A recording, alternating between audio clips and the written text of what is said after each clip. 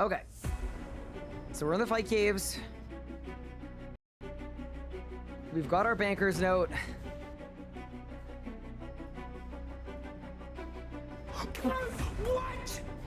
What? What is the point of this relic? It doesn't work! Did you bargain?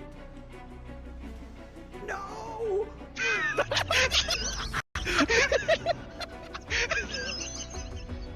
Weeble! What?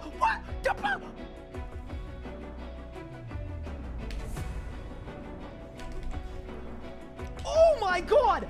I did 150K! In 3, in 2, in 1! Come on, come on, come on! Let's go! Boom! It's done! No way! No way! There's no way! It's over! That's small.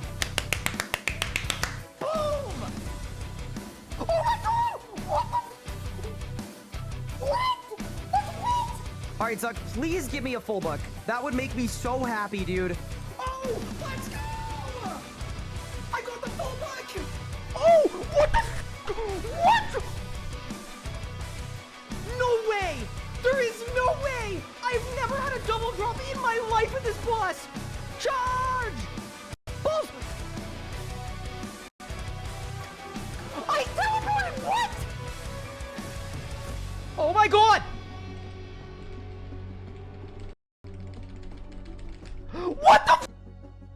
What?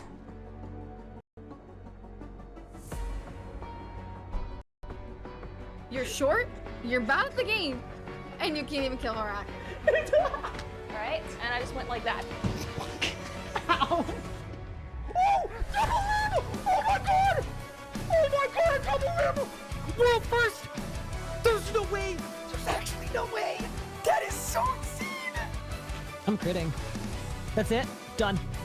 Let's go! Yes! Are you ready? 3, 2, done! Yes! Boom! So I'm kind of hoping that I don't get a drop on a reroll. Oh my god! Just kidding! I'm absolutely kidding! I take it back! 3, 2, 1! Yes, let's go! Let's freaking go, dude! Yes! Yes! Yes! Okay! Back to the G! Quick! Did I win? No shot! What? Wait, what? A double drop? It's done! Let's go! Bang! Put the teleport. Holy shit. Done. Let's go! Golden defeater completed. Oh, we cooked that P11. Nice and easy. Nice and smooth with it.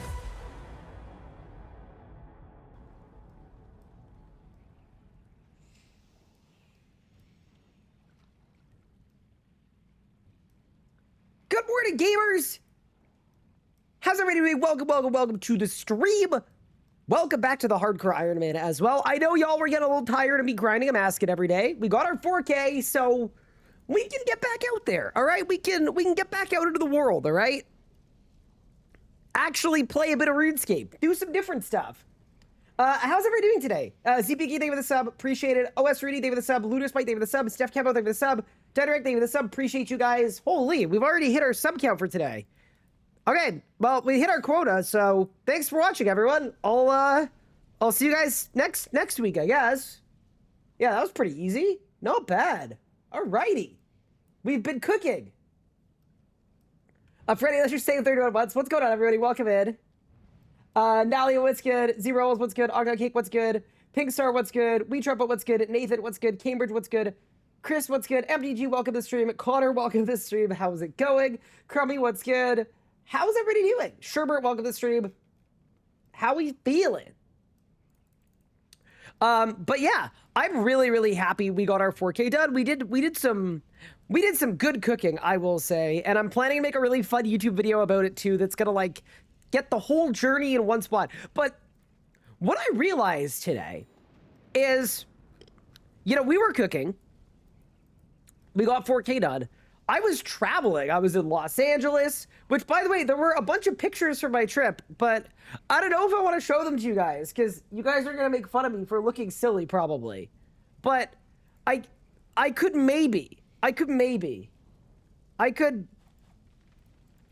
possibly do it. We'll move quickly. All right. We'll fly through them if you guys actually care. But yeah, they took some pictures of us in LA while we were learning things. Look how tall I look compared to all of the short people I happen to sit next to. Pretty impressive. You guys might recognize some of the creators in this because a lot of them have like 10 million subscribers somehow. But yeah, I did learning. Easily the coolest creator in my class, by the way, was the freaking professor, like the basketball creator. Was just like one of the 15 people in my class. So yeah, that was kind of cool. Blew me away a bit. But yeah. This is like the most Canadian picture of all time. They look like stock photos. Yeah, a little bit. Ever so slightly. Bro, what am I doing there? I don't know. I was trying to be pensive. I was probably really tired. And I just had my 7th coffee of the day, all right? I was trying to stay locked in. And that's everything. Amazing. We took pictures and we learned things. Awesome. Great. Glad we could do that. But yeah, so where I was going with that is I have been cooking pretty hard on a lot of kind of behind the scenes stuff, a lot of the stuff for the channels, for the business. We've got a lot of really, really, really cool stuff. All right. Including things like, a project board for me that is awesome. So like an actual functioning project board for all the videos. I've got an upload schedule and a bunch of stuff happening, which is good. All that's good. I've got class twice a week. That's very functional and helpful. Like we're learning a lot. I'm organizing my time a lot. I'm planning. Thank you, Eric. Thank you for the 100 bits. Why am I thinking this? I appreciate it. Connor, thank you this. I appreciate it. But yeah, so all that to say, like, there's been a lot of moving parts. There's been a lot of busyness. And then the second I got home, I was sick, and then 4K Masking came out. Obviously, I still sound a little sick, but I'm feeling mostly better. But all that to say, while I've been kind of cooking and focused on a lot of stuff, all right? RuneScape has been cooking too. Pretty surprising. But a lot has happened and a lot has come out that I haven't paid attention to at all. So we've got freaking HEISTS coming out next week. We've got a survey that I have no memory of that I definitely haven't done. Okay? And then we also have this video with 400,000 views called Say Goodbye to Treasure Hunter that I haven't even looked at yet. I have not watched this video yet. So I just feel like I'm so out of it. Like we're caught behind the 8 ball a little bit, behind the curve. And yeah. So there's a lot we got to catch up on before we get back to killing stuff on the hardcore. There's a lot to prep for. There's a lot to look at. But also, not only have I been cooking, but not only has Jagex been cooking, but not only has the production been cooking. Yesterday, I spent a bunch of time working on the RS guide, and it's almost ready for its full refactor into a completely new domain. Pretty cool. But also, while I've been cooking, you know what I haven't had a lot of time to do, chat? I haven't had a lot of time to do actual cooking. And that's why today's stream is sponsored by Cook Unity. How smooth was that? You cannot, nobody does it like he does. We'll be checking out their site a little bit later today. We are gonna be ordering some meals that you guys pick for me, and then we'll do a little taste test when they show up. And I'll let you guys know. I'll let you guys know how we're doing with it. But yeah, really cool meal delivery service. They work in the United States, they work in Canada, a lot of other places. Check out my link to support my stream. It helps the stream out a lot. It's really, really good that they were willing to sponsor the stream and happy to help out. They're a really cool meal kit service. They give you pre-cooked, chef-prepared meals directly to your door.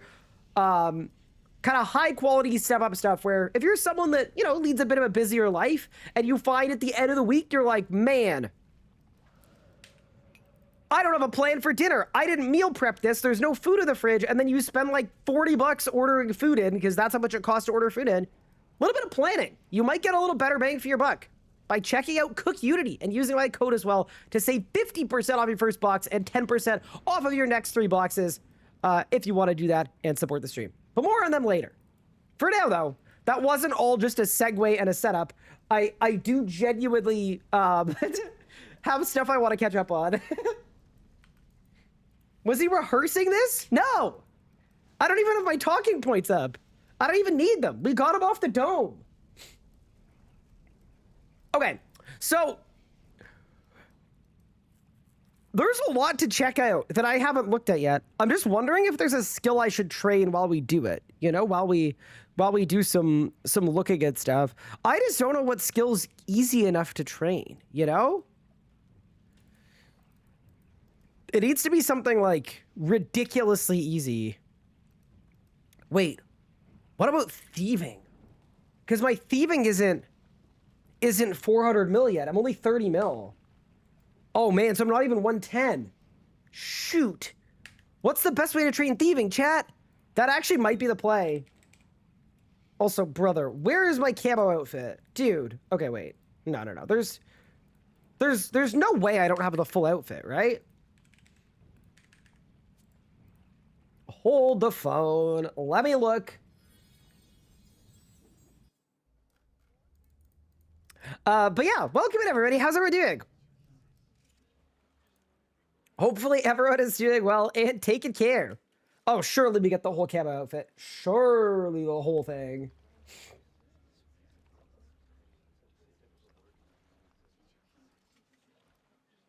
Nanaimo bars? Okay, I've got to say this, Eric. I don't know if a lot of people would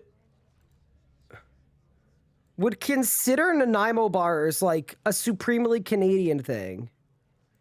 Wait, there's no way I don't have the whole thieving outfit. What?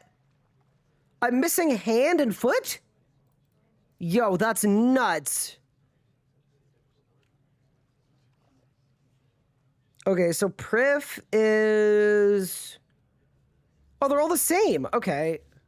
Dude, how am I possibly out of hand and foot? That's obscene. Bro, that doesn't even make sense. Yeah, so the good thing about this account is I actually do have like all of the accoutrements. Like I genuinely do have a lot of stuff. And that, like, as always, like does legitimately bode kind of well. I need Prif hands and Prif feet. And then that counts as a full set, right? Yeah, it does. Cool. So that's good. But yeah, so I do have like, I've got a mushroom pickpocketing bag. I've got all the perks. Like I've got all that kind of stuff because this account actually like skills. Like I even have I've got the Hatchet of Ember and Glade. I've got the Pickaxe of Life and Death, which I don't think I have this on my main, by the way. That is the one good thing about this account. Scripture of Bick? Sure, whatever.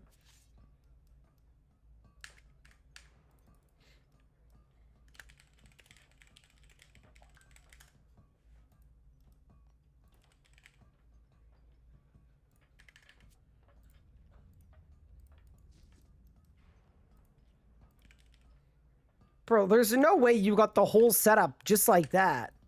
That's crazy. But yeah, I'm gonna check the wiki really quick because yeah, maybe we do actually want to train thieving because I've seen a little bit about heists. They look insane. They look absolutely insane. No shot, we got the whole guide TTS. I'm kind of sick, right? See, quest helper any videos, where do you get that mod? It's in the Alt1 toolkit. If you just Google like Alt1 quest helper, there's also a Twitch command that would work too. Okay, but is save cracking actually good to train?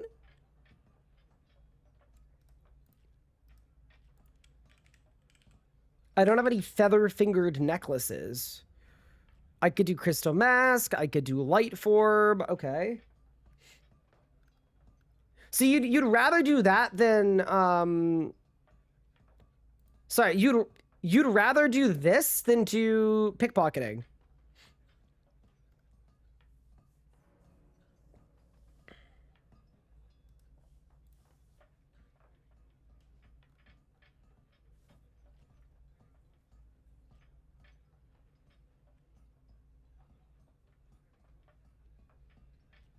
Active save grabbing is OP. Yeah, okay. So let me just like look at...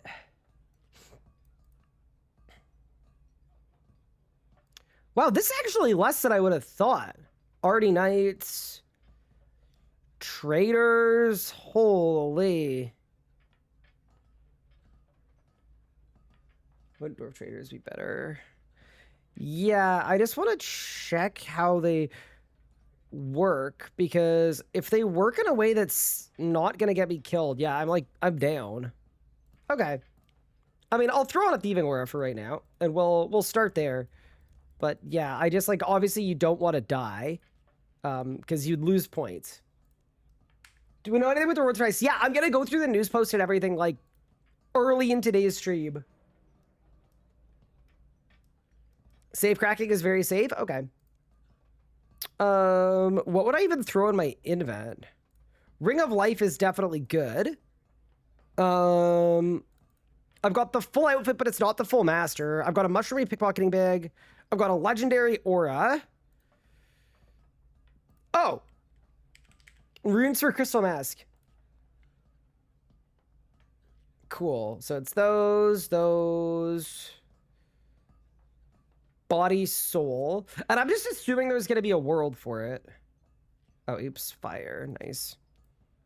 Yeah, I would just assume there's going to be a world for it. Yeah, no, I know safe cracking is more safe, but I feel like Dwarf Traders is going to be more AFK.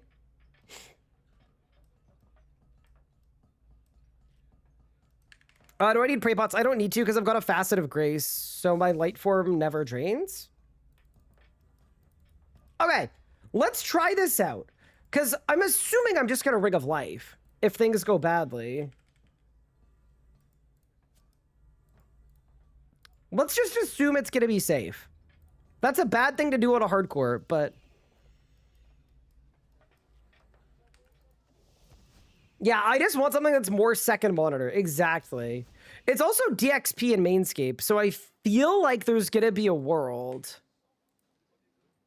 I don't know what world people do pickpocketing on. Let's just go to some high pop worlds and take a look. How's it going? Hopefully winning. Yeah, we're doing well. Having fun today. I can't complain whatsoever, to be honest with you. Zero complaints. It's Primal to 84. It might be. Yeah, I mean, I don't even know if it's going to be AFK-able, but I also don't think I can die to Dwarf Traders, right? Position 154, holy. Dwarf Trader. Let me just look really quick. Okay, let's propagander. Okay, so pickpocketing, cool. They do 5 XP successful, fail it. They'll be server 4.8 seconds, so 10 damage, plus 3% of current life points. Oh. Yeah, that's 100% safe. If I'm doing the math right, that means that a Ring of Life will make it so that I can't die. Yeah, 10 damage plus 3% means I will always Ring of Life.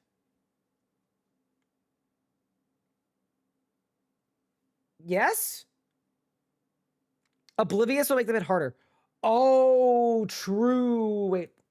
Oblivious perk. Let me look.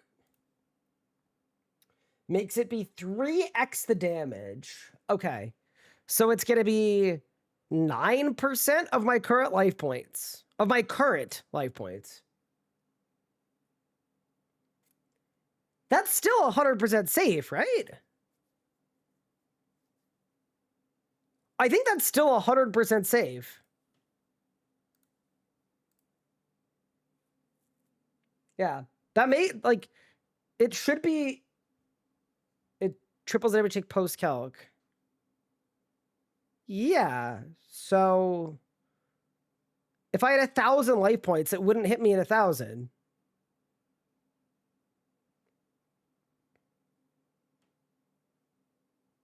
I don't think it can kill me. Because even triple damage of this. Yeah. I think I'm fine. I think I'm fine with the Ring of Life.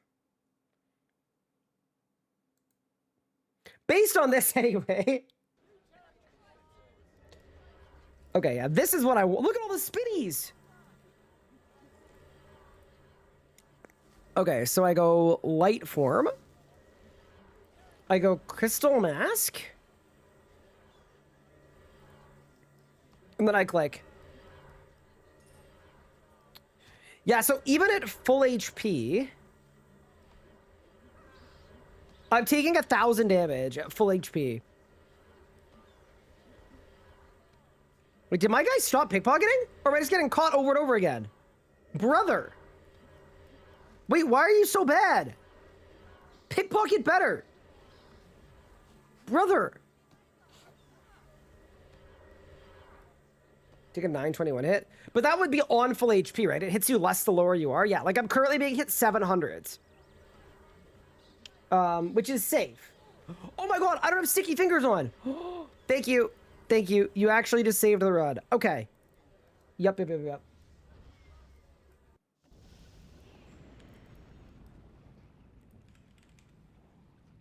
Why did I type stick? Soul in a box? I don't know what that is. I do not have one. But I do have an archaeology cape. Dude, if I lose my hardcore doing this... Oh, that is going to be a rough day for me.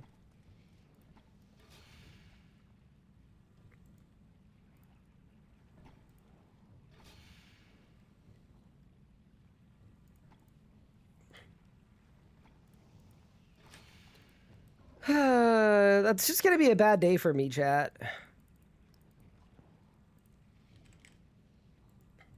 I'm just surprised I'm being caught this much with all of the boosts. Like, I'm not really missing a lot of boosts. I don't think, anyway. Like, what boosts am I missing?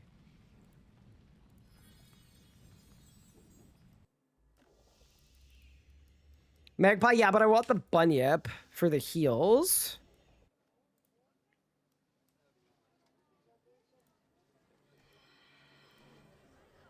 So long as I made with 24 invention.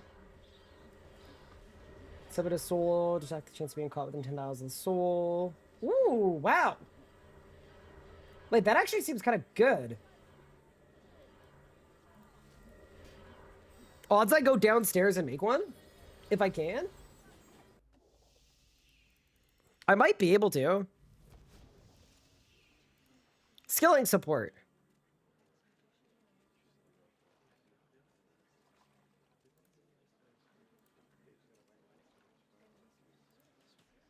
Okay. MISC support.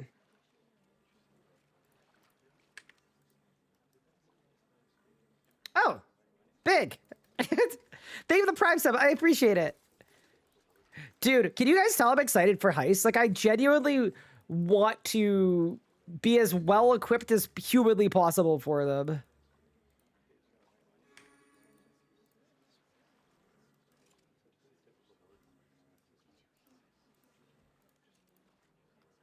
Skug support, soul box. How many of these do I make? One?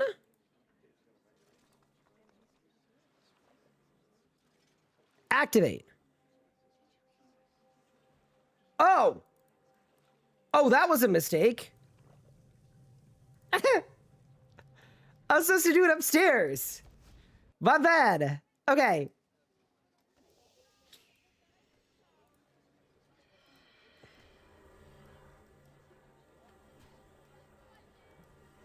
Activate. There's already a soul nearby. Oh. Do you think someone else's soul just like works? Okay, whatever. I'm gonna click. And we're gonna see what's gonna happen. Like, surely it's fine. Dude, I should have early bird bonus this. I really should have. Okay. I'm gonna double check what this thing does. Okay. Soul box usable, activate 7 of soul.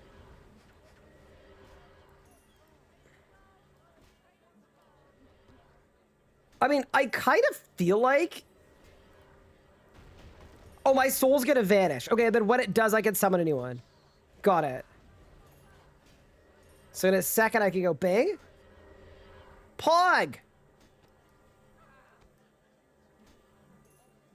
Dude, I'm kind of dying. All right, supposed to be fun? Yeah, they're supposed to be like big game hunter for thieving. They're supposed to be really fun.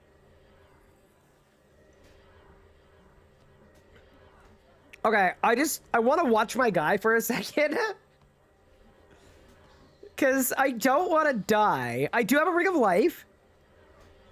I'm being hit 300s. So that means I can't Ring of Life, right?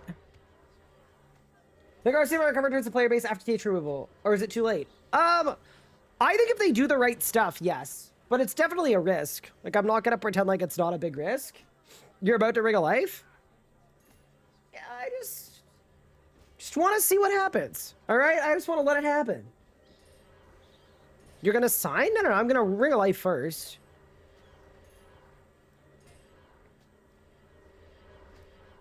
No, we seem to be doing okay now. Because remember, you take less damage the lower your HP is, right? Like, it feels really sketchy. But I think this is what I'm supposed to be doing. Throw on Death Ward. Yeah, dude. It's very precarious, though. No, I'm completely with you. This does not feel great. But, yeah, I'm being hit 250s now. Yeah, so I will Ring of Life. Should I go test on my main, just in case? Oh, okay, I'm gonna test on my main. It's just... Oh, crap, it's gonna happen. It's about to happen. We don't even need my main. I don't even need my main. Okay. It's about to happen. I've got 1,000 life points. 1,400 HP?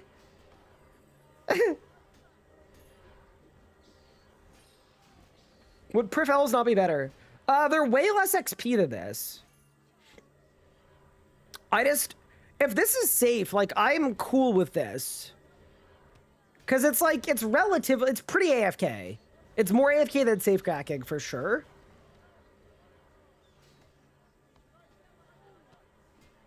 Yeah, because here's the thing, now I'm only being hit 100s. Yeah. Dude, I could do this with a Blood Reaver. That would actually go kind of insane.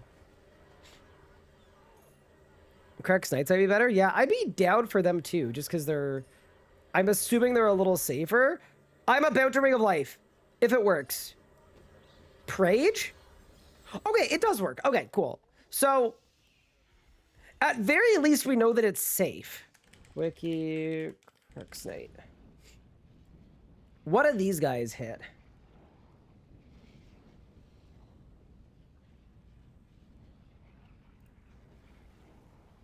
$80 plus 3%.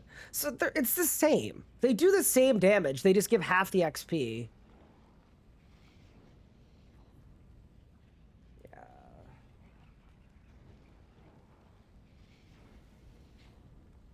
But they also might catch me less. Okay. We'll check them out. Yeah, no. I do agree, though, that, like, safety should be the highest priority. So let's go to Al Kharid and take a look.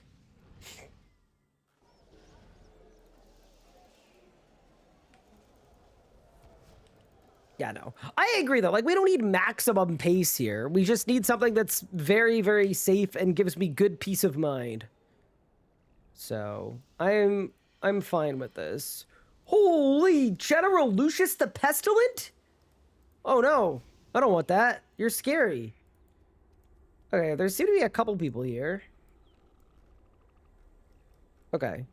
Soul in a box, and go. Yeah, see, here's the thing. The XP rate is just way worse, but... it's probably way safer. Because here's the thing. I would like to get my Master Thieves outfit before Monday, for sure. Okay. Cool. Okay. We'll call it good enough for now. Yeah, this seems pretty safe. It's 540k an hour? How can you tell without Rune Metrics Pro? Okay. So all of that is good. So here's the thing. We've got a lot to catch up on. The first thing that I actually really wanted to catch up on is RuneScape posted a video called Say Goodbye to Treasure Hunter. That I have not seen any of this. I have not looked at this. I've not seen it before, but it's a long video that has almost 500,000 views in 10 days. I don't even understand how that could be that performant. Like, that's crazy. That doesn't even make sense to me. Like, is that like paid ads or what? Like that. Those are numbers that RuneScape 3 literally does not see unless I make a Zuck guide every year. So I was kind of blown away by that. Do you guys mind if we take a quick, proper quick gander at this? 1,000 dislikes? I mean, all of the dislike counting widgets are all wrong for what it's worth. So I don't know that you would be able to glean what the dislikes are. But yeah, shall we?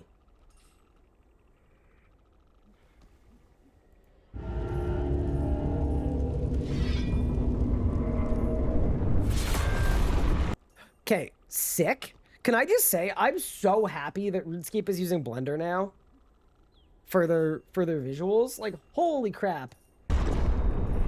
So good.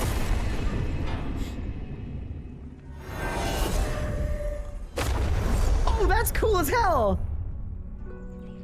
Oh, so it's like they've destroyed the treasure hunter key, and then it's like it's like when Sauron died in Lord of the Rings, and like all the darkness left the world. Ooh. Oh, that's sick. Wait, is that a Saradomin Godsword? What weapon is that? Saradomin! Why'd they use a Surely they should use an orbital one. Surely. Surely the AGS would have been more iconic, but fair enough. Okay. A new era begins. Okay. The community has spoken.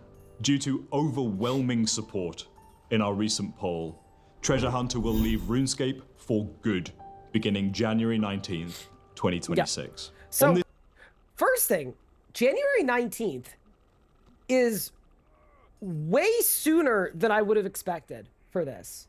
Like, my expectation was that Treasure Hunter was gonna leave, like, bro, I don't even know. I would have guessed, like, middle towards the end of the year. January 19th is 2 months from now.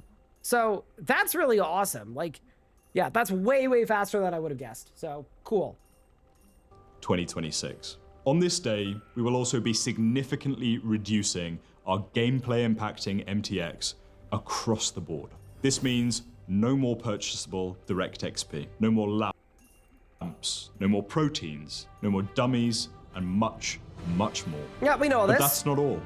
January 19th is the start of a new era for RuneScape, powered by a shared desire to see this game grow for decades to come. Over the next year, we'll be delivering a year-long integrity roadmap, addressing core issues like UI, UX, dailyscape. You know what I realize? He's wearing a shirt that has a whited out RuneScape logo, which is interesting. It makes me think that it's about to get like a color change at some point, or like a rebrand. And visual identity, and all alongside one of our best content roadmaps so we in knew all RuneScape's this. history. We'll give you a detailed look at our plans during an era-defining RuneScape Ahead on January 19th. I'll now hand over to the team to talk a little more about what to expect. Thanks to over 100,000 votes cast by all of you, this has now set course for RuneScape's greatest chapter yet. Bro, is that a Zuck shirt? Wait, that's actually fire. Holy. That's actually a fit. That goes so hard. I need that. I actually need one of those. Are you kidding me? The level of drip brought in is unbelievable. For RuneScape's greatest chapter yet. With the removal of gameplay skipping MTX and a year-long integrity roadmap starting on January 19th. This integrity roadmap has one clear purpose: tackle RuneScape's biggest and most requested friction points head on and build a stronger foundational experience for every player for generations to come. So first off, like, great message, love to see it. If we come out of this year without a grouping system, brother, if we come out of this year without a grouping system, I am going to, I don't know, do I ship a flock of angry bees to Jagex, or do I ship them to myself to eat them myself? What about all the people that they've been banding? Like the people that broke the rules and got banned? I think that's more an issue with the people. Means cleaning up all the long-standing issues which limit our game's full potential, allowing us to give RuneScape the care and attention it deserves while rebuilding our foundations with integrity and value at the heart of everything we do. Throughout 2026, you'll see this come to life through regular, focused updates that address things like visual identity across the game, the player avatar, UI, combat, dailyscape, early and mid-game experiences, and a whole lot more. Ooh, agility. Pog. I mean, so visual identity, yeah, we've talked about this before. The world is so uncohesive. We talked about player avatar. Dude, does that mean the avatar refresh is happening in the next year? That feels very soon to me. That's kind of sick. UI obviously has been brought up a billion times. That's good. Combat has been brought up a lot. The thing that scares me with the combat stuff is, as an endgame combat player, I like a lot of the things that exist, but I also understand that a lot of the things that exist are detractors from people getting into combat. So I'm a little scared, and I would want to make sure that stuff doesn't just like become necromancy, but 4 different times. So I'm like a little like, I'm not gonna like freak out about it, because I do think ultimately like they do need to make combat better for all players. But I hope they do so in a way that like retains a lot of the end game identity. To me, if they can make like a crap ton of changes to the early and the mid game, but the end game still looks roughly similar, I think that would be a really good spot. But yeah, we'll see what happens, right? Daily escape, obviously just nuke literally every daily and call it a day. And then much more they talked about early game and mid game, which yeah, those are the things that need the most love. So that's great. And mid-game experiences, and a whole lot more. Each step is about bringing RuneScape back to its roots and making Gielinor more grounded, more enjoyable, and fresh, yet familiar at the same time. And if you're a player who valued Treasure Hunter or MTX skilling items, the Integrity Roadmap is also how we'll serve your needs in better, healthier ways for the game outside of MTX. Bro, editor Nathan brought this up to me. He goes on Facebook sometimes. Bro, RuneScape's massive Facebook audience is more or less furious that Treasure Hunter is going. Like, absolutely, like, livid, furious, rioting, complaining, upset, like more upset, I think, than the RuneScape community was when the EOC dropped. And like, oh man, that's crazy, bro. I couldn't believe it. Yeah, Nathan was like, man, it's really bumming me out. Like, I go on Facebook to like chat with my family and stuff, and everything I see RuneScape is complaining that MTX is going. And I was like, Nathan, you gotta stop going on Facebook, bro. You have to get off Facebook. But yeah, no, that's why they're saying that there's a lot of posturing to that community, because that community is really, really, really upset. And ideally, like, as much as it's easy to be like, good riddance, pack watch, play the game, you idiot, like, sucks to suck, skill issue, like, in reality, RuneScape needs as many players as they can retain. And if they can get that player and make changes that make them happy to play the game, that's a really good start, right? Like, if all these changes come out, and then half of the player base quits, you're having to rebuild from a much, much lower number. Yeah, I'd be like, if they can find a way to make it work, That would be great with these people. So that's why you're going to see, I'd be surprised if you didn't see a lot of posturing and a lot of messaging specifically to people that like MTX. Thank you for the sub. I appreciate it. Wait, I don't know who subbed. I'm so sorry. Where's my chat? Oh my God, I'm the worst streamer ever. It's not there. It's not there. Chat, where did you guys go? Chat's gone. I found chat.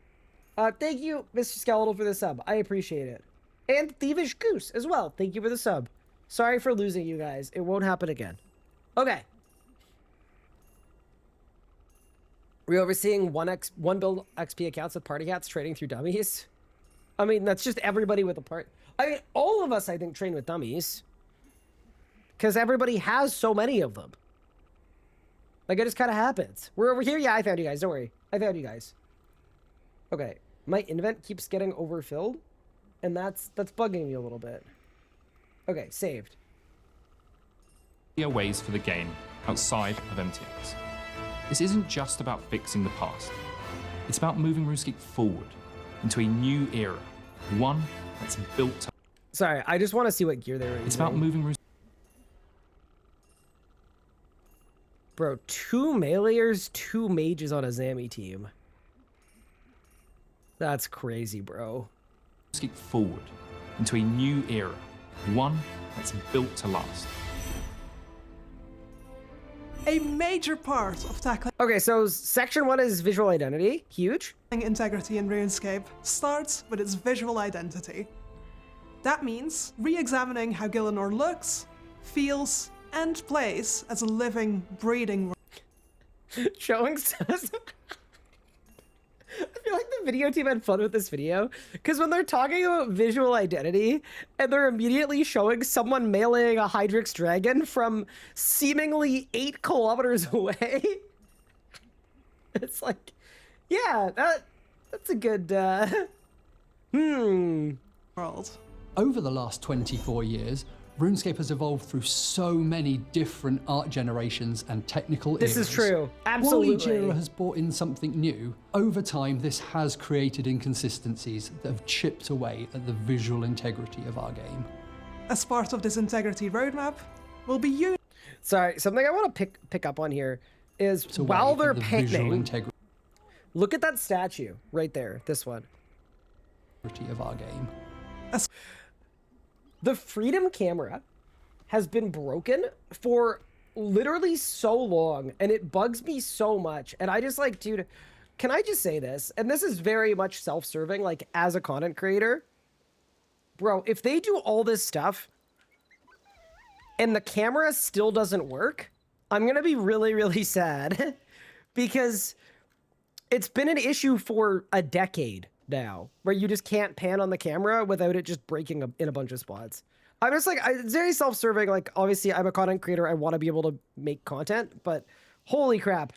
Even the fact that even in this video, when they're trying to showcase things not looking good, the camera itself doesn't look good.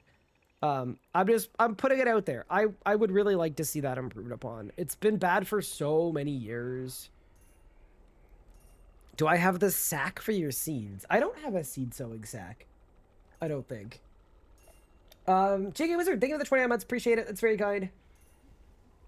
My e-kitten didn't buy me my yearly Discord Nitro. I'm sorry, Samco. That's really, really upsetting. Okay. As part of this integrity roadmap, we'll be unifying all of Gielinor's visual languages to create a more consistent, grounded experience that still feels like home. So this is really good and really important. The one thing I'm a little concerned about is a lot of the new textures look a little bit like Play-Doh. And my guess is that they're going to be changing all of the old textures like Miscellanea to the new texture kit. And that makes sense. That's efficient. That will make the world look unified.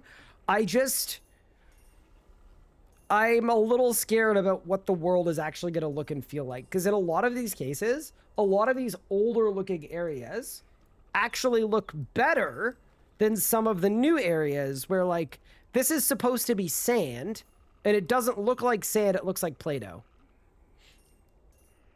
But yeah, once again, like, we'll have to see what happens, right? But it's definitely something that I'm mindful of, like, you know, I get it, and I think it is important, but I am not a huge fan of the current textures that have been used in the last couple of years. Just for the ground. All the buildings are beautiful, the lighting is beautiful, the like, yeah, like there's a lot of stuff I really like, but specifically the textures, they just don't hit for me.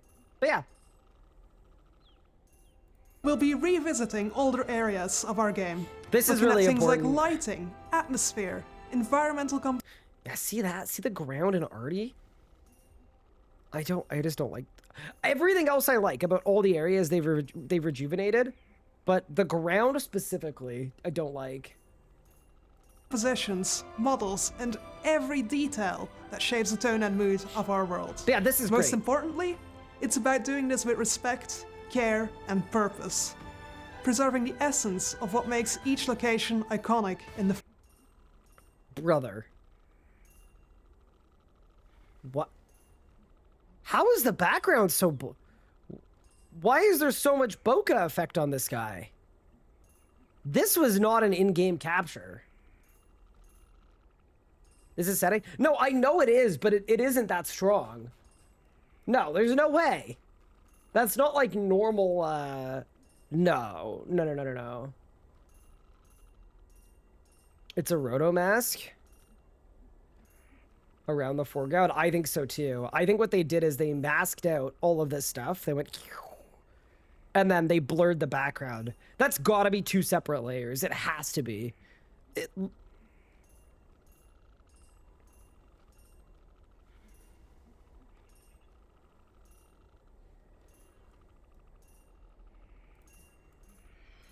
Yeah, no, the wildy textures are really Play-Doh-y. I very much agree. I very much agree. But yeah, no, that's sick. Dude, bro, I'd send this to Nathan. Be like, we should do this in our videos. It just looks really nice. Anytime we do cinematics, because it's not hard to do. But yeah, it looks really good. Okay, continue. first place. You'll start to see this vision take shape through the first of several new environmental Oh my god, yeah, they're bokehing like crazy. Wait, how are they doing it? refreshes. Start Nah, they're doing... That's not in-game the capture. first of several new environmental No. I don't think that's in-game. I don't think. It could be, I guess. I don't buy it for us. Like, I think it started in-game, and it's almost like a fisheye, where they've got a fisheye blur, where the further out they are, the nicer it looks, like the focus changes. Anyway, not important, but yeah, this looks better than any in-game capture I have done in a lot of years.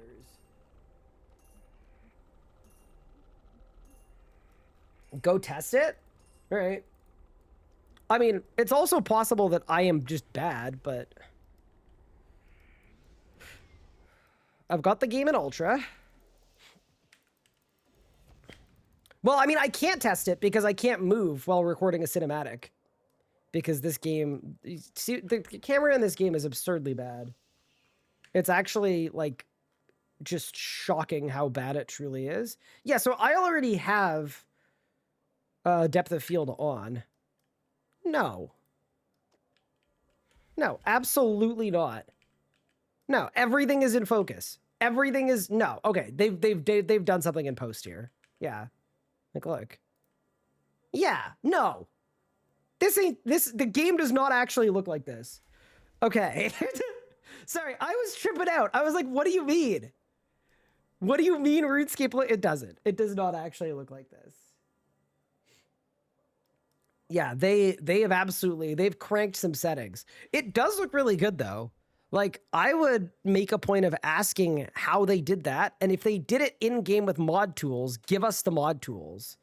Give us the depth of field tools that made the RSTH dead video. And then give me a timestamp, 422. Yeah, because this looks beautiful, and this looks normal. What if it's all Blender? It's definitely not Blender. Blender has like a look to it where it doesn't look like in-game characters. Yeah, this is... I'd be very surprised if this was Blender.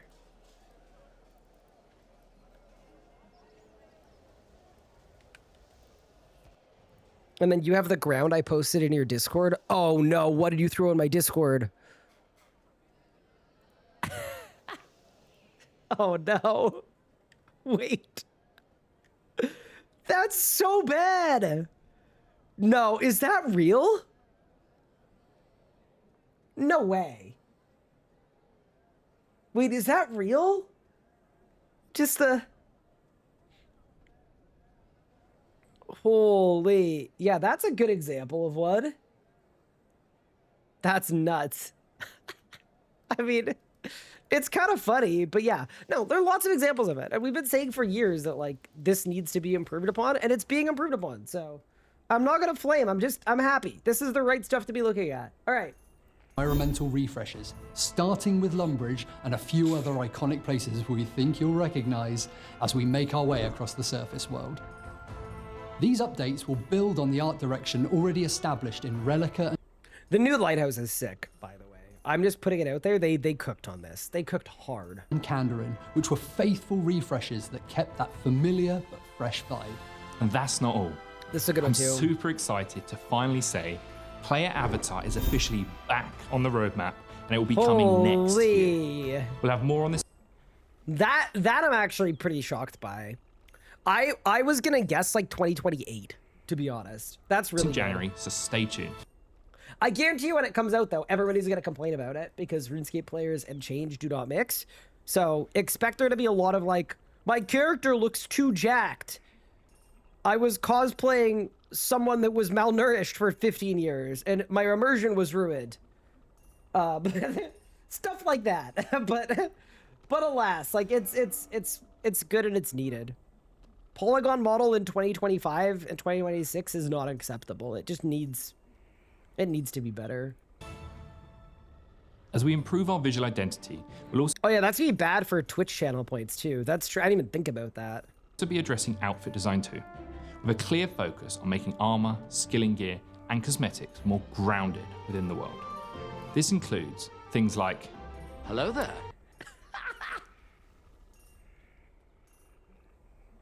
This is everybody's first example too. It really is of like, there's like everybody's very, very first example of like, what the hell is this? And why is it in my video game? Yeah, bro, get rid of the reggae shark. We don't need the reggae shark. We just don't. It's so unneeded, it's unbelievable. Oh, that's really funny. All right. yeah, time to fix that one. Yeah, it is. With these updates, we want you to feel more connected to the world.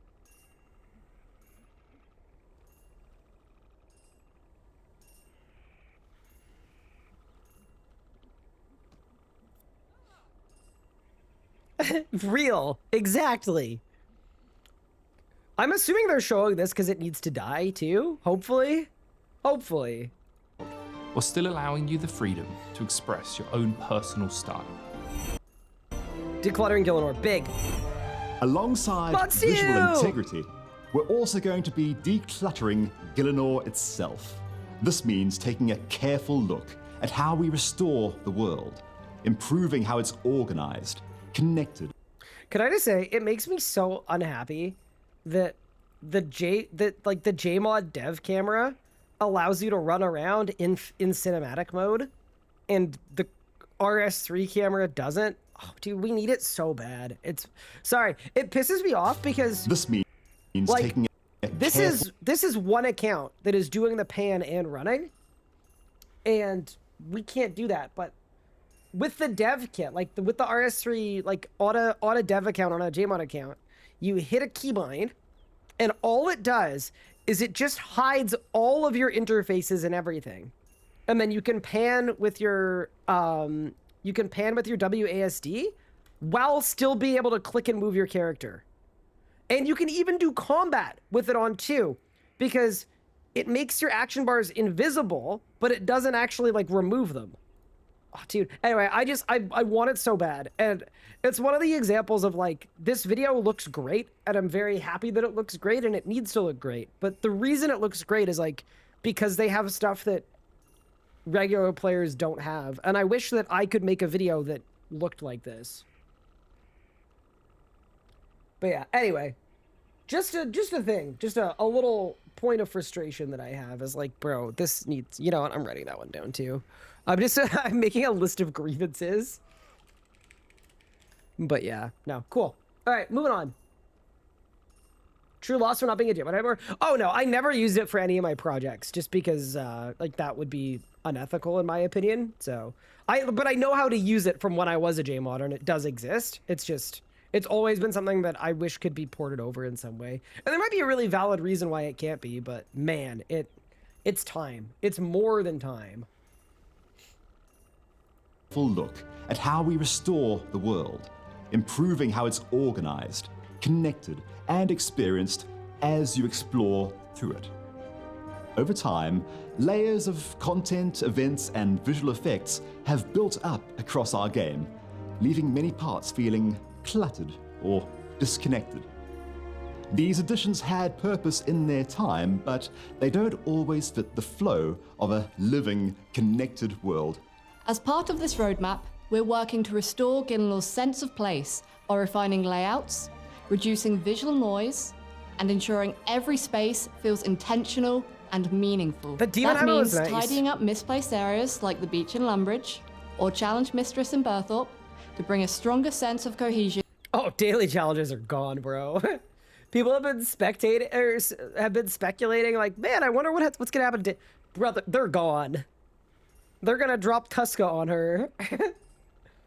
Yeah, that's an RIP for sure. Across the entire world. And for those of you who prefer a more grounded experience, in January, we'll also add... How much do they pay Pup to be in this video? That's what I need to know.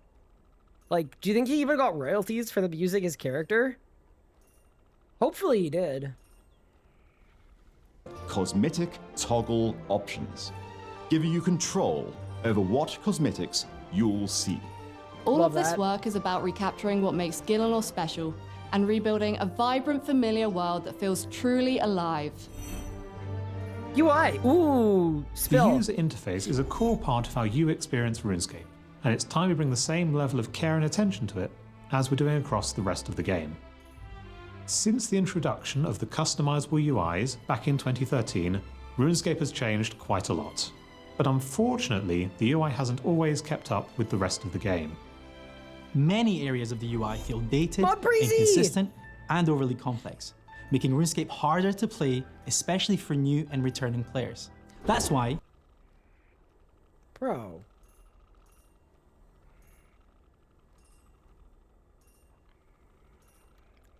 I can't believe they put Pup's character in the video and then they pulled his UI as well. That's straight from his account.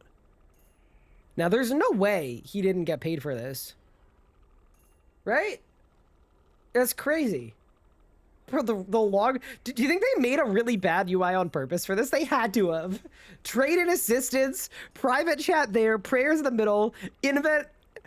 guarantee you, they intentionally said, all right, we need to get a shot of a bad UI. Let's just screw this up as much as humanly possible. Look at the max-sized tortoise with the big head. I like it, though. I like it. You know, it's a good way to accentuate the point. Also, dude, I love seeing the OG gear. If you're wondering why there would be OG gear, there's an item that RuneScape has in their like dev tools, and I believe it's called the Equipper, but it hasn't been changed in a lot of years. But what it was meant to do is when you did playtests, you'd give like people playtesting the Equipper, they'd click on it, and then they'd click on the tier of gear they wanted. You'd be like endgame. But when you click endgame, it gives you this: steadfast boots, the ED2 gloves, tectonic seismics. So yeah, that's actually like a huge blast from the past. Actually love to see that. It doesn't really matter now because like the reason it hasn't been updated, it's not a bad thing. It's just it hasn't been updated because Now what they can do is if you're doing a playtest, they can load in an account that just clones your main account. So as an example, if I was playing on a test server, my test server account would be identical to my main. It would already have all the stuff my main has. It would have the same bank, it'd have the same stats, all that stuff. So anyway, it makes sense that it hasn't updated, but that is why sometimes in these videos, you'll see like an actual blast from the past in terms of gear. How's it going? It's going well. It's good. Especially for new and returning players. That's why we're taking the time to refresh the UI, reduce friction, and create a more focused and consistent experience. Our goal is to make the interface easier to read and navigate without losing the flexibility that long-time players need. We'll also be looking to... So, really happy to see that. Like, I mean, I've been talking about how bad the UI is for years. The thing that made me most certain that RuneScape's UI needed help is I made this guide like 2 years ago, and it's literally just 40 minutes of me setting up my interface. To my complete interface and settings guide. It is just the amount of action bars you need. 40 minutes of me setting up my UI, okay? And this video did 180,000 views in 2 years. And every comment is like, holy crap, this was so helpful. That means 180,000 people spent probably like an hour tinkering with their interface. It's so bad. Anyway, I'm glad to see it being changed. Obviously, interface sharing helps, but all of this stuff, the edit mode menu, how convoluted it is to save, it's something that we looked at a lot when we were doing stuff for the RS guide, is like, wow, this is way more complicated than it needs to be. So that's great. Same with action bar binding too, agree. Improve the default layout and edit mode, making both easier to use, more flexible, and better suited for every stage of your journey. While this won't be one big release, these will be iterative updates throughout the year that bring RuneScape's UI much more in line with how it should look and feel, and built for how you play today. Uh-oh, chat. Dailyscape is another area we're looking to address in our integrity roadmap. This means fundamentally rethinking what it means to log in and play. We want logging in to feel engaging, rewarding, and respectful of your time, whether you've got 10 minutes or a few hours. These changes. What if I have more than a few hours? Feel like he could have put us on blast. What if, even if you have 10 minutes, a few hours, or literally just nothing going on? Will create a more enjoyable experience. You mentioned comment tutorial that could have shown someone using the old slice punish removal bar trap. Yeah, that's a good one. Experience and open the door to everything Gielinor has to offer. That's why, as part of this roadmap, we're making changes to ensure RuneScape feels like a world you can step into at your own pace, where your time is respected and valued. Okay, that's good. I'm interested about skill progression, actually. From our experiments, we know much of the motivation for using treasure. Dude, I need that Zuck shirt. Is this official RuneScape merch? And if it is, RuneScape, if y'all are watching, if you hit me with a Zuck shirt, I will literally wear it like at least 8 times. At least 8 times. Hunter and MTX items is because of issues left unaddressed in certain skills. This includes the pacing of some skills, the lack of alternative AFK methods for others. Lack of alternative AFK methods. Okay, I mean, I don't inherently dislike AFK. My thing about AFK is it needs to be at least 2 times slower than active. At least. And if it was my way, I'd make it 3 times slower than active. Like, I think if you're choosing to AFK and play RuneScape as an idle game, it should never be close to as fast or as fast as playing active. That's why, like, when I'm looking at heists, right? If heists aren't like, bro, like 2 million thieving XP an hour once they've been figured out, to me, that's like a huge problem. They need to be better than AFKing dwarf traders by like a sizable margin. And even some that just aren't as enjoyable to train. We'll be making targeted improvements to these areas and more, ensuring RuneScape remains a game you can fit into your life however you choose to play. Love that. And offers a great experience through every level. Once again, there's going to be a lot of, I'm not even going to call it posturing, but a lot of talking about less experienced players, people with less time, because the whole point of this is make it so that, just like old school, where you can get into old school and love the game, even if you don't have a lot of time to invest, because it's not like RS3 where only the end game is like really cool and fun for a lot of people and gets a lot of updates. At old school, at any level bracket, there's 50 things you can do. And in RS3, it kind of feels like you make an account, you have to trudge through a bunch of nonsense and garbage to get to the point where you can actually play the game. And I love the idea that you could enjoy RS3 with 50 stats and have a lot of different kind of fun, unique stuff to do, and have combat that has a certain amount of depth to it, and have a bunch of different training methods and a bunch of different options. So yeah, anyway, there's going to be a lot of bringing that up, because a lot of the people that are going to be most impacted by MTX going away are the people that aren't able to skip their first 80 levels anymore like they used to.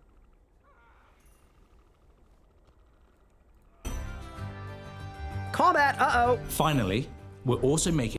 Come on, Roman! Dude, can I just say, everybody on the combat team is so dripped up, it's unbelievable. Like... every single person on the combat team. Holy. Also, Mod Ramen, the goat behind 4K a basket, W, we respect it. The man's cooking. Important changes to the combat status quo, as we want every style to feel more dynamic, consistent, and rewarding to play. They showed Necromancy, chat. That means every style's being replaced with Necromancy.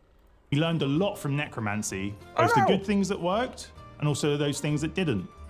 And with that, we want to take those good lessons and apply it to melee, ranged, and magic, bringing all 4 styles into better alignment. This means improving ability flow. I'm scared, bro. I know this is important and necessary. I'm freaking terrified, dude. I'm terrified. But yeah, once again, like, we'll have to see what happens, right? Because there was some stuff that was good about Necromancy. Like, if you want to remove a lot of basics and then give me an auto attack that does what a lot of the builder basics did, like, that's cool. That actually is a simplification that doesn't hurt endgame at all. But it just depends what the lessons are, right? Into better alignment. I love Mudspudge, by the way. He's great. Means improving ability flow and how readable the system is. Okay, that's so freaking important. The readability component is something that Necromancy does really well. Like, being able to visually see your souls on your character, right? Like, that's stuff that every style could benefit from, without a doubt. Ensuring each style has its own clear identity and purpose. Alongside this, we'll also be reviewing long-standing mechanics like adrenaline and threshold abilities, as well as how combat scales throughout the leveling journey. That's such an important one, because combat is way too weak until you get 11 EOFs, and I think that's a huge problem. In old school, like, you can actually do some endgame content with mid-game stats and gear, because prayers are 100% effective, and you lose out on a bit of damage, you can live. In RS3, every style does nothing until you get to legendary weapons and EOFs, and then it does everything. Like, that's why my ranged rebuild, or my ranged Leagues experience was so bad. It's because I didn't have access to legendary weapons, because there isn't an easy one to get with ranged. And because of that, I was doing 200k DPM. And I was stuck at that. That was like the ceiling of what I was capable of with all the other upgrades, because there's such a big jump when you get EOF guzzling and legendaries, and that's like really not good. So yeah, love that, and I'm really happy about that. It's like, in my opinion, every style needs to be twice as powerful before level 90 than they currently are. And you don't have to change the endgame power level at all, but all of your power can't just come from upgrades. It needs to come from your skill level. It needs to come from your core abilities. It needs to come from like your base kit. It needs to get you a lot further. So yeah, anyway, hopefully that's something that comes to fruition out of this. Like, I would love it if you could do a lot with your base core abilities. I'd be down to, yeah, I'd be really down. Yeah, cool. I mean, they're saying the right things here. I'm still a little scared because it's going to be a lot of changes, and combat is one of the things that makes me love RuneScape, but I think the mission is correct. You know, make things more readable, make things more visually clear, make things easier to understand, and bring more power to the early and the mid game. Like, all of those are missions I can really get behind. I just hope that it doesn't hurt the end game too much. It's gonna hurt the end game a little bit, but yeah, we'll see. Cool. As we want to make combat more approachable for new and returning players. Yeah. At the same time, we'll make sure any changes still maintain the depth and creativity that makes RuneScape's combat system special. These are. So they want to keep depth and creativity. Okay. I mean, that's good. We'll see what happens. Locals are expressing very broad conceptual goals that they probably had in mind. Wait, sorry. Your message disappeared, but I want to go back to chat and read it. Considering expressing very broad conceptual goals that they probably had in mind for a long time, but also aren't showing saying much to make those goals seem imminently realizable. I mean, they had 30 seconds to talk about combat in this video. Like, I'm expecting there to be a ton of deep dives. I'm expecting if they make combat changes that there are going to be combat betas to play. I'm guessing there's going to be, like, a ton. It's just, this isn't the spot for that. You know? So yeah, I'm not reading anything into them being a little vague in terms of this is what our mission is and that's it. Because one, a lot of the work might not be done yet. And two, yeah, this just isn't the spot. Cool.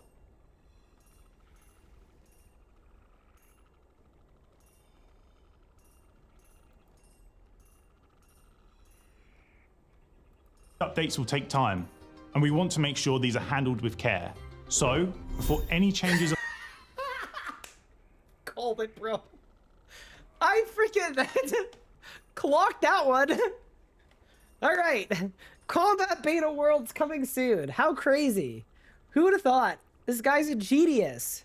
Finalized, we'll be introducing beta worlds to gather your feedback early on. This is about creating a combat experience that's more approachable for everyone, while still giving experienced players the space to push their skills even further.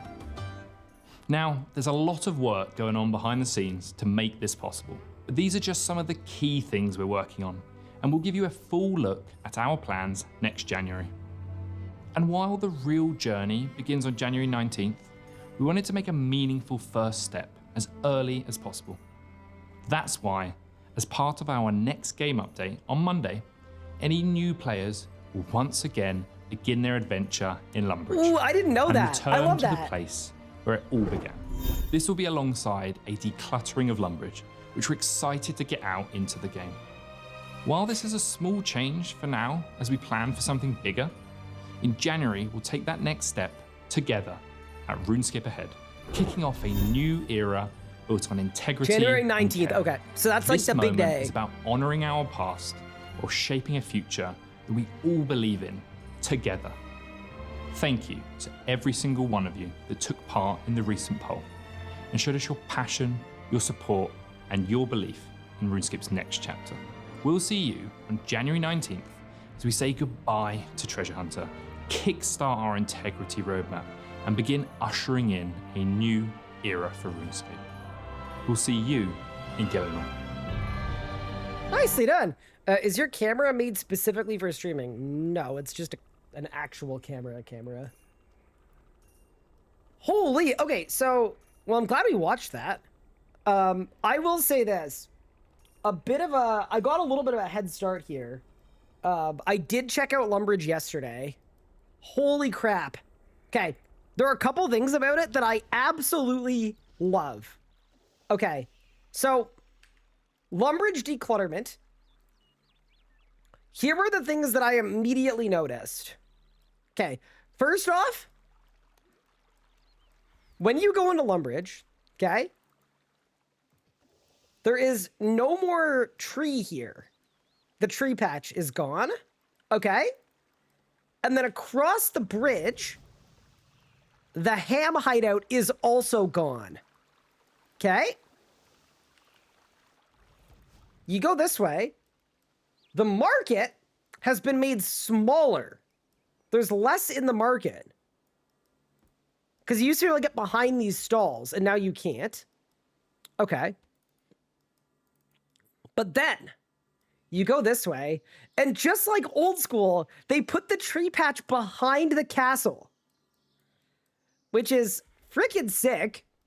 And this hit me with so much nostalgia. This is when you do your tree runs at old school, you go back here. Okay?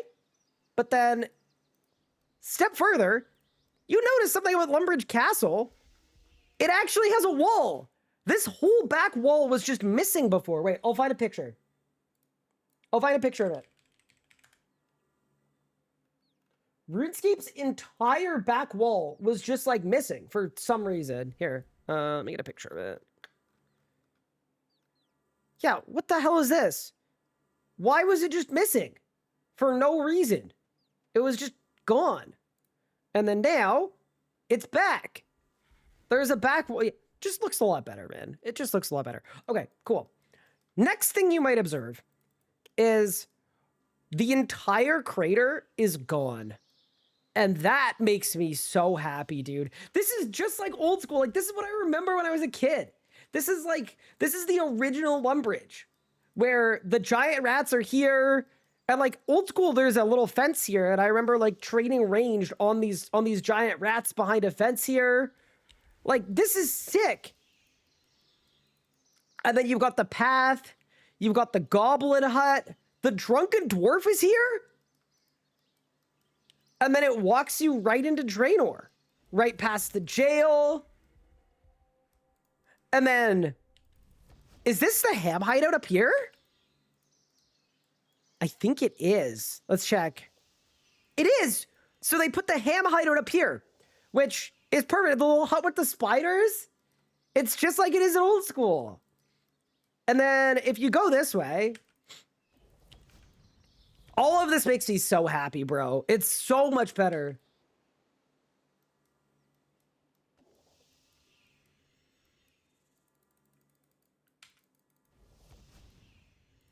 Also, they are aware that the fog here is way too strong, and they are going to get rid of it. Confirmed. But I'll just throw on a skybox right now so that we can actually see. Okay, so you go this way. You know the Nexus, the like prayer minigame? Deleted from the game permanently. So instead, the swamp is actually a swamp. They nuked the entire Nexus. Which is good. Send it to orbit. Like, it didn't need to exist. So they tactical nuked the Nexus. Okay. You got all these swamp trees. Okay. Head over this way. Regular mine. All that's the same. You go this way a little bit. Water altar. But isn't this where Shattered Worlds is supposed to be? Oh my god, they changed the whole configuration of the, Oh my god, they put frogs on the surface, and then the dark hole is facing north instead of south, and then Shattered Worlds has been nuked as well. It's no longer here, it's gone, which is so good. It was such an eyesore, bro. It really was. So yeah, I'm really happy. Obviously, they need to fix this fog. It's way too strong. It looks like Dragon Wilds, but yeah. I was really, really happy. The declutterment is awesome. And then, yeah, if you wanna go to the Void Knight Outpost, that's where Shattered Worlds is, which is like, honestly, I don't even know if you need Shattered Worlds. Like, to me, it's probably one of the ones you could have maybe sent to orbit, but fair enough, I guess. Yeah, they put it somewhere else. Because it shouldn't be in Lumbridge. But yeah, no, I was really happy with that, man. Like, it's just nice. Does it make perfect sense that it's here? I'm gonna say, like, no, but they actually did a good job making it look fine and fit in okay. Yeah, I don't hate it. But also, you gotta remember, most people don't visit Void Knight Outpost very often. And Lumbridge is the starter area. It needed to get out of the starter area. So, yeah. Anyway, I was really happy with that. I think they did a good job. I'm just putting that out there. I thought they did great. Lumbridge looks and feels a lot better as a starter area. It feels more familiar.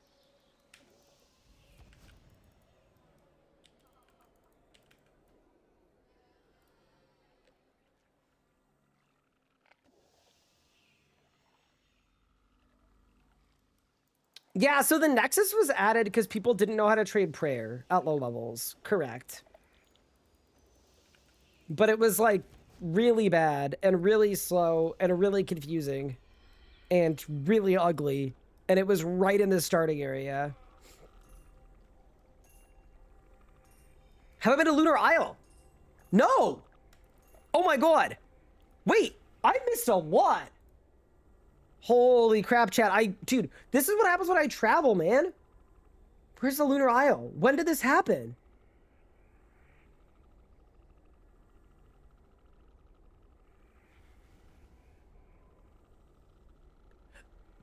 Should I just go? All right, whatever. I can't even find the news post. I'm just gonna go. Dude, I feel like I haven't played the game in so long. Whoa! Wait, I'm like in a Christmas village. Yo! Hold. Audio.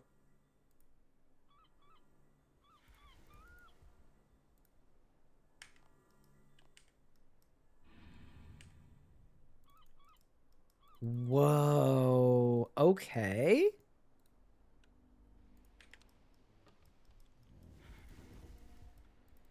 It's got the ship. We've got the Northern Lights. Okay. Livid Farm still looks exactly how it used to, which is to say, kind of bad. Okay. Let's do a little exploring. Wait, where's the tiny house with feet? Do you guys think they rebuilt the tiny house with feet? I think it's the same house with feet. Oh, no, it isn't.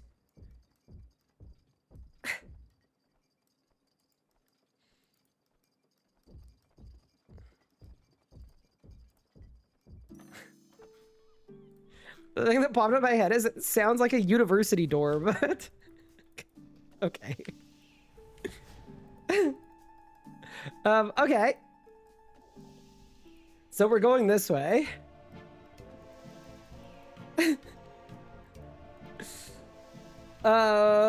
Okay. We've got some snow. I like the lights reflect. Ooh, Pirates Cove? Wait, why are the Northern Lights south? Hold the phone. The Astral Altar looks pretty cool.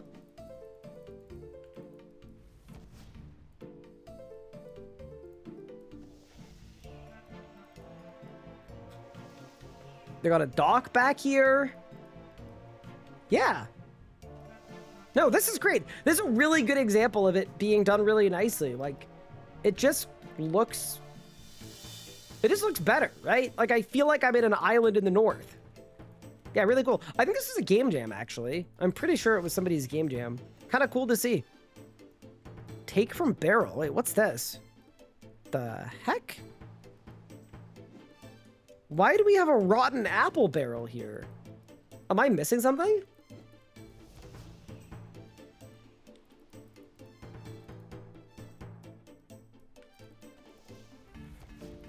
Quest stuff. Fair enough. But yeah, no, cool. This looks really nice. It's way better than it was. What does it look like with remove roofs off, though? That's what I want to know. Is it going to look all goofy? Surely not. No, it looks really nice. Yeah, this is great. W. Absolutely a W on the Lunar Isle stuff. I did see some people really angry on Twitter that there were graves here. Because nobody in Lunar Isle, for lore reasons, would have a grave burial. They would do a Fremennik boat burial. I don't know enough about the lore to properly weigh in, but to me, I would have felt as though maybe there was some reason for them to have graves. Perhaps. But yeah, I saw some people getting big mad specifically about this.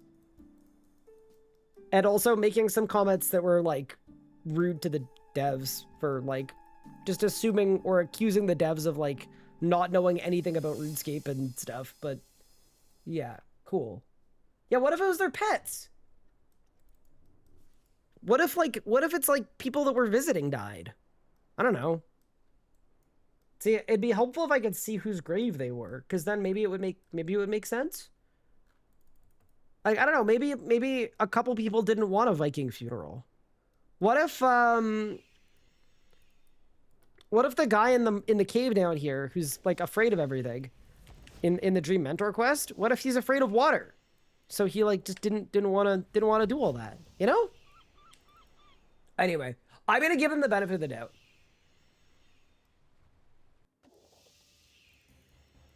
And then this place looks old again? I think this is old again. Yeah, I think.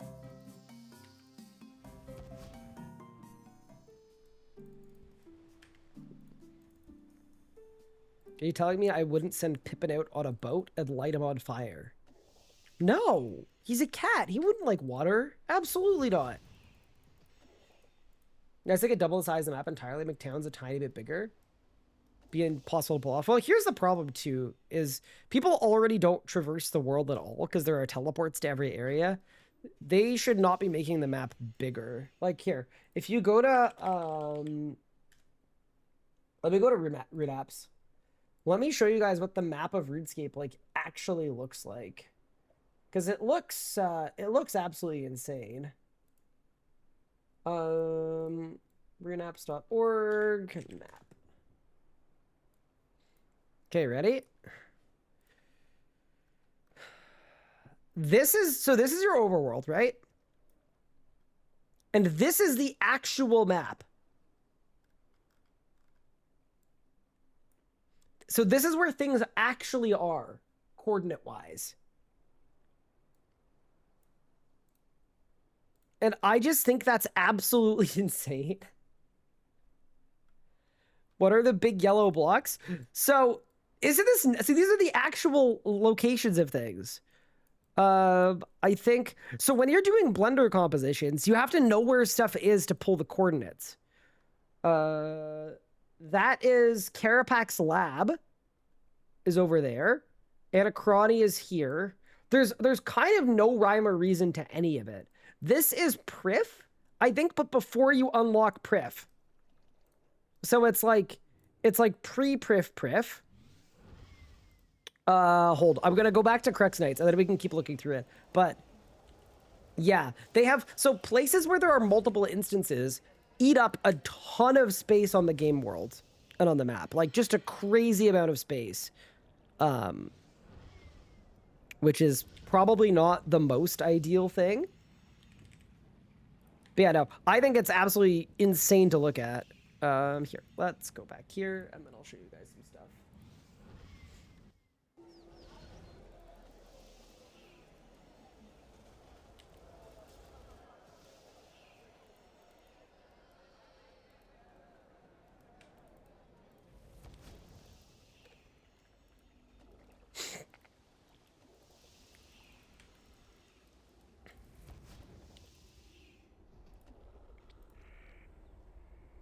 Mika, I actually think you're wrong. I think every Viking had a Viking funeral. I think every Egyptian... That's why there are so many pyramids. Because they needed one for everyone. And every Indian person is specifically buried under the Taj Mahal. Obviously, as it's a burial site. Yeah. I understand how, like, an uncultured person could think that, though.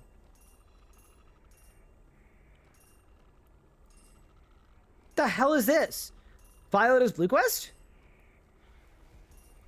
Solak Arena. What are all of these? Oh my god, are these all of the instances for the Prif quest? Where you have to keep going back and forth through time. That is, right? These are clan citadels? Oh my god, you're right, they are. Dude, what a waste of space. It's the same amount of space wasted on the Citadel as the entire overworld.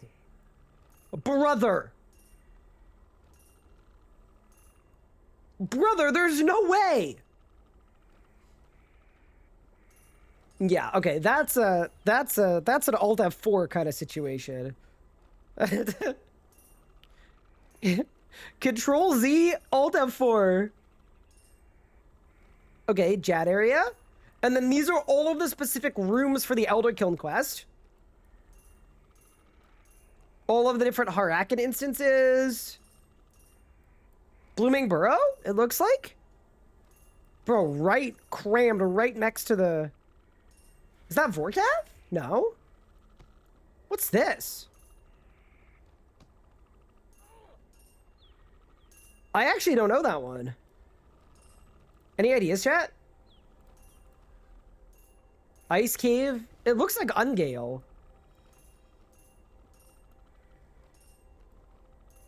Is this the Cosmic Altar? In there? Might be. What is this? That's a different clan citadel. Is it? I think it is.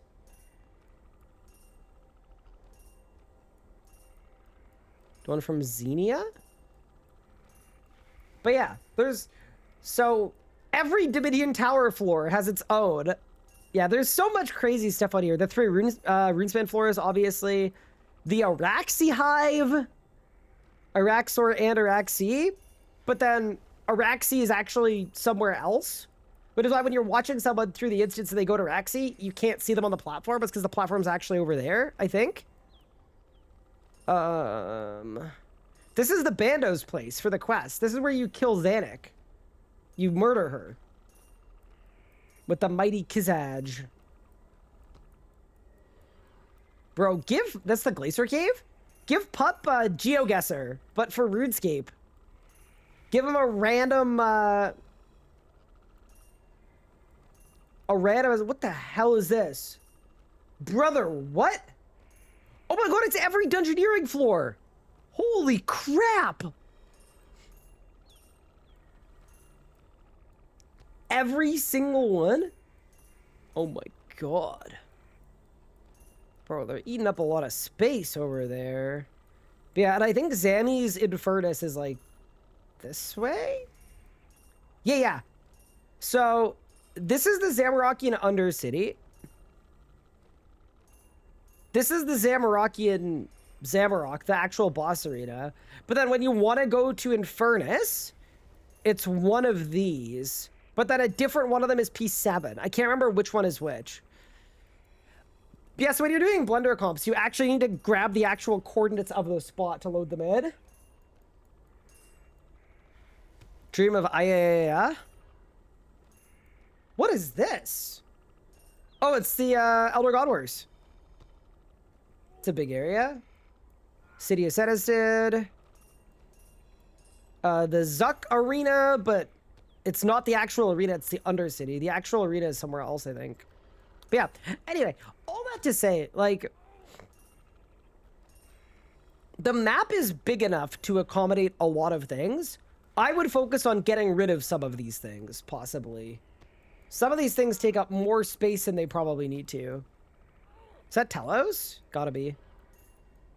Gotta be. That's from the Telos, not the Telos quest, the God Egg quest. It's a really, really cool quest part. It's the very end of the quest where you go up there. But yeah, anyway. Oh my god, I almost died. Help. Survive. Don't die, tall and manly, please.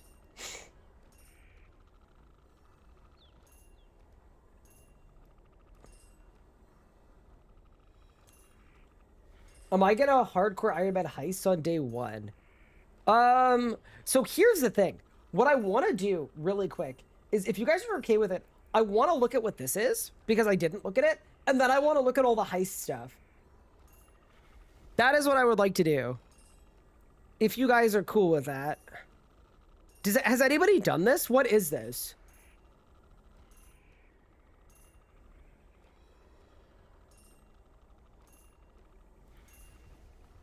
Is it worth me doing? 25 isn't quite a year. Okay, wait, make it bigger. 25 isn't quite a year. Long way to return to Refest upcoming. Return under the new year, but work through a world and changes. Particular check-in survey. Chance to feel how you've been feeling with the news, updates, and changes that have rolled out. Okay. Are you over 18? What? What is this? I'm 28, Chad. I'm old. Wait, my invent's full. Oh no. Wait, what if I plant my mystical stun seed backwards? Saved.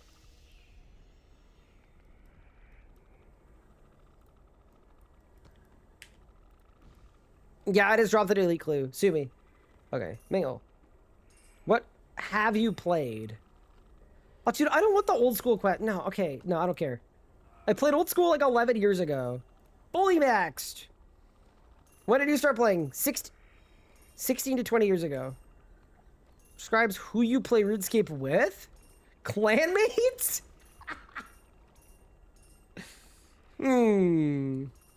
Brother, clanmates? I actively play with clanmates.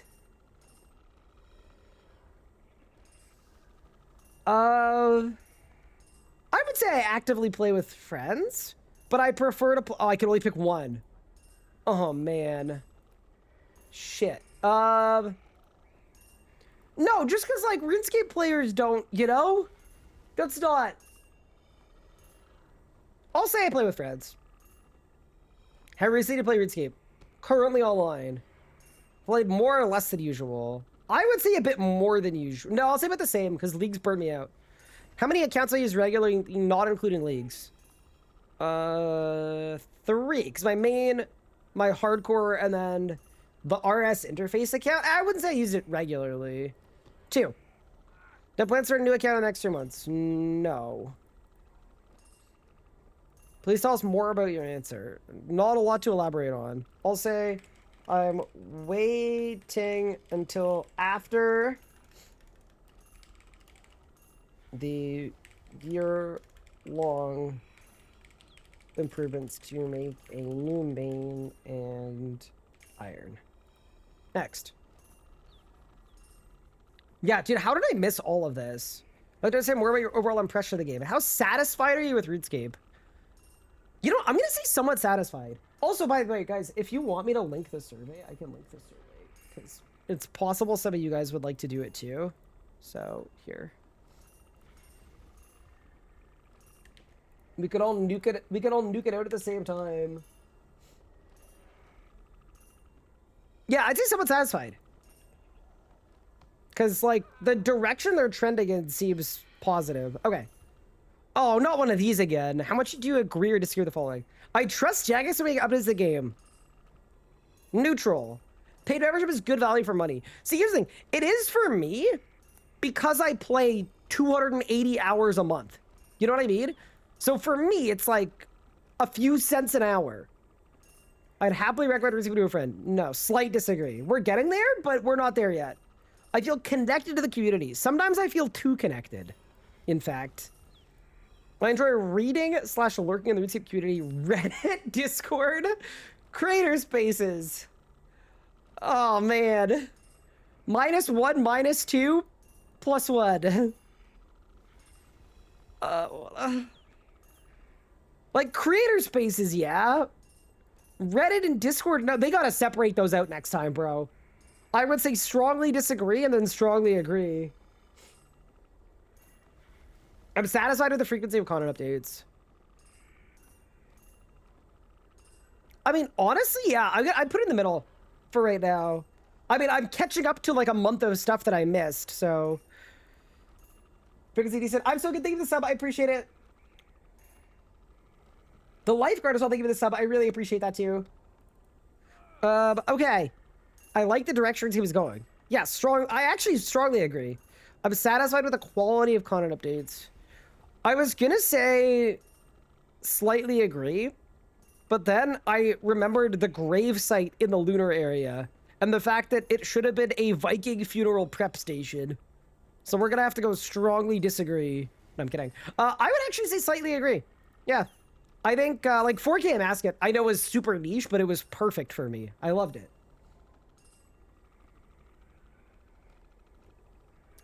Financial updates and changes are communicated clearly. Yeah, put it in the middle. Dramatically contributing to the RuneScape community. Reddit, Discord, comments on social posts, or content creator content. I will say strongly agree. I trust the RuneScape developers. I will put it 1 above Jagex. Okay. The bigger recent in-game experience, would you rate RuneScape on each of the following aspects? Overall playability and performance, average. Ease of using controls,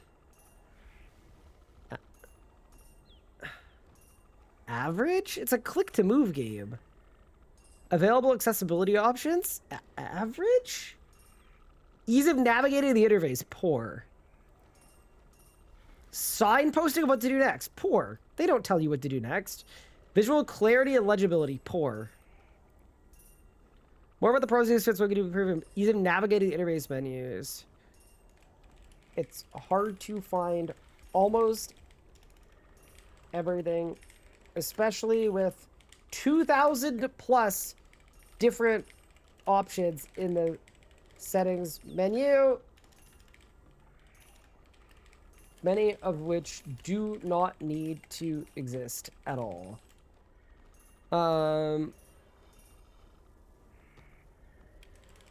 As for interface, screen is always cluttered, but it needs to be for specific things I need to be able to use. EX, I need a whole spell book open to swap between 2 spells because it doesn't work on an action bar.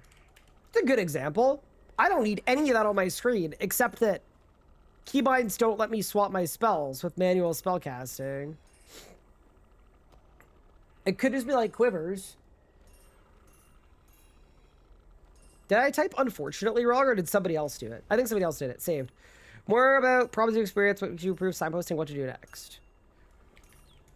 RuneScape is very open-ended and does not offer a lot or any suggestions or guidance. Personally think that's fine, as you can set your own goals, but would love more options there for players who need them. I feel like that's valid. No, don't unequip it. Saved. We're so back. Tell us more about the problems you've experienced. We can improve visual clarity and legibility. Bro. In combat, I can't tell my hit splats apart from other players. And I can't tell how much I'm being hit when standing near other players. Conjures and familiars are visually all over the place.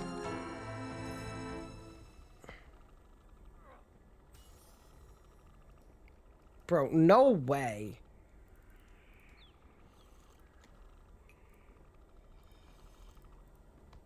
Conjures feel all over the place.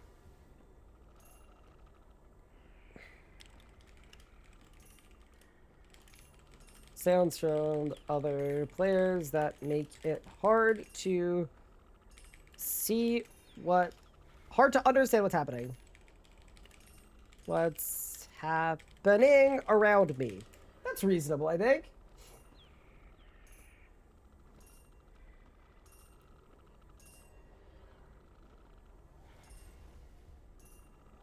Game takes too many buttons? Yeah, that's fair too. Hi, Chi, what's good?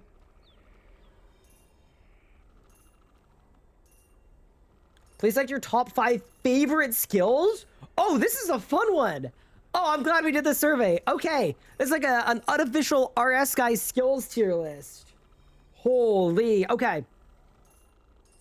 What are my top 5 favorite skills? What's speaking to me right now?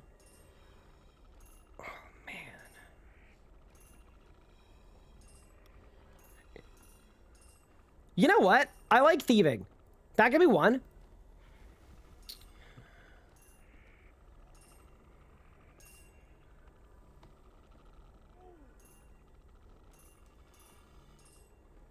I want to say herblore. I don't know why. Herblore.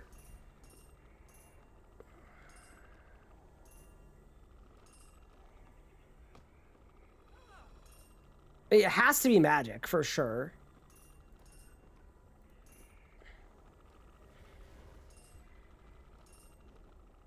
Thieving, a herblore, magic.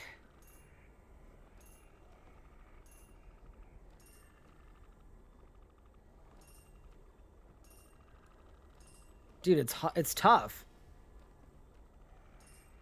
Summoning and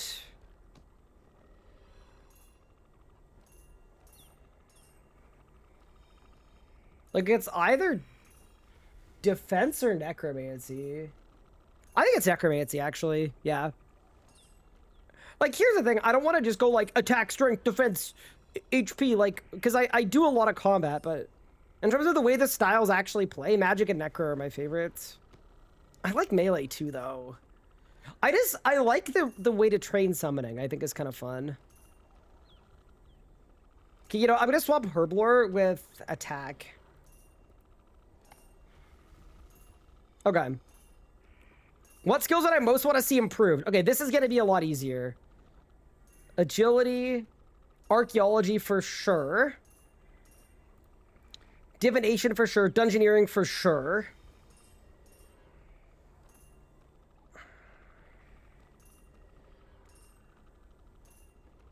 Invention. Agility, arc, divvy, dungeoneering, invention. That to me is like the obvious top 5. Easily. Why archaeology? Have you ever played it on an Ironman? It plays like absolute garbage because they needed a good money-making method for bots.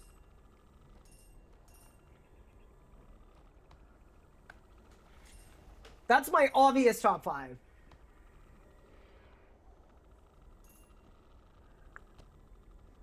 Yeah, easily.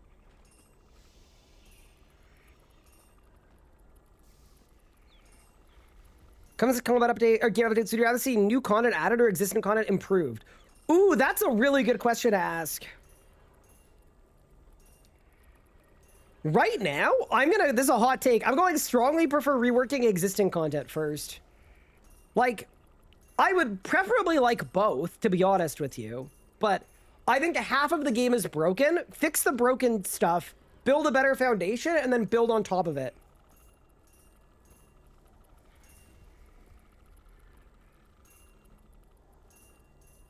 What in-game activities do you enjoy? Bossing? Combat? Other. E-dating in World 3 Lumbridge. What? Sorry. What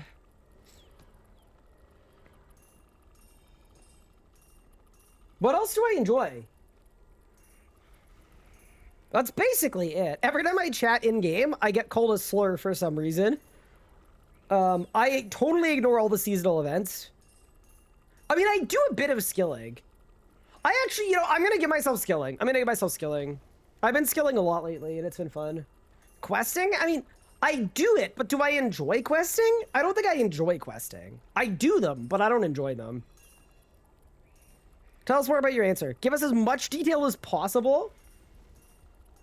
I am an endgame, aspirational, content-focused combat player who also has a hardcore Ironman focused on completing combat content, done all quests, and have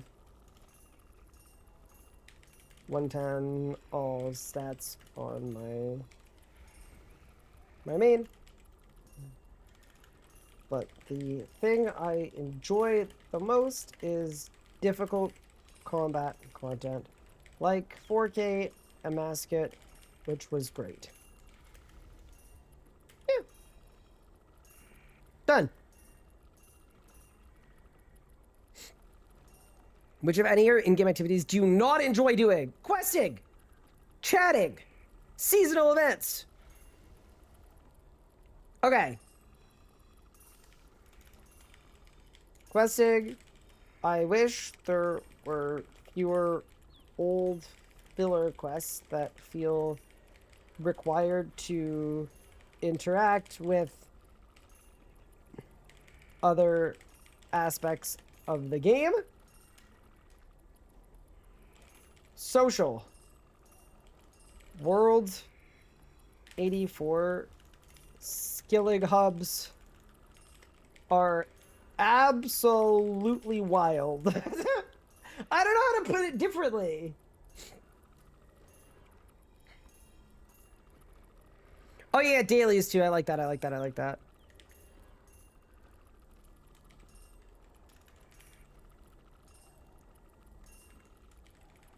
Okay, dailies. As an Ironman player, it's very frustrating.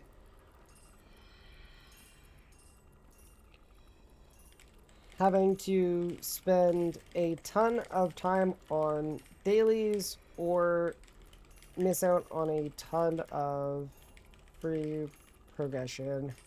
And I wish there were fewer no dailies or hourlies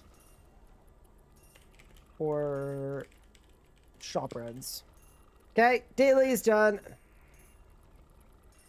Questing, World 84 skilling hubs are absolutely wild in the public chat and are not pleasant to interact in. Seasonal events. Seasonal events have always felt grubby to me. Like they... that's a bad way to put it. Felt like they do not fit in the world around me. Mostly like they exist to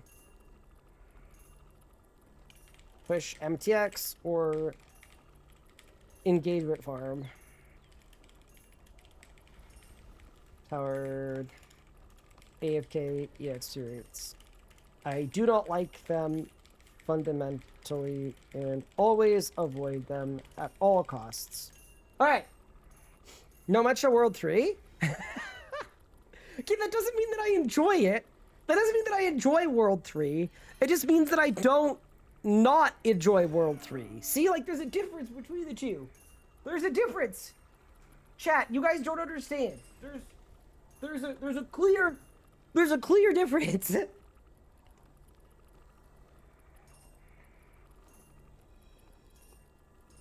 What episode I would be most excited to see upcoming?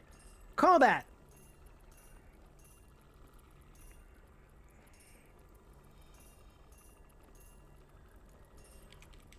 Active skilling specifically. Heists.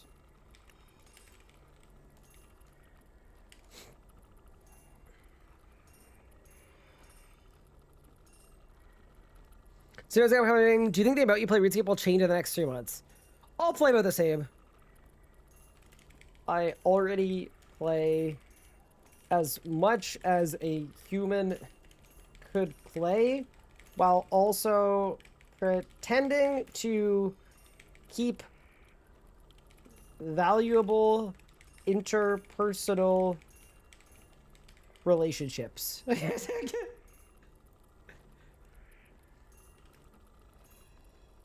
Tell me it's true.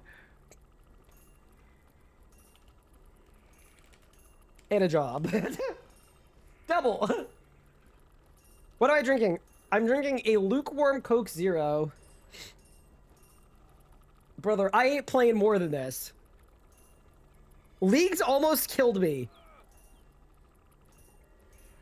What best describes any current goals I have in game?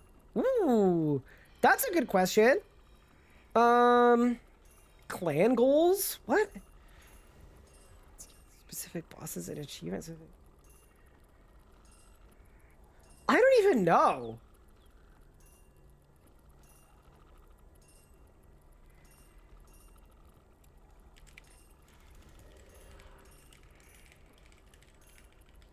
Like, finishing all combat masteries is a goal that I care about, but like, I don't know. Why am I even playing this game, bro?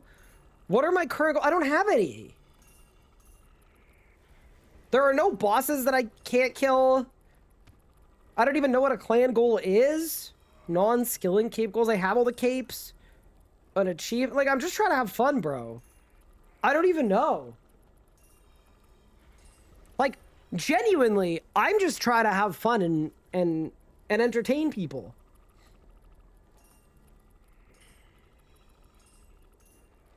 Yeah, Combat Master is the only one that I can think of, to be honest. Full 2 make on the hardcore? Hell no. 5.8? I'll go for it, but it's not like... It's not a current goal I have, I don't think. I guess I'll say skilling. Achievement. I don't know.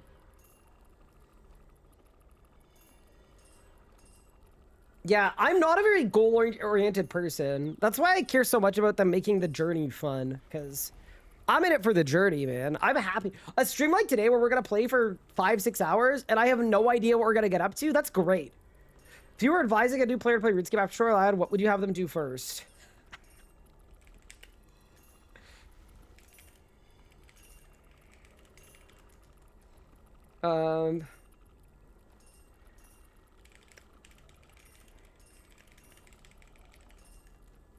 Quit, log out, play old school, spend 3 hours making an interface, read all 2,000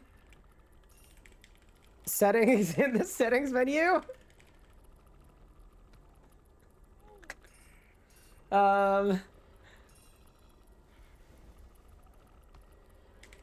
Google RuneScape bot legit. Contact PVM leech services for Grandmaster Aura.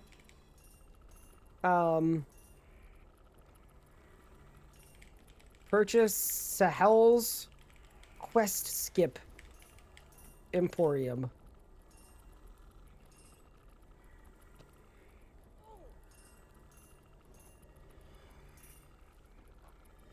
I don't know, man. What would you recommend to a new player? Go to the rsguide.com. Go to the rsguide.com to get a helping hand through all the early game setup and tips and goal setting. Actual answer.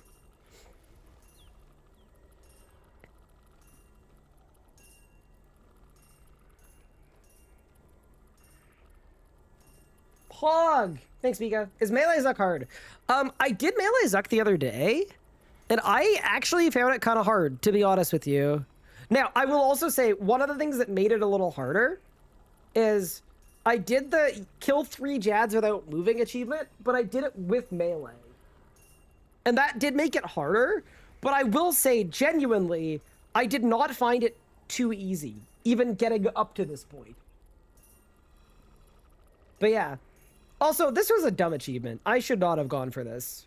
This just was not a good use of our time. We were just waiting for the survey to... Well, we were waiting for the survey to count up, and I got a little bored. So, here, look. This is me doing the triple Jad achievement without moving. With Melee.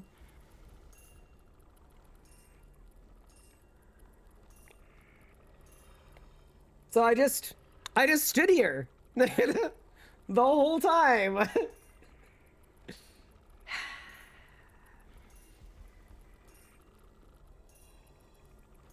Just guzzled through the flame walls and reflected everything. And then I killed them to reflect, so I missed a bunch of prayer flicks on purpose. But yeah, no, I would not recommend Melee Zuck. I did not. I know a lot of people did it for leagues. It was not good. Okay, what's next? Thanks again so far. Now we've got some questions about your thoughts on impact removal, treasure hunter, reduction to MDX overall. Huge. I would love to get my thoughts on that. Okay, where are we dropping?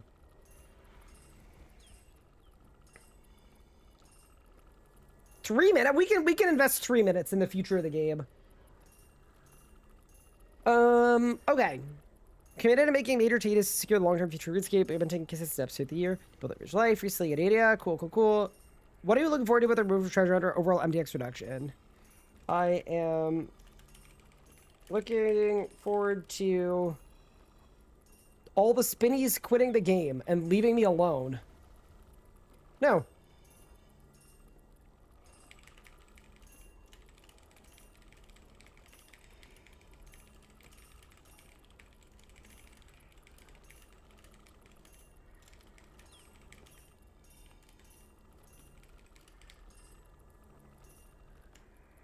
Years as players will not be able to skip those aspects of the game. Also excited for EXP to mean something again, and for players to not be incentivized to not play the game. What else? I think that's about it.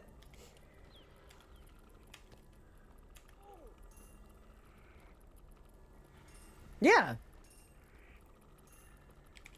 Also excited to be able to recommend the game to friends and family without having to worry about if they may succumb to a gambling addiction. It's true. That is the actual reason why I have not recommended the game to so many people.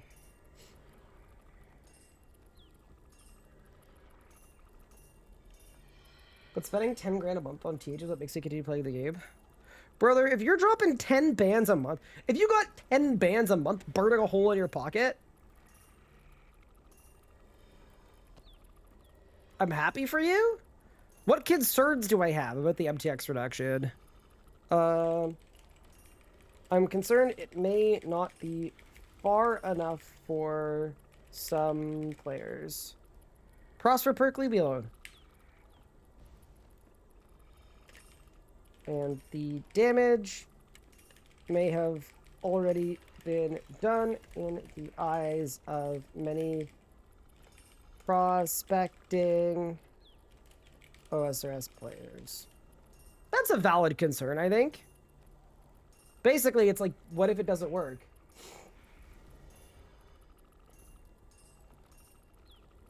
Is there anything else you'd like to share about the removal treasure or well, text reduction? I'm glad it's finally happening, and I am hopeful for the future. Okay, did I win? Are we done? Thanks for your answers. Changes to Dailyscape. Oh, this is big. Get in here. Get in. I'd like to know a bit more about what your current Dailyscape looks like. Things you do to get XP warbands, sinkholes, shooting stars, achievements, resources. Bro, who made this survey? And why are there no Wildy Flash events even in here?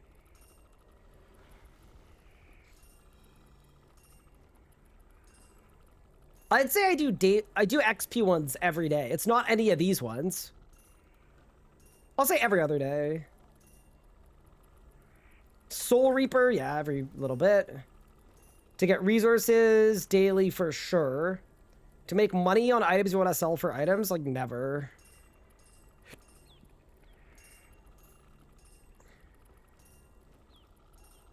How satisfying do you find them? I hate them. I hate them. I hate them. And I hate them. What is your favorite Dailyscape task?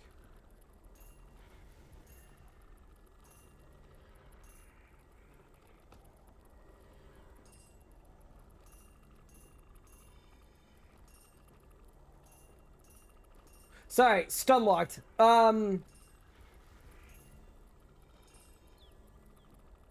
My favorite Dailyscape task? Bro, it's the shop run, because it reminds me when I first log in and do it that I could be playing literally any other game right now. And then I usually do that.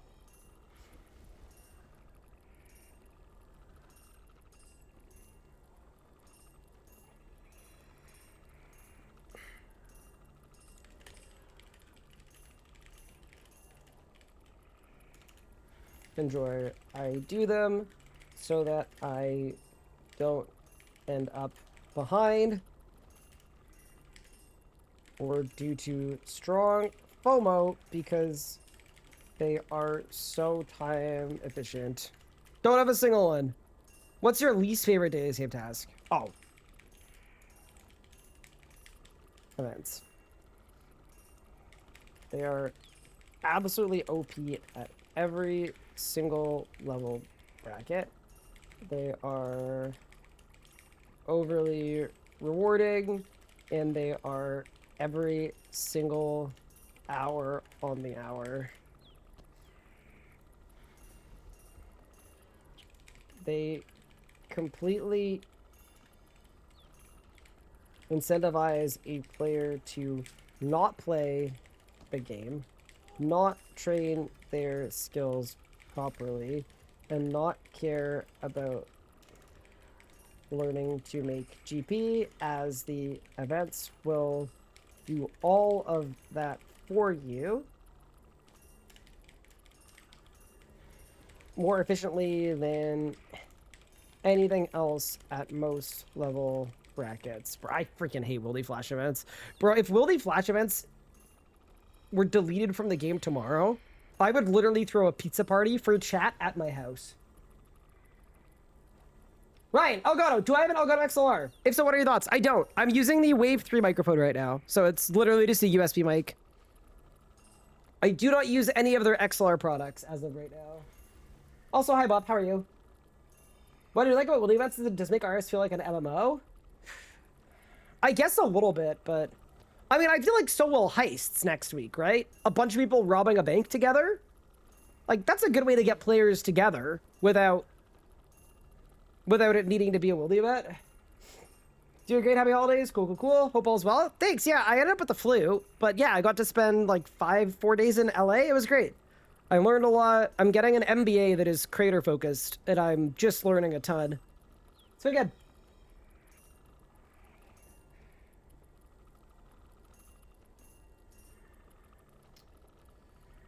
They have MBAs for creator. They do now. Pretty cool. What would be the ideal amount of time for you to spend completing daily escape tasks each day? Less than 5 minutes. 0. I would prefer not to do daily escape tasks at all. Bro, anybody that put... I'd like to do 60 minutes of dailies a day? Genuinely? Police. You cannot be a real person.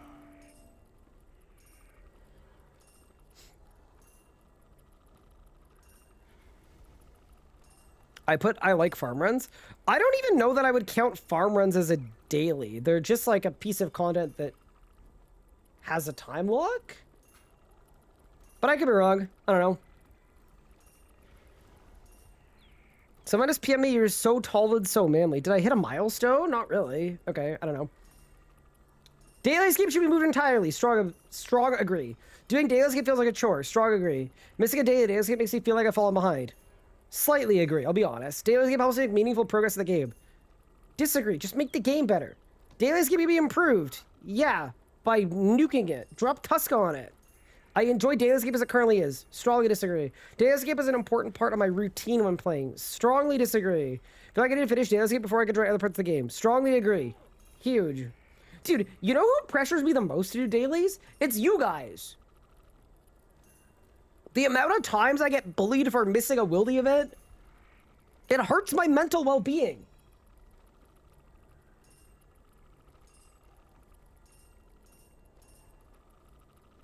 Did I do my sandstone? No. I haven't done it in 2 months. I haven't done a single daily in 10 days on this account. I can share my daily escape.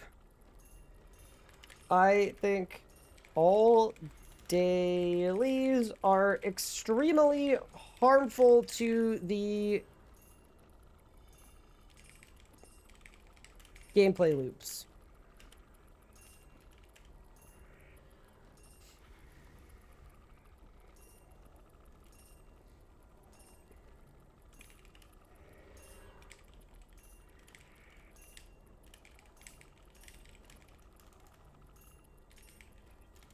That.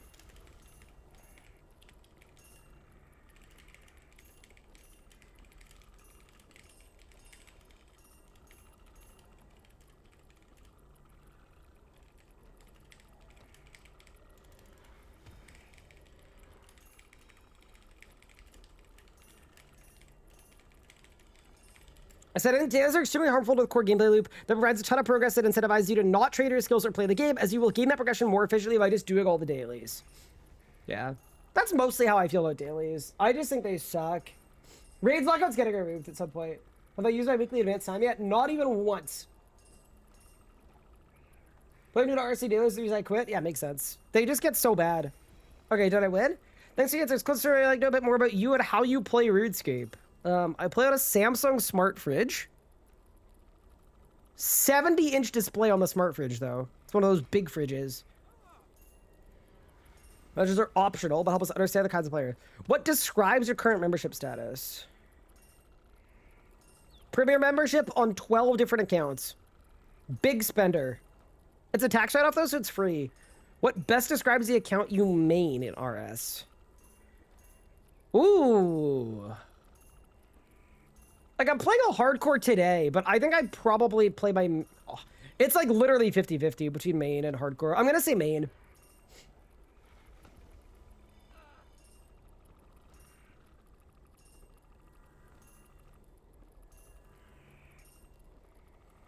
Which of the following best describes how often you play RS3? You play nearly every day.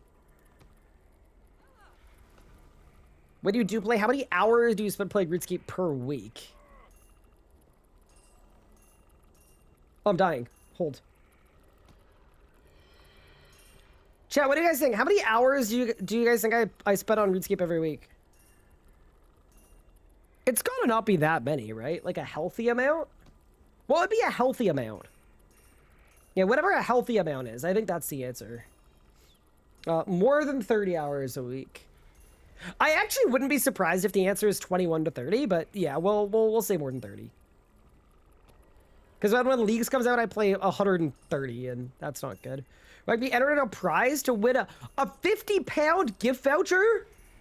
Chat, how many Tesco meal deals can I get with 50 pounds? Tesco meal deal price. Customers who don't have a Tesco loyalty card will have to pay £4.25? So that's gonna get me 11 meal deals. Pog. I mean, yeah.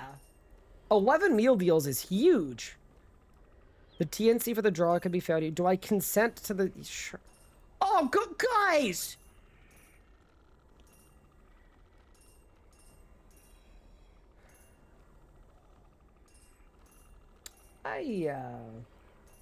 Got a thing I gotta do really quick.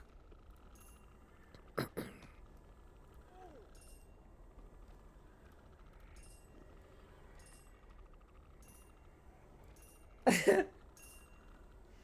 you have any other feedback you'd like to share, please do so below. Otherwise, hit done to submit your answers. There's no done button. It says submit. Oh my god. Other feedback you'd like to share. Chat, do we have any further feedback we need to share? What do we do? We're like collecting tons of info for a whopping 50-pound voucher? Okay, hi Uki. I ain't even gonna lie. You don't understand how much I like Tesco meal deals. I don't think we have any additional feedback. The gold cloaks stand with you.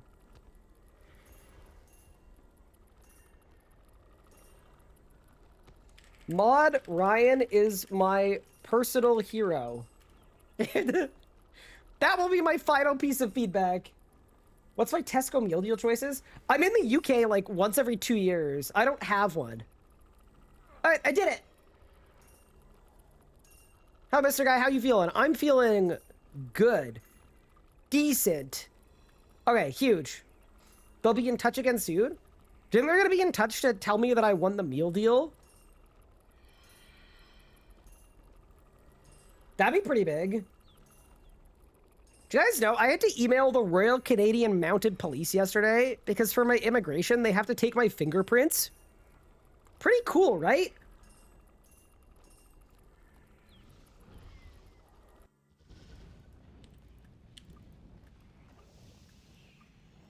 He gets his meal deals from M&S as he's a Tory.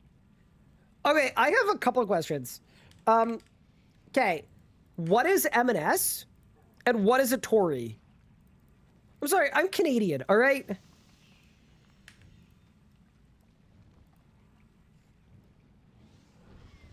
What's Marks and Spencer's? Wait, also, what's a Tory? What is a Tory? Individual supports a political philosophy called Toryism, a form of traditional conservatism that upholds established social and political institutions, historically termed as political faction. 18th century England that supported the monarchy and the Church of England. It now uses a nickname for the Conservative Party in the UK and is a counterpart, and its counterpart in Canada? You're telling me that they call the Conservatives in Canada? Nah. Ain't no way. I go outside. I leave the house and stuff, for sure. That's crazy. Yeah, I had no idea. Hi, Mad Hatter. Thank you for the raid. I appreciate it. We just filled out RuneScape survey, and I found out what a Tory was. Okay, but how long does an establishment need to be an establishment for my support of said establishment to make me a Tory? Because, like, what if, as a RuneScape player, considering Jag Corp Incorporated is 20 years old, does supporting Jagex make me a Tory? It's an important question. I don't know the answer to it. I just learned this word.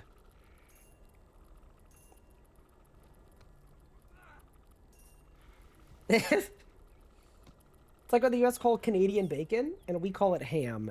Yeah, it's just confusing, right? Hope you're well. Thank you. I am doing good. How are you? Okay. Wait, I'm going to reset my aura really quick. And then we're finally looking at heists, which is the thing that we actually wanted to look at today. Pretty exciting. All right, let's take a look. So there was a ton in this news post. There was a ton about rewards. Also, this is an Easter egg for you guys. I have an Easter egg for you guys. I don't know if I can say this or not. This player here is a prominent RuneScape content creator.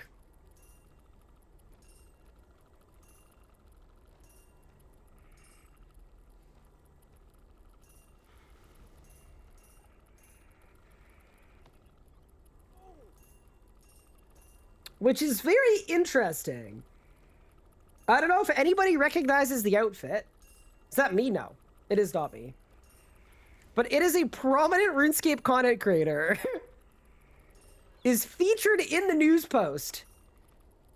Which means it looks like a RuneScape creator may have played heists. Wait, who's that?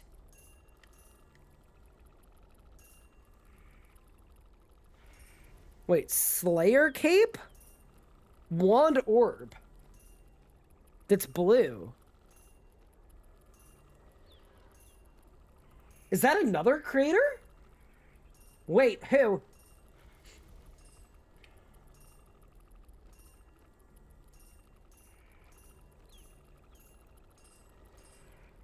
It's a good question. That's the short creator? Wait, you guys think that's me? No, my outfit doesn't look like that. Look, hold. That's Ryan? Like Mod Ryan? No. Hold. Yeah, I know this one. I know this one for sure. But yeah, black outfit with a Slayer cape.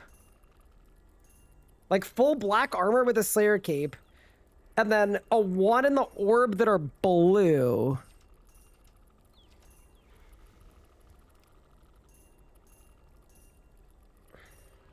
Like, here, let me grab my roar and my ode.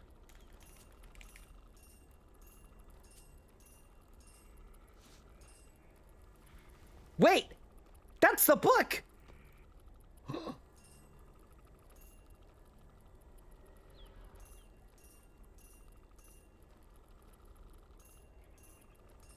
Uh-oh.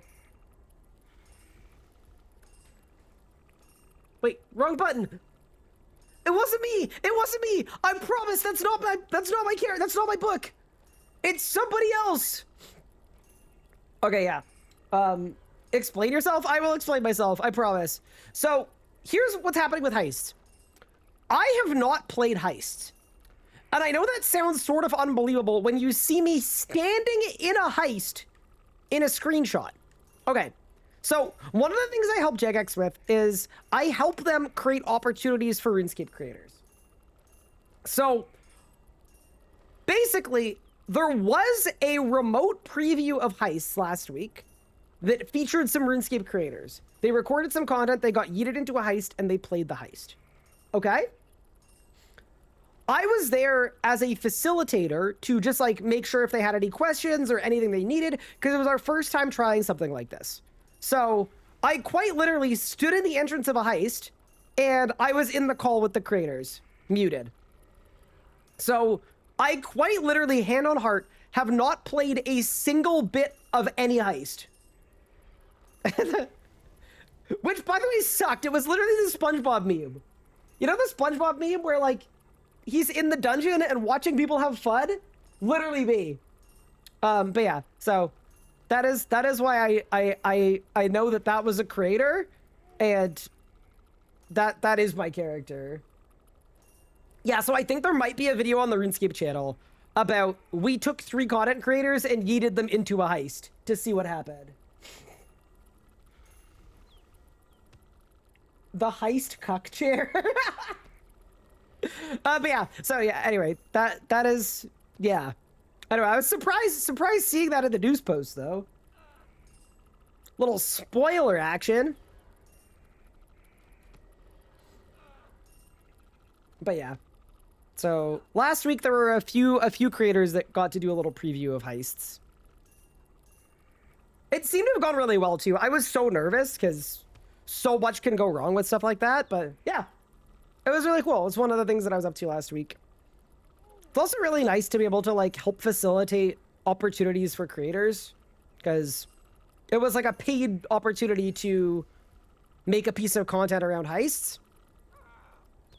And it made me very happy that I got to kind of just be in the room and help. But yeah, anyway, nice.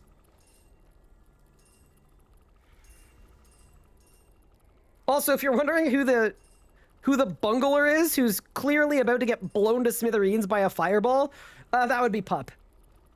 What an absolute ham. Moments before disaster.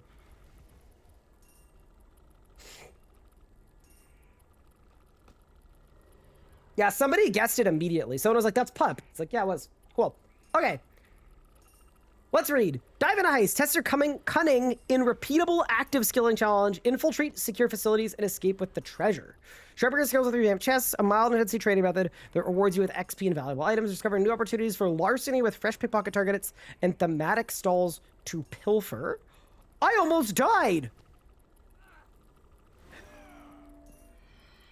Don't do that.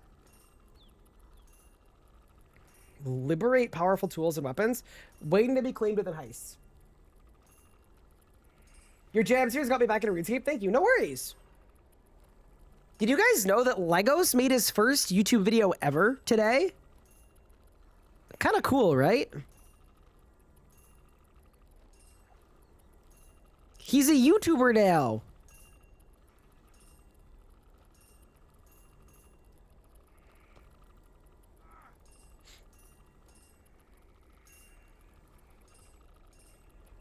Okay. Ever wanted to slip your way through a bank vault, sneaking past guards and traps, rifling through lockboxes and vanishing without a trace? Then heists are made for you.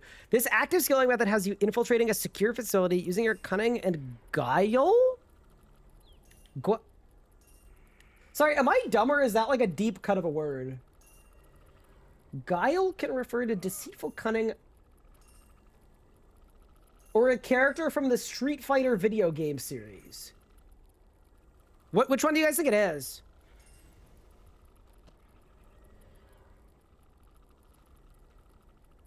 I'm assuming it's the Street Fighter guy. Okay, so we're using the guy from Street Fighter to outsmart guards. Okay. Rely on core thieving skills like pickpocketing, looting, chest safe cracking to scoop up loot as you work your way through the complex and plunder the final vault at the end. Ooh, okay. Counters offer a repeatable, active way to train a thieving skill while earning loot and a variety of unique rewards that we'll dive into later. Wait, are they in the blog? Ooh. Also, be entirely alone on your caper. HEISTS are designed as a solo together experience. Your progress is completely individual, but you'll be able to see other players making their way through the facility as well, learning from successes and stumbles. 2 HEISTS. The Vault of Herodotus found hidden in Caranet. To quickly move around the environment to avoid patrolling ghost guards, using nimble fingers to acquire pylon batteries, progress further into the lost treasure trove of archaeological discoveries. From level 95. Ooh, okay. So, okay, let's unpack this. So this first heist, we've got some kind of ghost dude with a vision range like Big Game Hunter. Ooh, okay. We've got a dead legionary to rummage through. We've got a pylon anchor up there too. That looks like the Pontifex ring doorway. Pick lock chest and then pass through barrier, which is blue. Okay. Thematically, this looks like it's going to be kind of fun. Meanwhile, the Asuran arsenal can be found in the island Lost Time Anachrony towards the southeast. You'll find a Dragonkin storehouse clock full of all those dangerous siege cannons that can't back like terrorize Gildareth. When I say dangerous, I mean it. Dying in here counts as a regular death.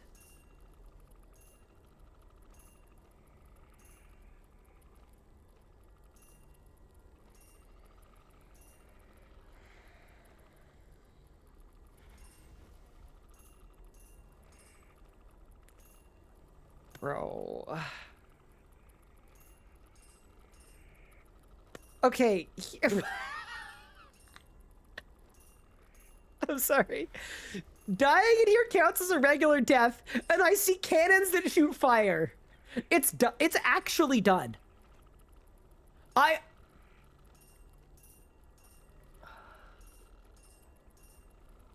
gonna lose my hardcore. I'm gonna die to a fireball.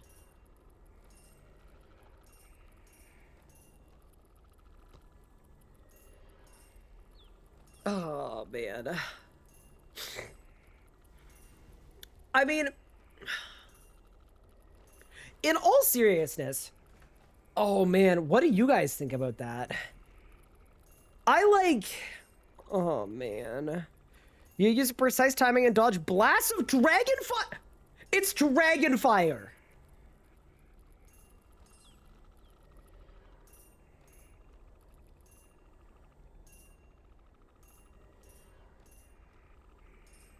I'm doomed. That's gotta be personal. What? So here's the thing. It kind of reminds me of like if losing a Big Game Hunter encounter killed you. You know what I mean? I'm kind of like, that feels harsh, but maybe it's really good XP and really rewarding and like there's a risk reward component. Holy though. Yeah, that to me is a little dicey. Like, holy. Make your way to the arsenal. 108 thieving. Okay, so picture one, we've got the fire cannons. We've got some dudes scanning up there. We've got... Dude, all of this looks so... They've nailed the theming here. Like, thematically, having a Caranet Vault and then a Dragonkin Vault makes so much sense. But yeah, I'm a little nervous about that on the hardcore. Like, yeah, I'm nervous. Okay. Now, that's available at 108 thieving. RS3 EXP table. Am I even 108 thieving? I might not be. 108 is 32 mil XP. What's my XP? 32 mil! Wait, this is perfect! Actually calculated. Holy crap! If we hadn't spent today pickpocketing, we wouldn't have access to it. That's really good. Okay, nice. Gathering the spoils. As you seek through the facilities, you'll come across various sources of loot, including chests and safes, rife for pilfering. Ripe for pilfering. Sorry. Nice. Sierra, Thieves Guild official business representative will provide you with a bag to store your stolen goods. Found outside each heist entrance, ready to get you started. Defense your pilfered loot after a completed or canceled run. In return, you'll receive a smorgasbord of supply. Bro, okay. I think Montezana is doing this on purpose, bro. Smorgasbord? Bro, this news post has like an actual literacy requirement. That's a crazy word. Sorry, I'm checking what the etymology of smorgasbord is. I'm just really curious because it's such a fun word. Like, I know what it means. It's like a kerfuffling, you know? It's a conglomeration. It's a conjecture. The origin is Swedish. Butter goose? Butter and goose. Bread and butter table. Butter goose table. But it kind of makes sense. If you had butter and a goose on a table, they don't really fall into the same... Yeah, they do, though. Foods that I would eat by themselves. I don't understand.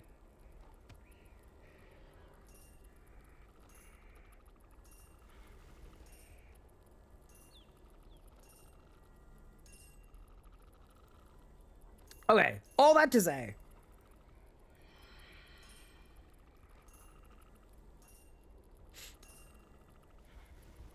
As you haul your loot through the heist, you'll lose a portion of whatever you slip up.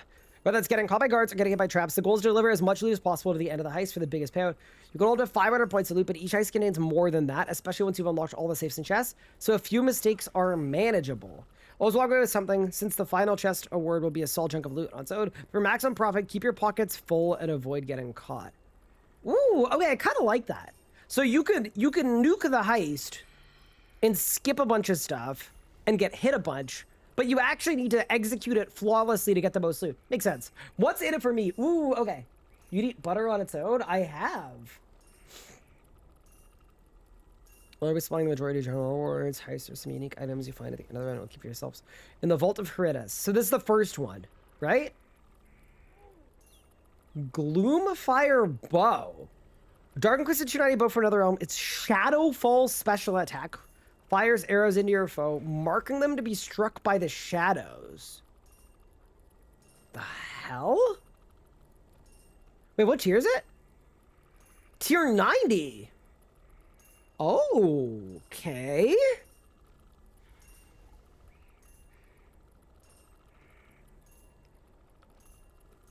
Oh, man. Oh, that's really interesting. Rip Nox weapons? I mean, Nox weapons retain their value due to the existence of whatchamacallit anyway. It's for biting, so that's fine. I don't think we need to care about the sanctity of a weapon that came out 11 years ago. I'm just like, what's the purpose of this? Because it could either be a level 95 thieving stepping stone weapon that comes from active thieving content, which is sick. Or, I mean, they're mentioning the special attack right away. So maybe the special attack is really good. Hope you've bought new EOFs. I have not. I haven't bought or made new EOFs. People think it's gonna be EOF? Rage rigging 5 EOFs now. What if it's just like... What if it's better than an existing EOF weapon? So instead of having to bring 5, it just like... Like, what if it's a... What if it's like a Zammy bow? But it's a little better. So then you don't need to bring 5 EOFs, you just bring the same 4?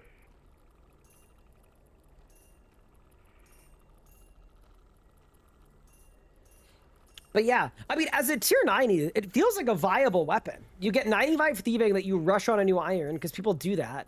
And then you could do active content heists to get your Gloomfire bow. Okay. Could be interesting. I will say, judging by the look of it, I actually don't love what it looks like. But I said the same thing about the Bulg, where I didn't like what it looked like. Maybe it'll look better in game. That's possible too. Because, like, this screenshot is just not, you know, the lighting is in a weird spot. It could end up looking good, but right now I don't like the look of it. Cool.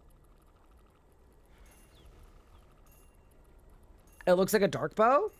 It actually does have similar hand grip shape and curvature to a dark bow.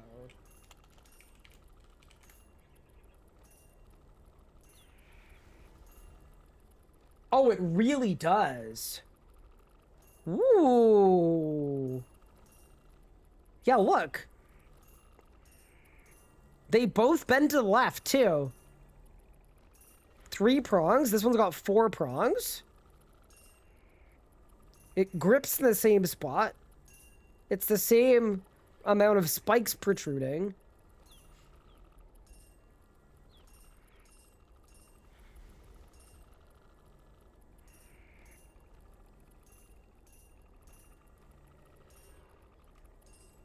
Interesting. Why do they keep coming out with new weapons and not upgrade items to improve current weapons? I would assume the reasoning is because you can't do that forever if you want your game to be kind of a little more approachable. Because, like, imagine if you needed bandos for every piece of melee gear in the game because it was better than bandos. So you'd have to get full bandos and then full torva and then full masterwork, and then you'd add that to full vestments to make your vestments work. Like, you could do it a couple times, but I actually think it's a good thing that it just drops a weapon. Maybe it's okay that some weapons come from skilling. So here is my thought on skilling and weapons that are good coming from skilling. I think it's fine as long as it's active skilling. My problem is when someone is AFK farming something that is going to have an impact on the PVM economy. That's where I have a huge problem. I'm okay with a weapon that might be good coming from active level 95 plus content. I'm actually, conceptually, we'll have to wait and see what it does, obviously. But I'm cool with the concept. I'm fine with it. Meanwhile, half the boss are AFK. I mean, only the low-level ones. Like, yeah, I don't like AFK bosses either, Mika.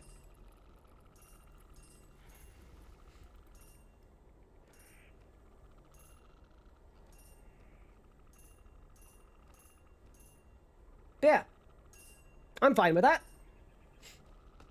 Yeah, as long as it's active, I think it's fine. All right, who's next? The Legatus Ember Staff. Wait, oh my god, it's like Rax. So this level 95 heist is like a Raxor. Whoa. The thing I like about the bow is it might be more accessible tier 90 for range. Yeah, because it's so bad. Yeah, range honestly needs more weapons that don't suck.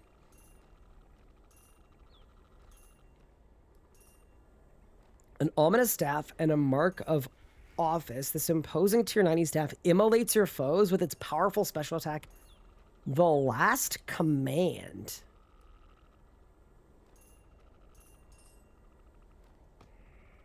The bottom of that staff looks like something.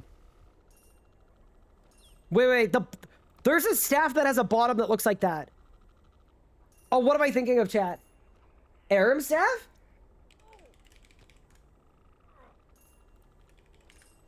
Is it? Yeah. Okay, the bottom looks like an Aram staff. But what's the top look like? It looks like the Zami symbol?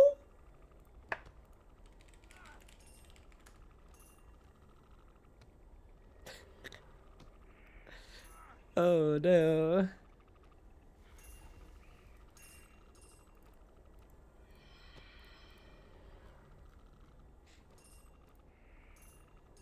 A little bit. It looks like an Iben staff? I mean, it definitely doesn't look like an Iben staff. Oh, wait, it kind of does. Yeah, if you look at the tip. The shaft doesn't look like an Iben. But it kind of does because it's got the same grip spot. Yeah, the tip looks a little like an Iben. But the shaft looks like an Aram staff. Okay.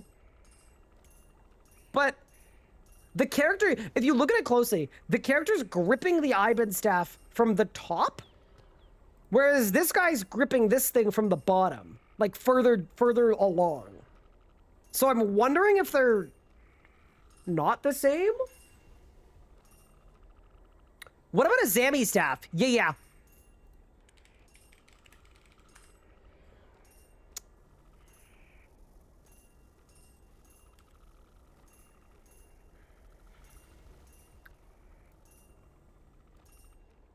To me, that's closer.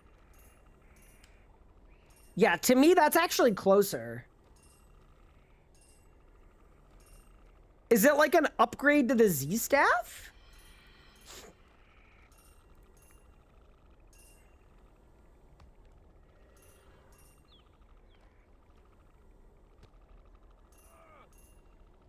And then, yeah, what was the spec called? It was called The Last Command? Bro, that sounds like a shadow clone. Dude, The Last Command sounds sick, though. Immolates your foes. I just hate that I glean nothing from this. Wait, doesn't Immolate have, like, fire theme? Yeah, killer offers a sacrifice by burning. Wait, we're onto something. We're onto something. Immolate. What's the Zammy staff spec called? Flames of Zamorak. Flames of Zamorak. Immolate. This thing. The Ember Staff. I mean, Ember Staff also very fire themed. Okay. Maybe it'll burn them to death like Invoke Death? Could be. Do I think this game's direction is going in a good spot? Yes, it is trending in a better spot than it has in a while. It looks like there's a Chaos Star at the bottom of it. Yeah, it's shaped a little different. It's shaped a little different. Yeah, that could be interesting. The Last Command. Yeah, what could the last like, to me, that is like high adren cost, and you could only use it once every 3 hours. You know, like, to me, that sounds like an alt.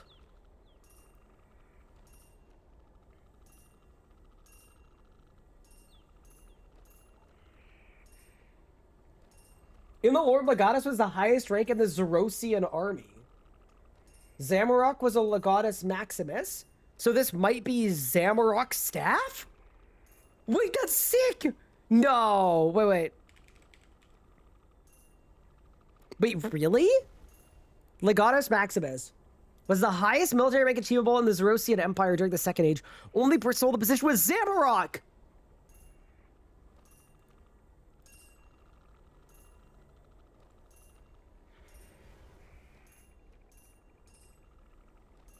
Wait, I think this is a Zamorak bomb.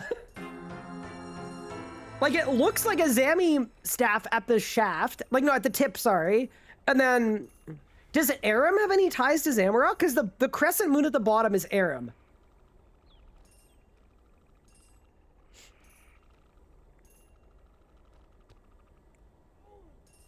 Dude, that's really cool. Like, thematically, the tie-in there is sick. And you know, people that don't actually read the lore are going to be like, why is something Zammy related coming from Caradet? And then people are going to be like, well, actually...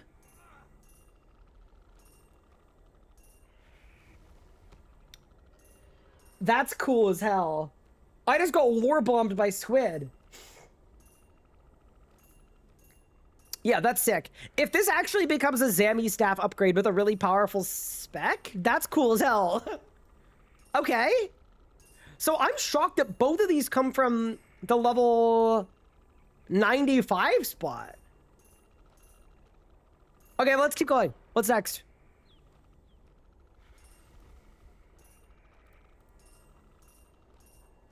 Miss Salinar's Death Mask. In Life a Powerful Druid and Death a Powerful Necromancer. That's Raziel, right? Powerful even as Death Shroud retains potency. Miss Salinar. What?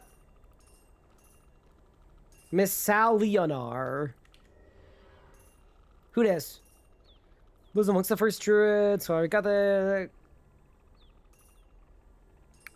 He dedicated himself to the construction of many secret sites across Gillinor. At some point, he was murdered by an unknown assailant who managed to evade justice, becoming the first human to be murdered in Gillinor. However, he somehow managed to reanimate himself, taking on the persona of Raziel. Okay. So this is Raziel's mask. Does it look cool? Oh! Yo! You know what it looks like? It looks like, you know in House of the Dragon in the first season? The old guy, when he wears a mask because his face is, like, falling apart? Holy...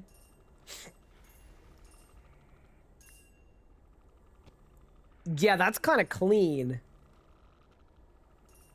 Okay, but no, it doesn't say anything about it. So here's my question. In this screenshot, he's wearing the mask, but he's also wearing the crown of the first necromancer. Which makes me think either it's an add-on or, and this would be a really cool add-on, what if, finally, after 10 years of asking for it and mailing it every week, they're finally adding the second head slot?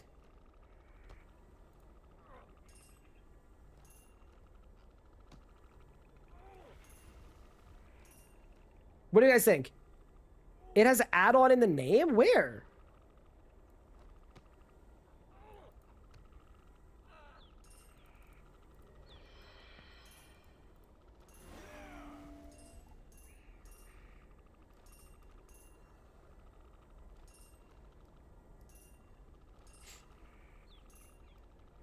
But yeah. Looks cool. Curious to see what it does. Okay, and then now this is the level 108 spot that is dangerous deaths where you can risk dying. So we're going to be able to play this on Monday on Tall and Manly. Terrifying. Let's see what we can find. Varanus' Mercy. Oh, is this the DDS? Oh my god, I need it. Brother, I want this so bad. Bro, please be good so that I can shank my enemies with this. The DDDDDS. Yeah, that's fire. That is just heat. Vicious tier 90 daggers, swift and deadly. It strikes with exceptional speed and ferocity.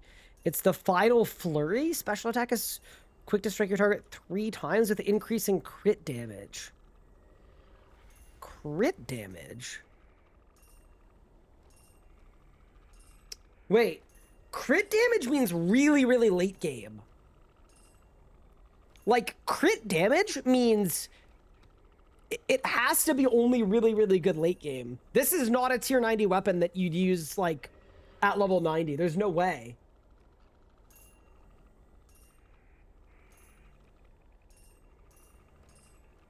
I think this is like the DDS. I think this is going to be an endgame melee spec weapon.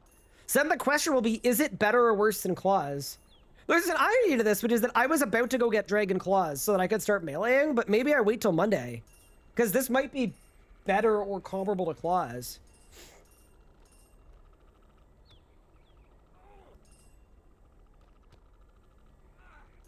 That's really interesting. Oh my god, there's more! There's a lot of stuff here. Note and Spike Harness. A cruel piece of equipment that fits the ammo slot can be filled with armor spikes while boosting melee damage. Then its passive Karmic Retribution increases the power of your armor spikes with a bonus from your melee power armor damage bonus against strength when you are at lower health threshold. So it's Darok Relic Armor Spike Bag that gives you damage bonus the lower your HP is. Ooh.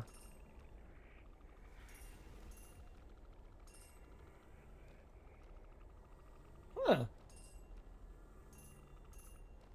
That's interesting. It would go well with this. Is this just the DDS? No, DDS hits twice. Claws hit 4 times. This hits 3 times. It's a little different. Okay, wow. So, if you're looking at Tall and Manly, right? We're gonna want to get the Death Mask. but the 2 melee ones come from the high level spot. All of the other ones come from the low level spot. So to me, we should go to the low level spot and get the staff, assuming it's good. Because we've got a magic setup that works. And then we need to decide if we want to be a meleeer. We'll see if any of these rewards are good enough to make me want to be a meleeer. I just gotta go to the restroom really quick. I'll be right back in a second. Because there's way more in this news post. They've changed so much stuff. I want to actually go through it proper. But yeah, I'll be back in a second. Holy. I'm kind of hyped. I'm not gonna lie. What do you guys think so far about this? I mean, obviously it's hard to know when you don't see stats of things, but I think they've kind of cooked. Like, it's active combat. It's level 95 and 108. I'm happy so far.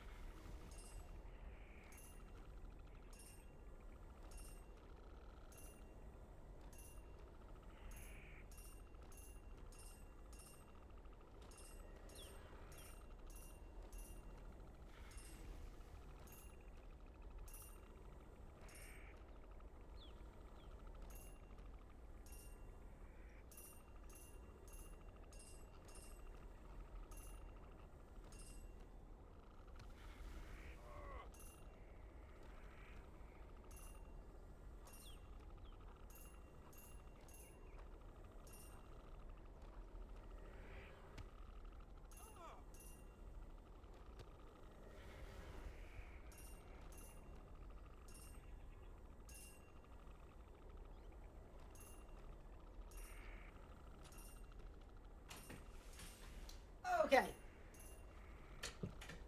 Sorry, I spawned a piece of pizza to you just because I'm hungry. Awesome update so far.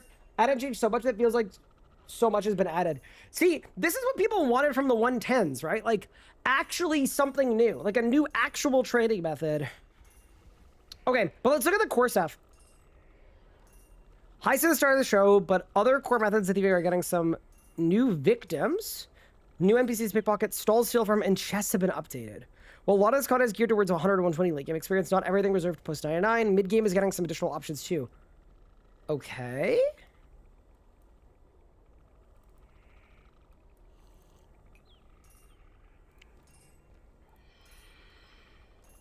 What's in the box? Chests have been completely reworked, replacing the old system with a smoother and more engaging experience. Some of the older style chests will still remain in the game. They're going to replace them in a future update. Mid-intensity training method requiring some attention as you move between locations. So like lockpicking or safe cracking. Chests arranged in small clusters, roughly 3 within compact areas, encouraging players to run short circuits while waiting for each one to restock.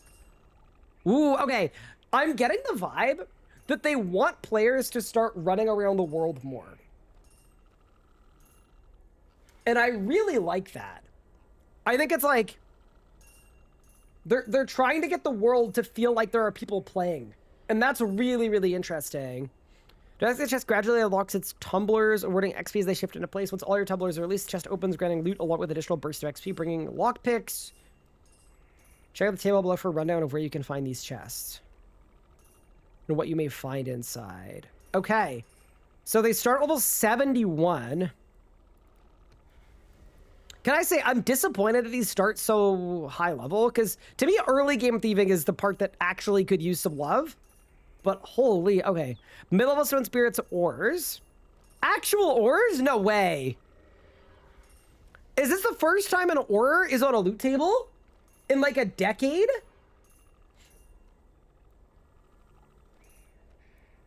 That's crazy.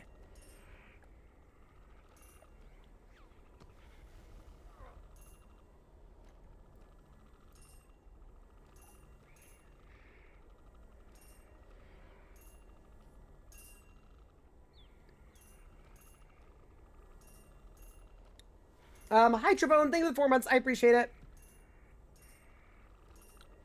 Okay, Chaos Druid Tower Chest, mid-level herb seeds. So remember, all of this coming from active gameplay, like semi-active. Mid-level seeds is huge for Ironman. Wizard's Tower Rune Storage, Pure Essence! Oh my god. No way. Did they fix Pure Essence? Wait, already Thieving just went from being the most useless skill in the game to the single most useful skill in the game. What the hell? White Knight's Equipment Store, Black Gear, and Disassemble Fodder for Invention. Wait, this is sick. Keldegrim Chest for bars and gold. Like finished bars, okay. Black Knight's Equipment at 98 for white gear, so it's higher tier. That's kind of fun for chests. Living Rock Cavern for high-level stone spirits and ores. Kadarn Clan chest for high-level herbs and seeds.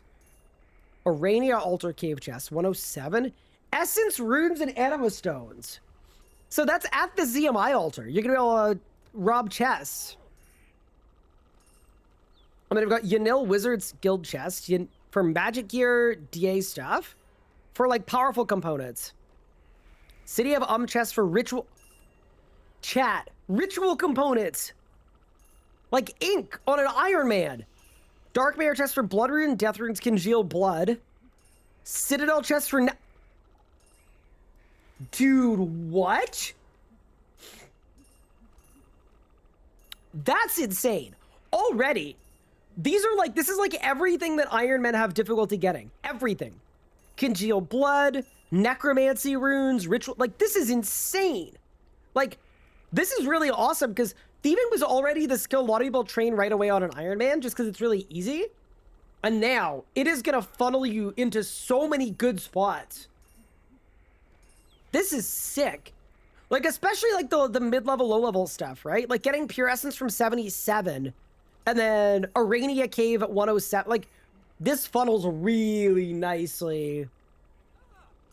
Obviously, it's high-level rec to be able to skip making necromancy runes, but I am blown away by that. That's awesome. This is like, this is a cook. We'll have to see what the rates are, obviously, but damn, and it's not full AFK either, so the price of these items aren't going to tank either.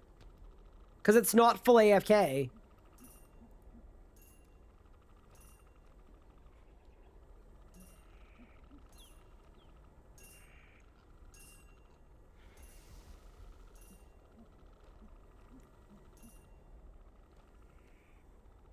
Agree. Completely agree. This is such a good support skill. Holy crap. Like, this is what the 120 should have been. So that's the Black Knight chest. There's the wizard. It looks like the Rune Essence chest. Dude, a solution to Rune Essence makes me so happy. Dark Mare and Zenaris both had new stalls installed. What? Meat? Potions, magic, and meat. Dude, how do they do this much? Dark Mare magic stall. Oh my god. 115 raw meat and packs. And meaty mush for animal. Genuinely? I am blown away by this. Like, no glaze or anything. Holy crap. What a valuable skill. Every level, you're unlocking something that is useful to your account. Wait. Extreme potions? No. What? Chat, what? I'm getting 120 thieving on this account. I don't care. I will do so many heists this week. I'm getting 120. They've made this skill valuable. Blood runes, death runes, soul runes, battle staves, extreme potions, high level potions. Holy crap.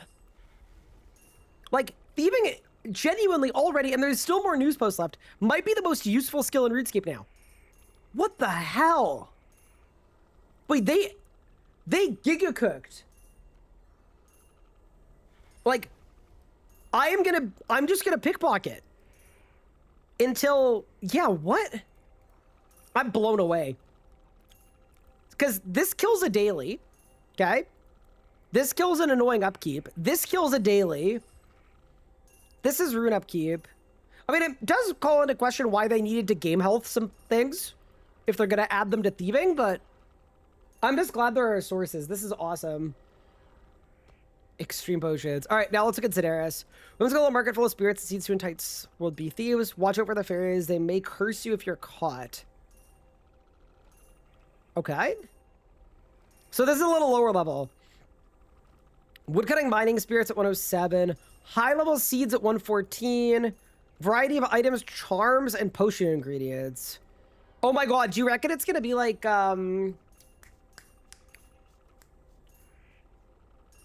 like Zammy wines and like potato cactuses and like that kind of stuff?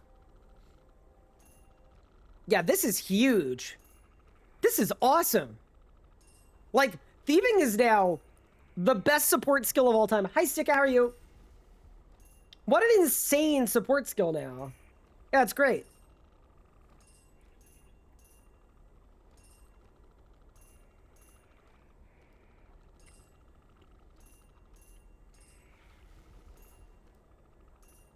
I'm good, thanks. How are you doing? I'm good. I'm well. We're going through the news post while I'm eating pizza. And then I don't even know what we're doing next, but pocket plundering. This thieving update looks insane. New NPCs mean new pockets are around, and these NPCs will be dotted around a variety of locations. Might be holding on to helpful items. Check the table below for more info. So, pickpocketing. This is all AFK. Functionally. So everything on these drop tables, you'd expect them to go down in price, but be AFK-able to get.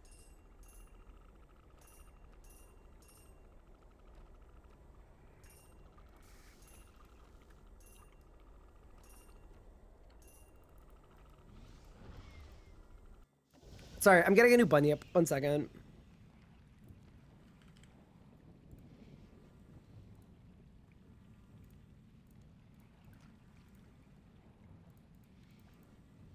Yeah, so far, really impressed, though.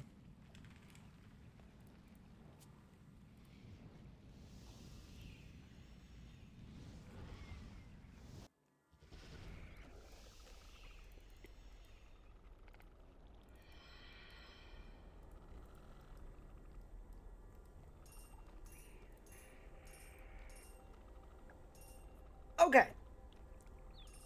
New NPCs mean new pockets storage around in. Okay. Archaeologist trades level 50 for arc materials. Oh my god. AFK root essence. Wizard's Tower Mate is at 64. Archaeologist, that's higher level, 78 for more arc stuff. All right. Ooh, Firewatch is at level 100. Gobi Scavengers for Techie and Burial Charms. Spelled wrong. Wait, Burial Charms is kind of... Both of these are actually big. So that means you could, at 102 Thieving, you could skip raids. And you could buy raids codices with Techie if you wanted to. I mean, I also don't think any of the level 100 plus ones are going to be full AFK. Because you're going to take a lot of damage. Like, you're going to get caught. That's 10 levels higher than Dwarf Traders. So these ones might actually be semi-active. Elite Clues. 106 Runes Essence Talismans, Arcmats, Artifacts, Gems, Toggle, Onyx items. Awesome. Makes sense. Fairies, and then Fire Lords. Blood Runes, Death Runes, Blood. Holy. Yeah, I feel like this is kind of a cook, to be honest with you. Like, man, thieving is going to be so useful. Holy crap.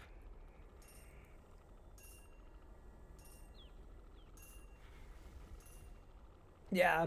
Especially the archaeology mats. Like, especially, like, thematically, it's so good, right? Because the archaeologists, like, the random ones that are just, like, around and tapping the dirt all the time, The idea that they're training Arc 2 so you can just rob them? Love it. Absolutely love it.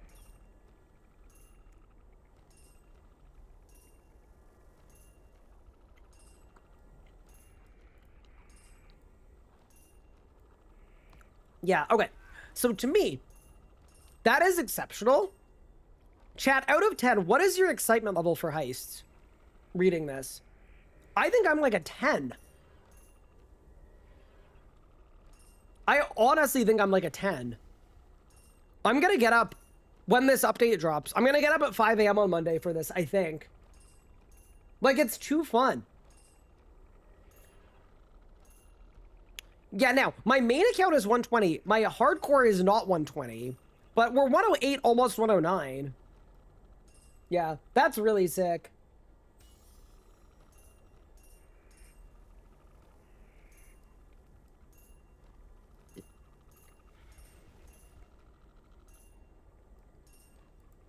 You're getting London Thieving right now? I mean, the thing that I'm excited about is I think I'm going to get 120 just by doing all of this. Like, all of this stuff is worth doing. All of it is.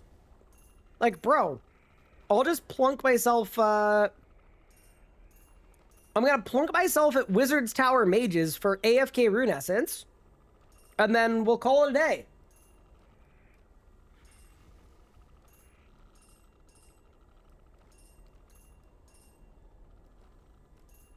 Yeah, what a course correction. Like, this is what all the 110s people wanted them to be like.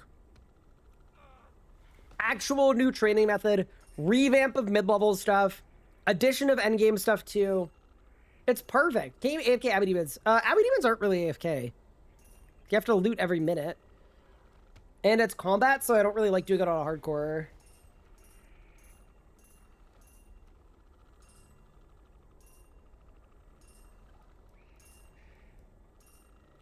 Do I have a tool belt lockpick? I don't. Do you think I need one? How do you buy one, actually? It's the Master Thieves lockpick, right? It's just safe cracking, right?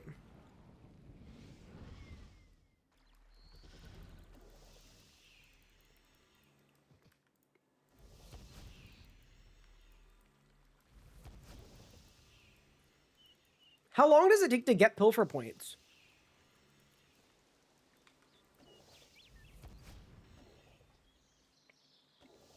A lot? Oh no.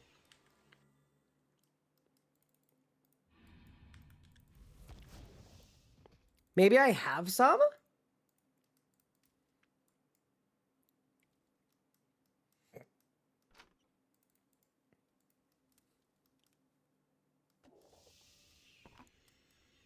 Oh. Oh! Plug! We are so clutch! Holy! So, stethoscope is for safe cracking. Lockpick is for lockpicking. So we just buy the lockpick.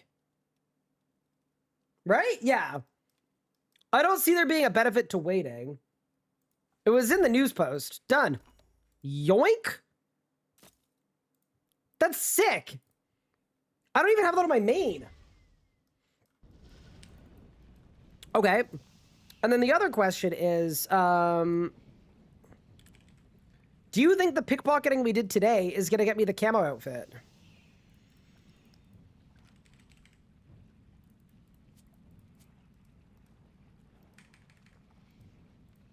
Let's find out. I mean, we did a good amount.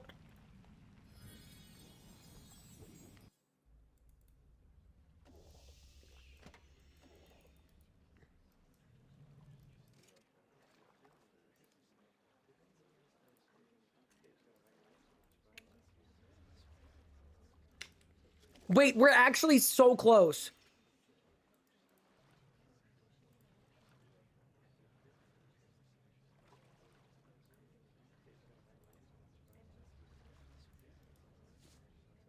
Dude, I'm like literally right there. I'm at 2,200 out of 3,600. Okay.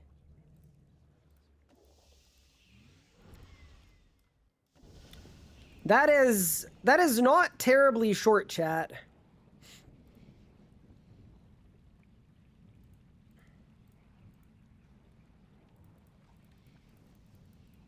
Yeah, that's actually very sick. Okay. The other thing I want to do as well is, with all of these heist rewards, we should think about if there are any opportunities to improve our account for getting combat masteries. Like, if the staff is good, we definitely send the staff, right? Without a doubt. What else is there? I didn't bring the gloves. I'm so dumb.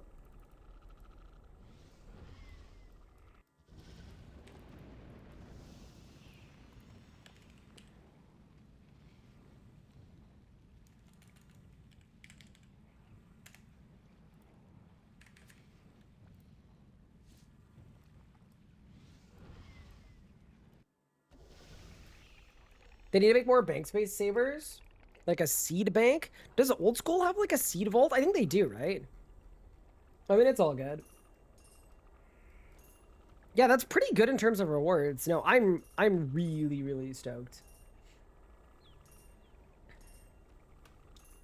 Okay. Is there any combat mastery stuff we can do today? That's another question, because I'd be down to kill some stuff too. We've done a lot of looking at stuff and reading stuff. I would be very, very down to do some killing of things.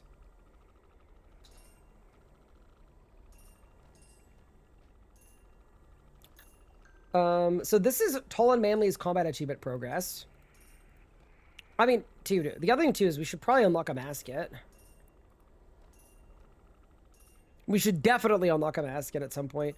Other thing I'm thinking is, if these are EOF weapons, I actually don't have any EOFs. So that's another thing that we should look at doing, is like, we could just nuke a bunch of easy clues. But if we feel like killing stuff, let me see if I can find a boss. Bug Zapper, Calphite King. I'm good, I think.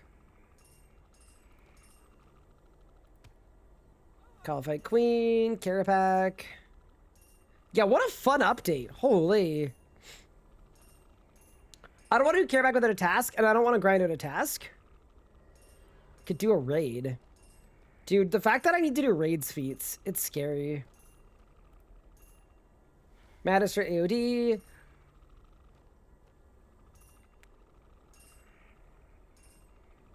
Scenario 7 is a scary one. Do that one. Go do Eclipse the Heart today. Yeah, we have a lot we could work on today.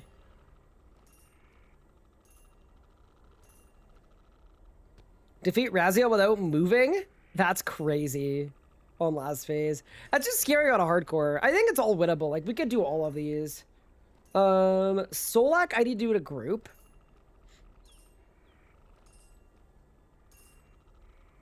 These ones I could do.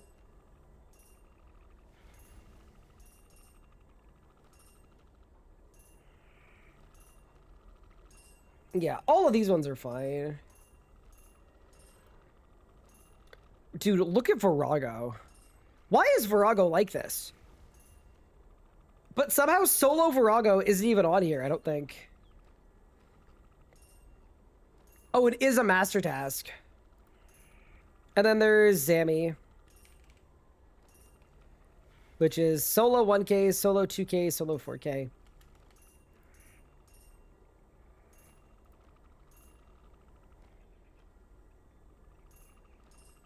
Yeah, Virago has a crazy amount. But yeah, so we could also do Eclipse of the Heart. Obviously, we could work towards that.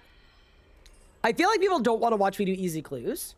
I'm gonna do those on my own time for my EOFs, because I think that makes the most sense. Sorry, I'm just blowing my nose because your streamer is a little under the weather. Okay, and then is there anything else I can do to prep for HEISTS on Monday? That's another good question. I mean, we've got tomorrow too. I mean, we want to get one more piece of the camo gear for sure. But that's not a crazy tall order. Like, I think we're gonna have that in the next few minutes. How does it set up Feet Finder? So basically what you have to do is you have to just manually check off the things that you've done. It's very frustrating. You actually have to like literally manually go in. It's like, that's my main and the few achievements I'm missing from getting my master back. And this is my hardcore. It's actually kind of funny. Josh, Josh and I talked yesterday, and this is now what it says when you make a Feet Finder account and you start manually ticking stuff off. Support the movement. Help us petition Jagex for a third-party developer API. Together, we can support community products and give the developer more freedom by creating an incredible game and security features for years to come. Enter your name, sign the petition. So they're literally petitioning people to open up the API so that you don't need to manually do any of this stuff.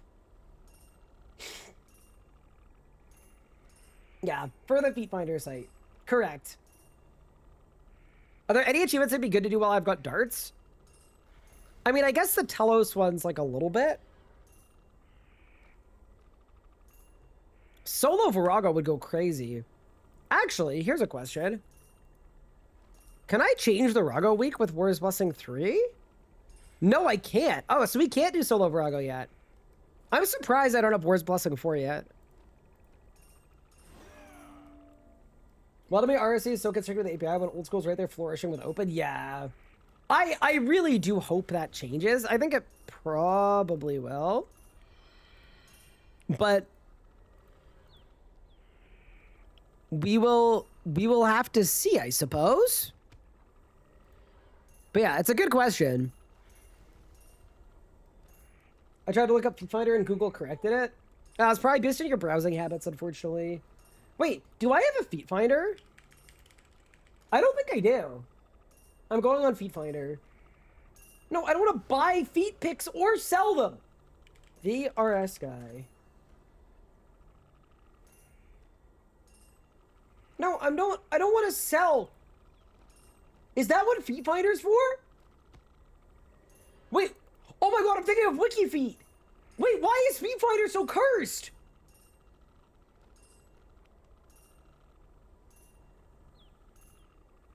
Wait. Their homepage?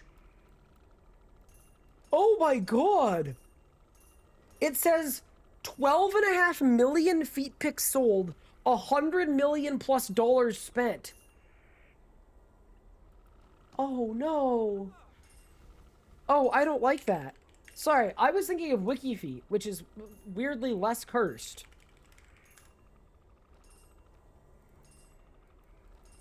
Wow. Okay, I don't think I have a WikiFeet. But that was terrifying. I didn't like that. Actually, you know what? I take back what I said about WikiFeet being less cursed. I went to WikiFeet to type my own name in, and I get an ad that says generate AI feet. So, all right, I'm going to say both are really cursed. I'm going to say both are really, really cursed. I think we're good. Oh, that's crazy. I hate that.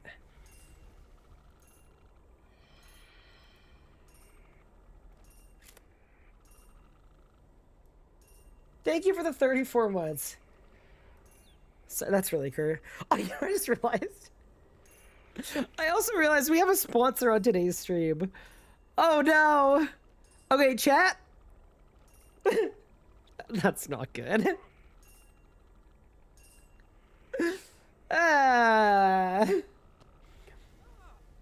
Wait, I can save it. I can save it, chat. I can save it. You know what we're gonna do? Actually, while I'm pickpocketing, before we go either PVMing or like whatever, we're gonna continue the stream for like another couple hours at least. But I do have a sponsor obligation. I feel like I need to go through it because things have been a little cursed. All right, I'm gonna bring it back. So just as a heads up, chat, this stream is brought to you by Cook Unity.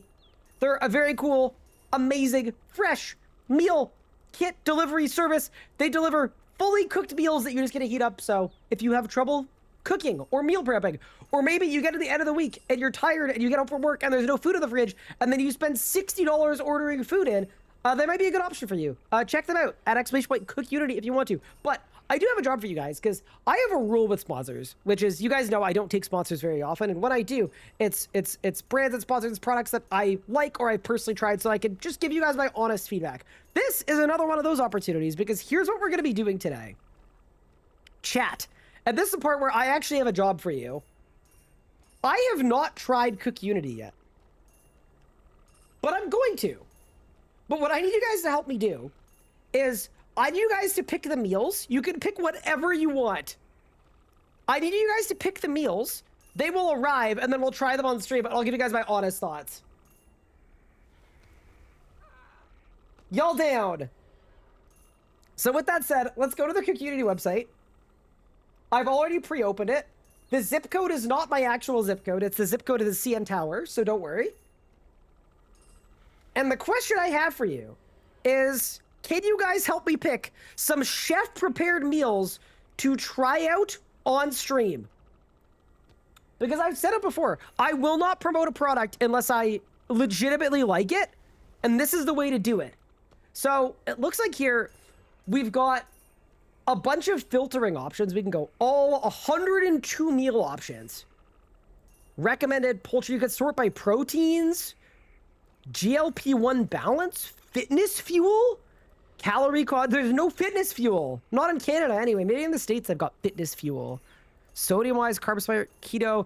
There are, compared to other meal services that I have used before, there are more options here than I've seen before.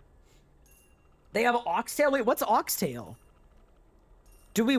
Chicken cat... What's... Wait. Chicken katsu curry. There's a lot. Yeah, chat. Okay. Give me a... Okay. Someone said oxtail. Wait. Oxtail stew with caramelized plantains. I'm not a big plantain guy. Okay. Chicken schnitzel? You think it'll be good? Where is it? Golden chicken breast schnitzel. Okay. Oxtail's really good. I don't know if I've ever had oxtail. Oxtail. Should I search? Oxtail. Oxtail stew. 4.9. Okay, we can look at it. We can look at it. Chat, I do have to eat these meals too. I mean, they all look really good, to be honest with you. Are there any categories you guys want me to look through?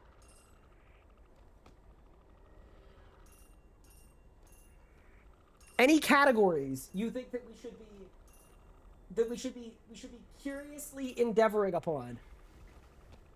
Fitness fuel? Oh, there's no fitness fuel. I'm not going to go calorie conscious because I want more calories, not less. I mean, we've clicked on a lot of chicken ones. What if we go beef? What if we go into the beef zone? Seafood? I'm not usually a seafood guy, but maybe that's a good test. Because if they have seafood that I like as someone that doesn't like seafood, maybe that's like a true test. Also worth noting, all of these meals are like chef prepared. They're really, really good. They're considered like gourmet dining, which is why there's an oxtail option. Okay. Chat, anything tickling your fancy? Salmon teriyaki with steamed cabbage and carrots. 660 calories. Okay. Okay.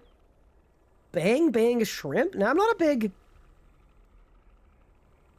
Coconut shrimp curry. Oh, dude, that actually looks really good. Okay, I'm clicking on the coconut shrimp curry. I'm sorry. I know I've diverted, but... Okay. I want us to look at one beef option too, because we've got 3 chickens and then 2 seafoods. Anything in here look really good. Mom's oven roasted beef brisket.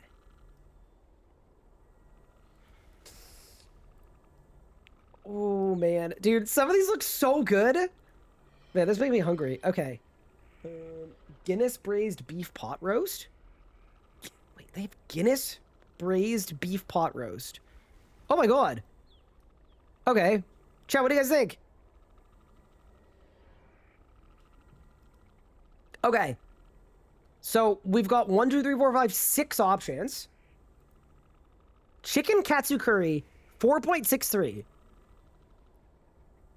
Made by Kate? No. You get to see all of the ingredients. You get to see the portion size and all the macros. Ooh, I actually really like this. Oh, this is really cool. So you get 10 grams of fat, 80 grams of carbs, 41 grams of protein. Okay. I mean, that's the rice will do that. Actually looks really good. And then they have heating instructions too. That looks really good. Oh my god, they actually give you the ratios of the macros. Look at that burger. Wait, what was the burger? What was the burger? Oh my god. It's stacked. 900 cal. Okay, we gotta look at that too. Okay. Holy macros, chat. That's crazy. That's a lot of sodium. Okay. I'd put this in the maybe pile. On to the next. The chicken. So I feel like this is kind of boring. Look how balanced that is, though. Look at the macros. 48, 44, 49. Holy balance. Okay, I'm gonna move off of the schnitzel. You guys said I have to get the oxtail stew. Yes? 4.78. I've never had oxtail before. Can you grab the impling? Wait, where's the impling? I don't see it.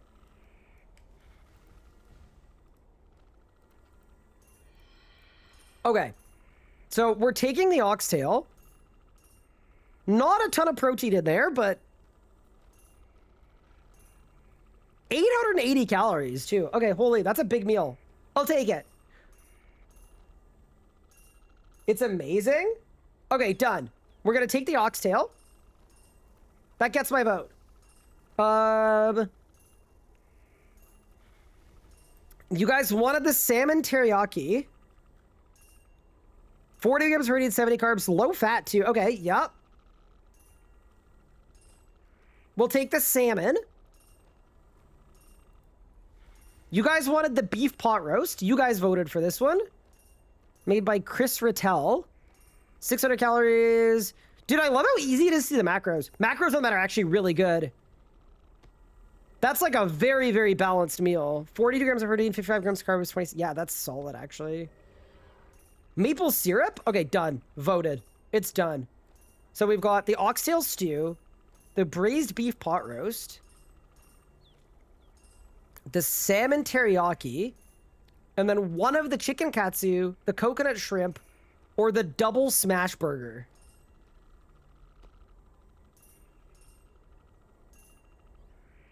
The burger? You guys want the burger? Chef Chris builds his double smash burger with 2 beef patties smashed to griddle, get perfectly crispy lacy edges, vinegar, cheese, lettuce, pickles, caramels, onions, all piled high on a potato bun, a gochujang aioli that he coined his bang bang sauce? I don't know that I want Chris's bang bang sauce. 890 calories, ton of sodium. Okay, this will be our unhealthy meal. This will be our sending it pick. Yeah, 60 grams of, this is Big Bertha. Okay, I'm done. I'm in. Okay, so we're gonna try out oxtail stew, beef pot roast, salmon teriyaki, and the double smash burger. Those are gonna be my picks. Why not? And we'll try them out on stream. But yes, super cool. Okay, so I will off stream. I will change my postal code obviously to my actual one and not the CN Tower. I'll get those ordered up and we'll try them out when they show up, and I'll give you guys my honest thoughts. But yeah, massive thank you to Cook Unity for sponsoring the stream. It helps out an absolute ton. Makes a huge difference. Means a lot. And chat, thank you guys so much for participating. That was actually very fun. It would have been really boring if nobody was helping me pick meals to eat. So, appreciate you guys. Check out Cook Unity. They seem quite cool. I liked the site. That was my first time checking it out. And yeah, we've got our options. What if I want you to fake your review of everything? I'm curious. What if I don't like oxtail? That's what I'm curious about. But yeah, I think what I'll do is when all the meals get here so that we can try all of them, what I'll do is my whole family will be here. And then what I could do is I could, we could cook all of the meals at once for like dinner for the family. And then that way I can try a little bit of all of them. But yeah, thanks community and thank you chat. It's something that like, I don't know, I'm always like very, very picky with sponsors, but they seem like a really good, cool one, offering something that I genuinely think is useful. So cool. Very nice. Also, if you want to support my stream, you can check out Community by following the link in chat. All right. Now let's go kill stuff.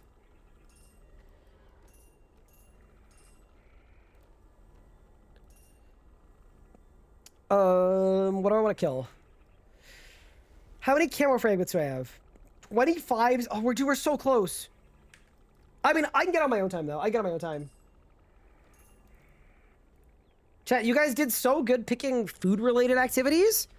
Thoughts on helping pick hardcore Ironman that wants to be good at heists-related activities? Dude, I need some frickin' bank space, man. It's not good.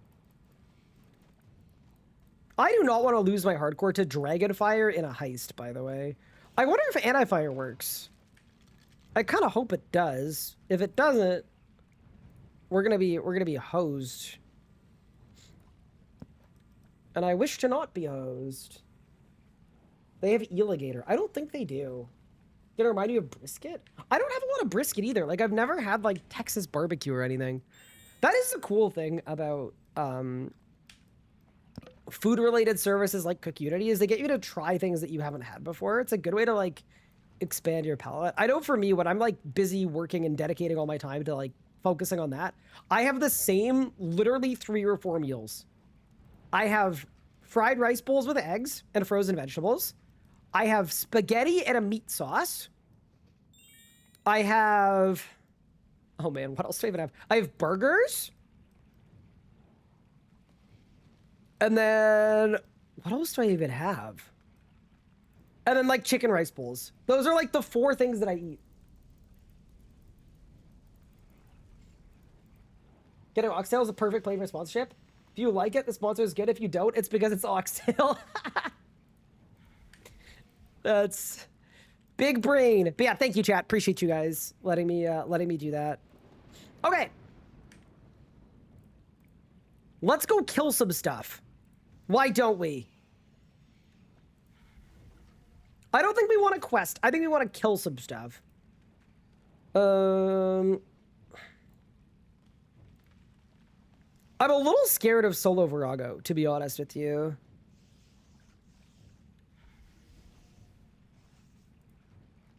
I haven't done Zambi in, like, forever. We could go back to Carapac, but I can't get the Master Time without a task. Calfight Queen and Calfight King are all I'm missing for easy and medium. Let's move forward. I still want to do all the combat masteries, even though there's a real chance that I die trying, unfortunately. Let me see if I can find someone on that wants to do Calfight King with me. Screw it. I haven't been back since the incident, but I think it's the right thing to do.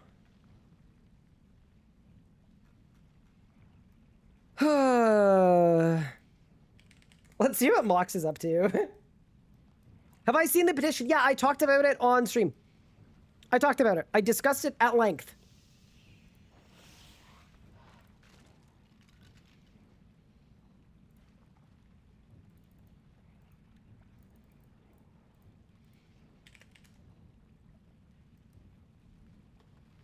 Oh, wait. Do you need me to sign it? How do I sign it? How do I sign the petition? Let's find it. Thief Finder. Josh, how do I trigger the petition?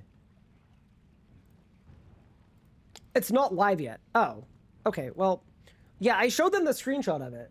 I'll sign it for you. What? Actually, wait. Kind of funny.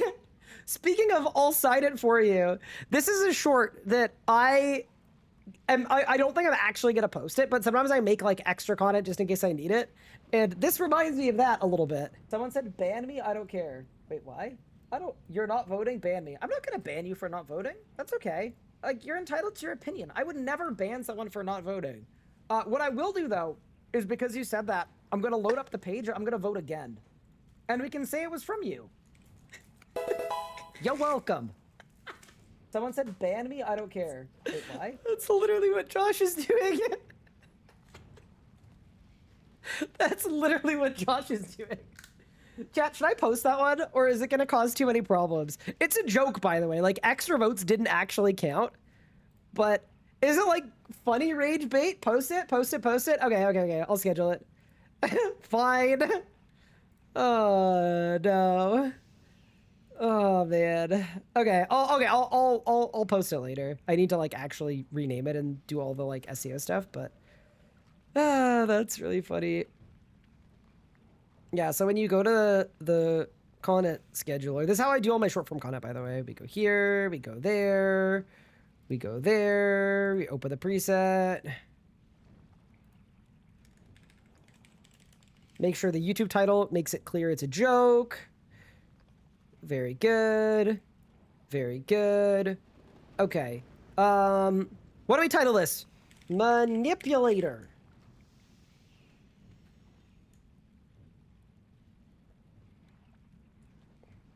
I don't know what to call the title, but it's fine. It probably doesn't matter.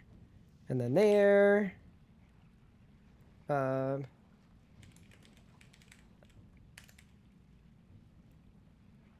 Voter fraud? That's gonna get my, like, TikTok account banned. Perfect. Voter fraud. RuneScape voter fraud. Perfect. RuneScape voter fraud. And then... why the MTX vote passed. It's actually better than voter fraud. It's a little bit of rage bait. Description says just a joke. Cool. And then how this works is then you go schedule, and then you choose a time. I always do 12:02, and then I pick a day, and then I go schedule. And then I hit schedule post. And then when you go to my content scheduler, you can see all of the content that we have scheduled. Sunday, let's go there and there. And then actually I'm gonna swap those ones. Huh. Where did my content planner go? Help! Okay, and then we'll go there. Huge! Alright, we did it. Good work, everybody. And then it will automatically post them to all 3 platforms at the same time. If you ever wanted to look behind the curtain. Alright. I know it's you multiple from one site. Yeah.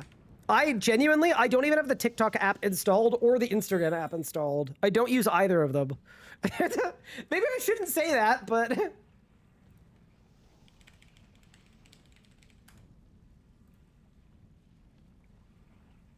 but apparently I have 12,000 likes on TikTok, 2,700 followers, and...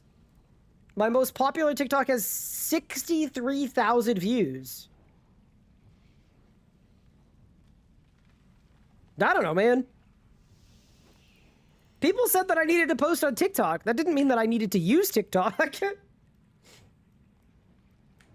Merchant World 88? Fine, I'll go to the merchant. But yeah, also, if anyone is like a content creator that ever wants to know about like how I do certain things or what my processes look like or any of that stuff, genuinely just message me. I'm always happy to share stuff I've learned and stuff like that. Knowledge share is good. So he does not read our comments. I actually do see the TikTok comments sometimes because I have them funneling somewhere, so I do see them. But yeah, like no one else runs my account. So if you see a comment that was like liked by me, it means that I actually read it and liked it. But yeah, on Instagram, I've never interacted with a single comment on Instagram. I don't even know if I've gotten a comment on Instagram. Like, genuinely, it is... TikTok, though, I definitely do try to interact with comments when I get them.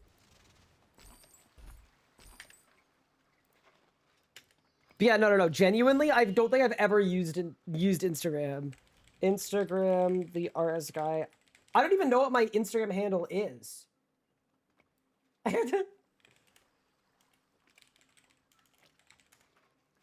But I stopped posting there, and then Kochi sent me threats on the internet. He got mad at me.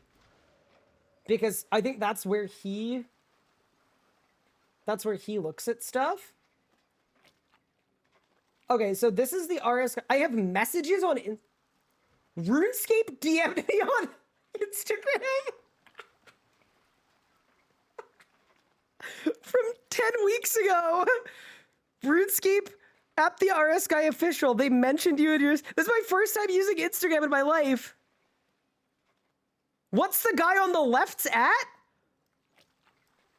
What? What the hell? Ma'am, I am married. Jesus Christ. It's Ryan. He's married, so don't beg. Oh, God. Bro, this place is scary as hell. Wait. That's how to like... I don't know how Instagram... I don't even have a personal Instagram. Do any of these have any view? Oh my God, people are watching my Instagram. Wait, what? These aren't chronological. Are they reverse chronological? Wait. Why are there only 20 Oh, they're here. I don't know what the difference is between there and there. They're here. Okay. I don't know how any... I've genuinely never used Instagram in my life. Some of these reels have a lot of views. Do I have a single comment? Have I ever gotten an Instagram comment? I see a couple.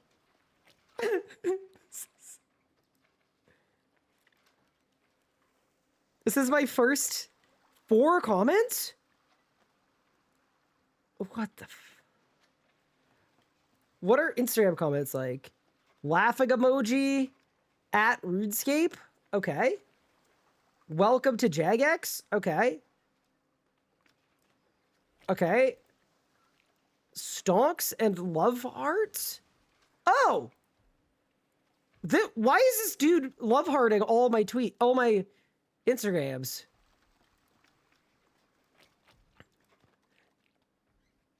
Yeah, okay.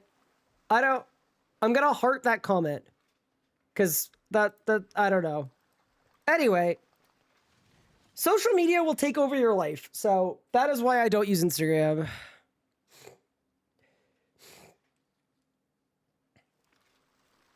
Videos feed only, but as last year they switched over, so videos go specifically to Reels. Unless you specify you want them on your main feed. Got it. Okay, makes sense. Dude, I can't believe the first Instagram comment I saw was someone asking for my info. Pretty cool website service. Appreciate you sharing. Yeah, no worries. It is expensive, but for me, it was either I find a paid solution that helps my workflow, or I wasn't going to make short form content. And short form content has actually been like a genuine growth boon for my channels, like more than you would think. Mostly on YouTube, I will say, but like on YouTube, look at this. 360,000 views on that short. 350 on that short. 150 on that short. 120, 100, 195,000. 100,000, 130,000. Like, these views mean absolutely nothing, but it's a good way to put RuneScape in front of new people. And that's kind of why I'm trying to do 3 a week. It's just like... The other thing that's cool about these shorts is I have notify subscribers off. So if you're subscribed to my YouTube channel, you won't get a ping when I post a short, and that's intentional. Because I want them to grow organically, and I want the algorithm to pick them up. Because if they all went to all my subscribers, it would actually hurt the discoverability of the shorts. Because you'd see that most of my subscribers didn't watch them, and then YouTube would suppress it. But yeah, anyway. Not important, but...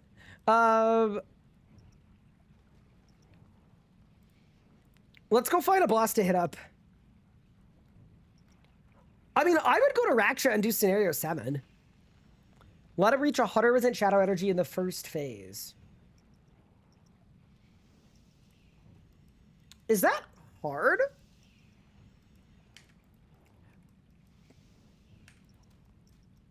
I think it'll be fine.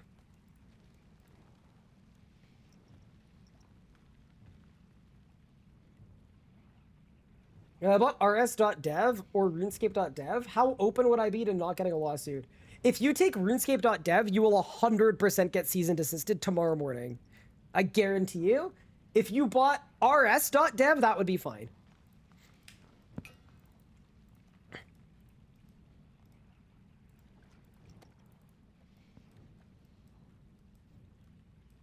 Yeah, rs.dev would be fine, I'm sure. Well, I'd be surprised if it wasn't. It's fine, it's just long. Okay. I mean, I'm trying to get my combat score up, right? I'm trying to get better at cranking it.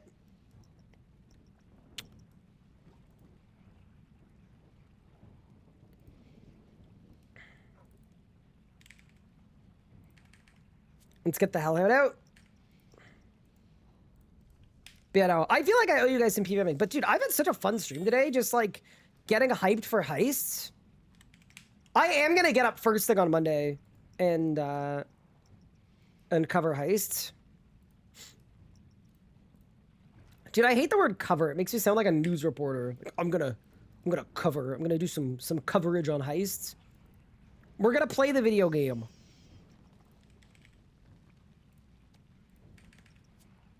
Dude, the fact that I'll be able to pickpocket for Chronotes in a few days, big.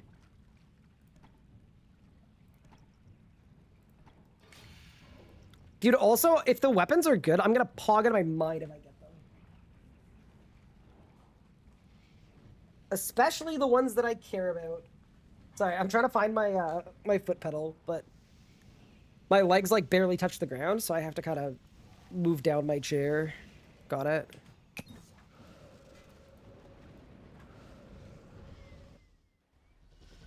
New account Thieving Rush?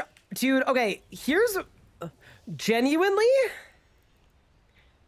Heists kind of make me want to make a new account. And rush thieving. Like, it just feels like the upkeep on your account is going to be so much better with Thieving Rushed. Like, legit.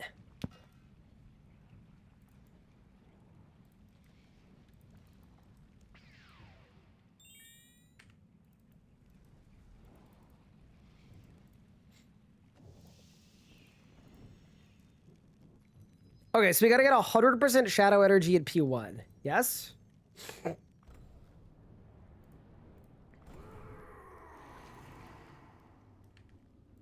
But not any of the other stuff.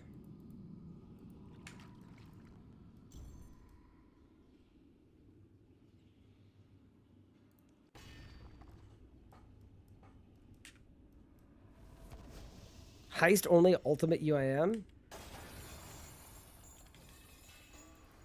I mean, what if I made a new account?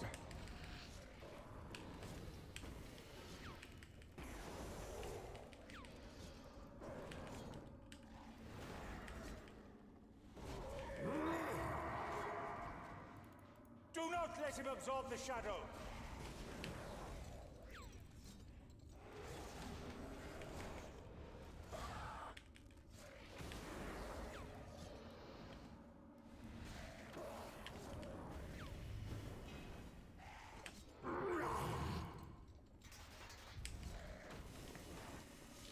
So I just stand here?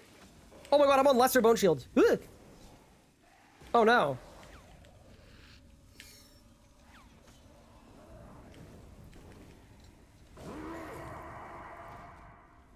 Do not let him absorb the shadow. I'm on Greater Bone Shield. It's just really short.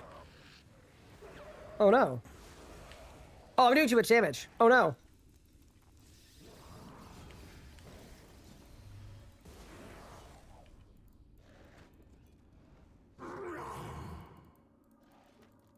This is the problem with necromancy, man.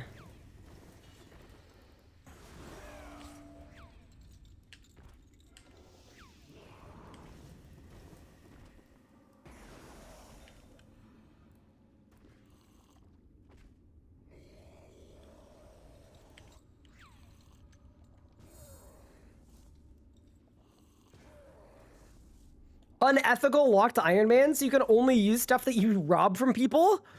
Wait, I kind of like that.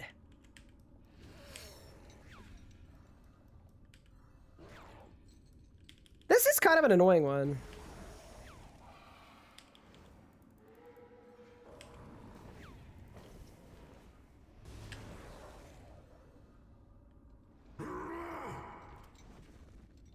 Do not let him absorb the shadow. Well, because I need to get my shadow to 100% on P1.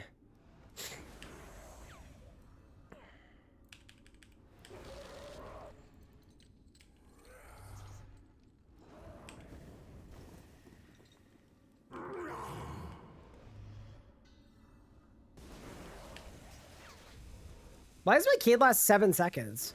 Does that mean I don't have Malyatops? I must not have Malyatops. So I get to 100%, right? And then I can clear all the pools?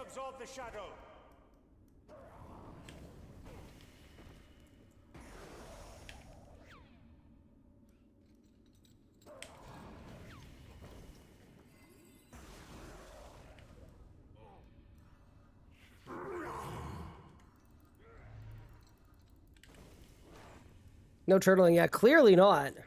I don't think I've got Malyatops in pen either, though. Should look at that. How many cycles of this do I even have to do?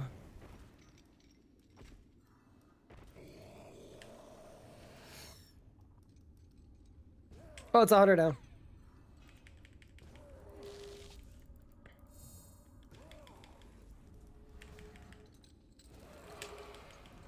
Okay, so now I can kill the boss.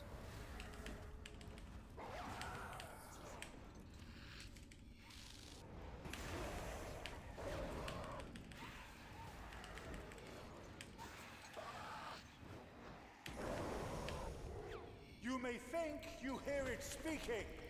Ignore it and focus.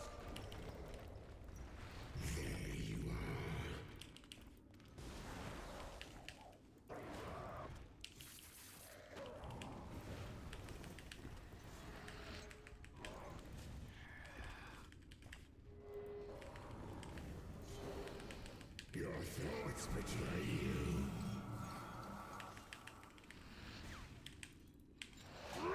Yeah, this feels like kind of cursed, but like I'm sure it'll be fine.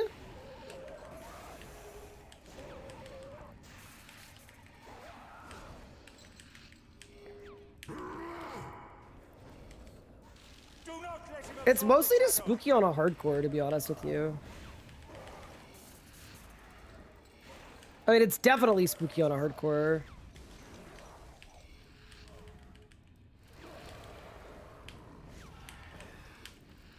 Flee, insect.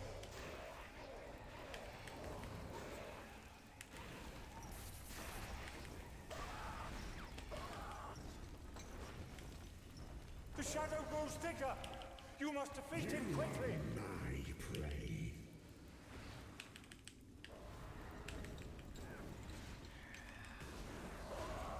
Oh, the room is in a bad spot, bro.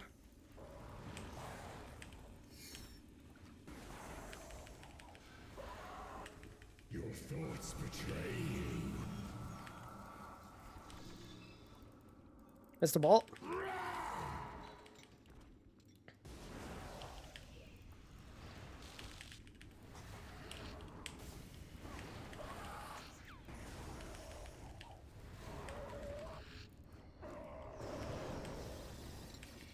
Flee, insect.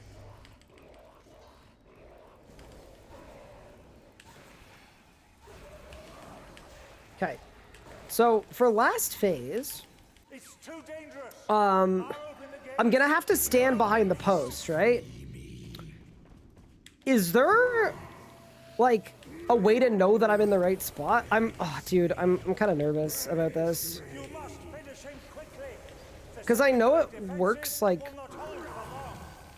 I know it works a little finicky.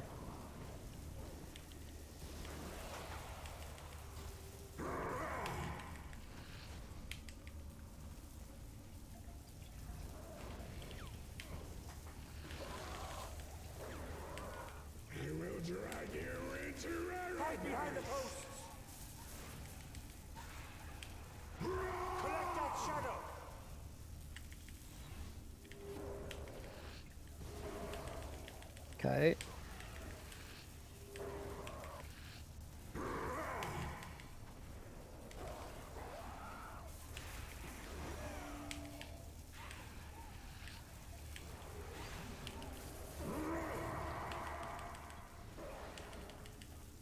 I'm just uneasy about this achievement in general.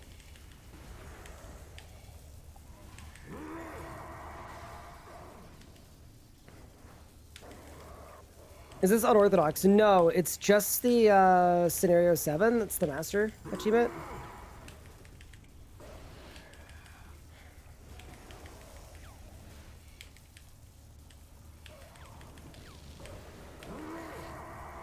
I'm nervous about the hide behind the post part.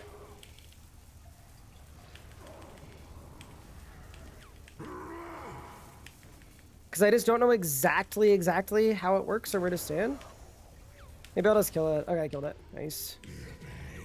Nice! Scenario 7 completed. Yeah, I did not like that. I'm not gonna lie. It kind of stressed me out, but... I did it! Okay, so I gotta do the master speed timer, which I don't think I have the gear for yet.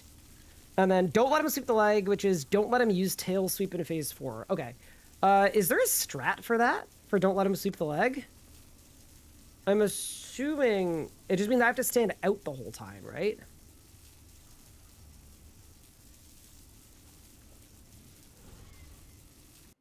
Get Mage Camp Master Time with E-Tect? I don't have E-Tect. Well, I have some E-Tect, but not all of it. I don't have the 299 Prayer either.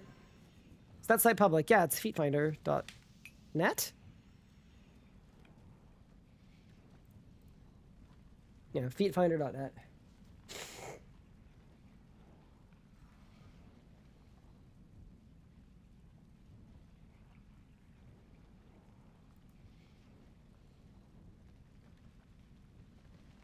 Go to Raziel, but I do not like Raziel at all.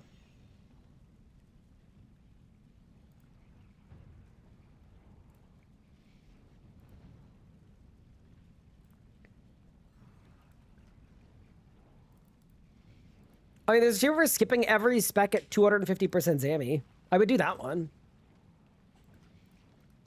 I'm down. If you guys are.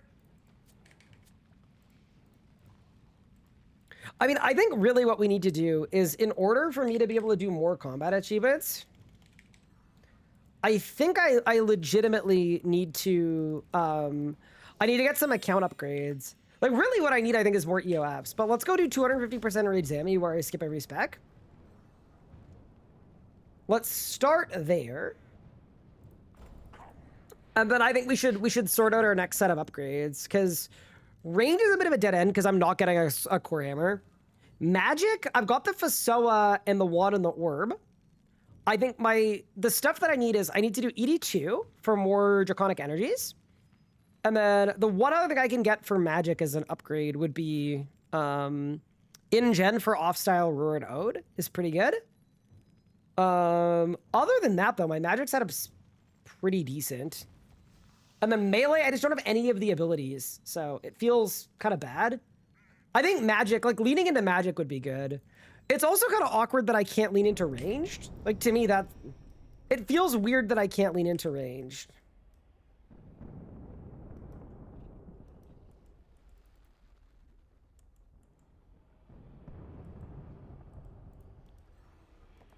Also, some of my keybinds are different on my new mouse. I just want to sort them really quick.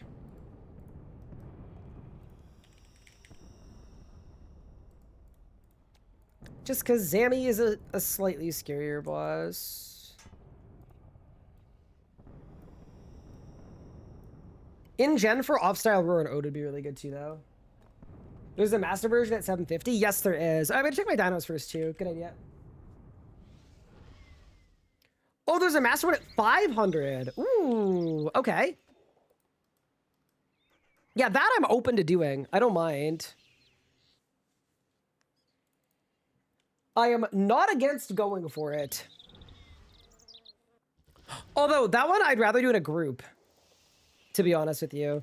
That's where I'm at with combat achievements, is a lot of what I have left is group stuff. Like, oh my god, yeah, I've got Pavos in. Holy! Okay, that's not good for Zamorak. Hit me up for Croesus? No, I'm not even going for it anymore. I'm just so disenchanted with the idea that I have to that I don't even want to. Okay. And yeah, I do have Gricko as well. So yeah, my range setup is sick. Do I have a main hand blight? I do. Oh my god, I have a corroming blade. Oh my god, I could use it when... Wait, would it be worth using this when I'm using necromancy? To Gricko for a Dren? Feel like it might be. Okay, all of those Malaytopses are eggs. That's not good.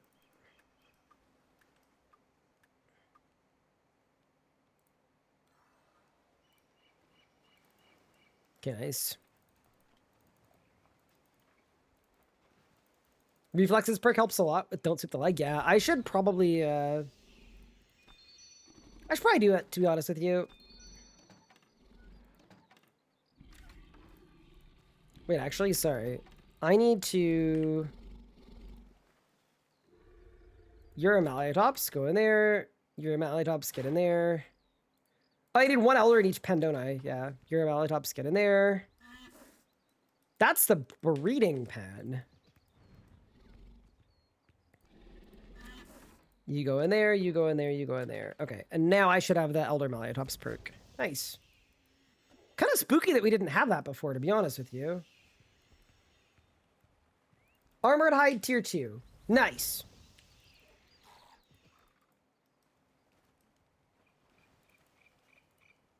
That is exactly what the people needed.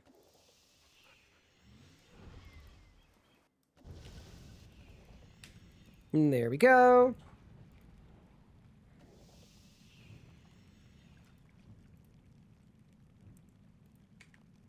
Yeah, I feel like I'm probably not gonna die. I hope I don't die anyway.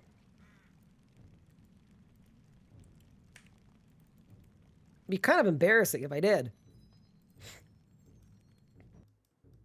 I also don't even know if necromancy is the way for this, or if I should do four-piece Crypt Bloom, or I could do Elite Tech Taunt. There's so many options. Or whatever. So goal here is we don't get a single special attack in the whole kill.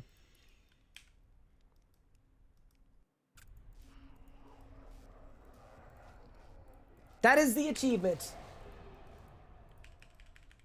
Our crowning achievement. I mean, I feel like at this enrage, like, it should be fine. And I wear a rod at Sammy, by the way, because Ring of Life usually doesn't do anything.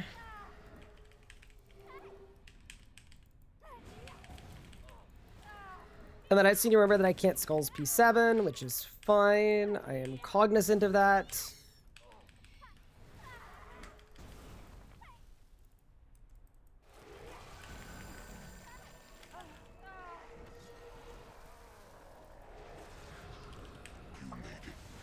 Okay, so we start with 2.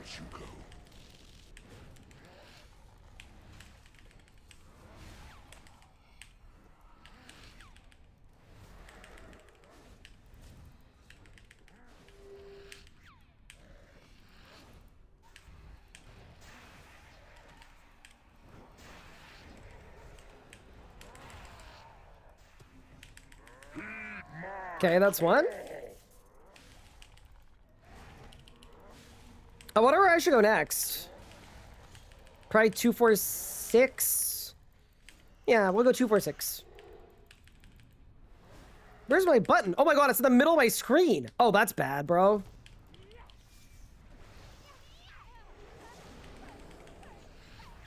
Okay, so 2, 4, 6. 1, 5, 3, I think is what I should do.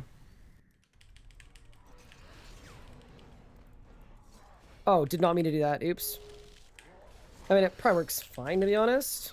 Yeah, it's fine.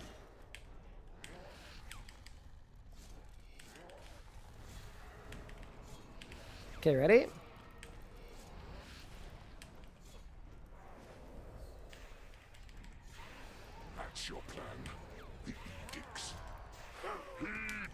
Okay, that's 2. It feels very weird to be at Zammy with Necromancy of all styles. Like, I haven't used Necromancy here in so long. I think I'd like to be able to mage here, to be honest. I just think it would make me more confident.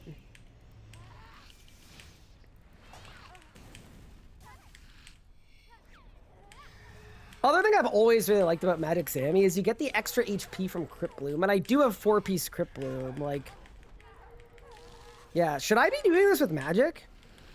Maybe next time.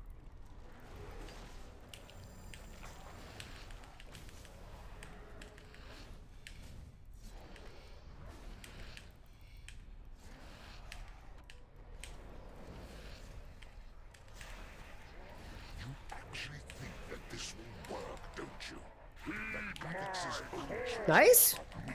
Okay, we're doing it. So remember, if I get a single special attack here, I fail. Should I be stacking shards? Surely not at this enrage, right? With Deathmark? No, there's no way. That'd be fine. I'm just so out of my depth, man.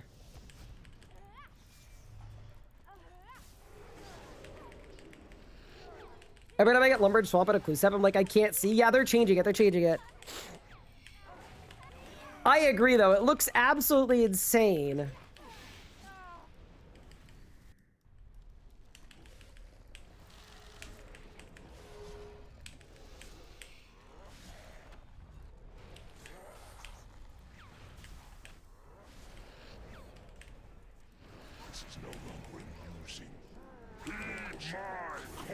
Okay, good skip.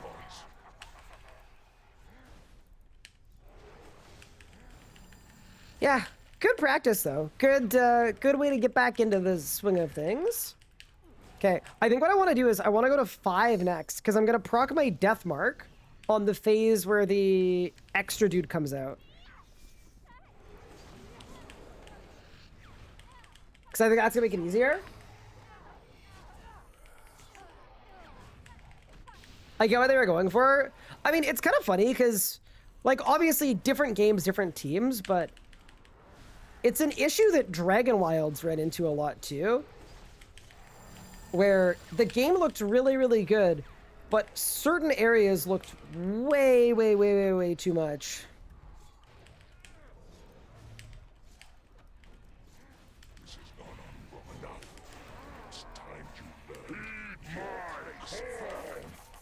I did it.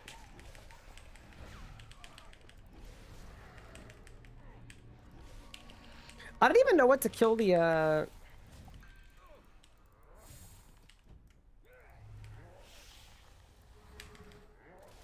kill the runes on P7 with. It's been so long since I did, Necromancy Zammy. Like, I'm sure it'll be fine. I'm just gonna run around and kill them.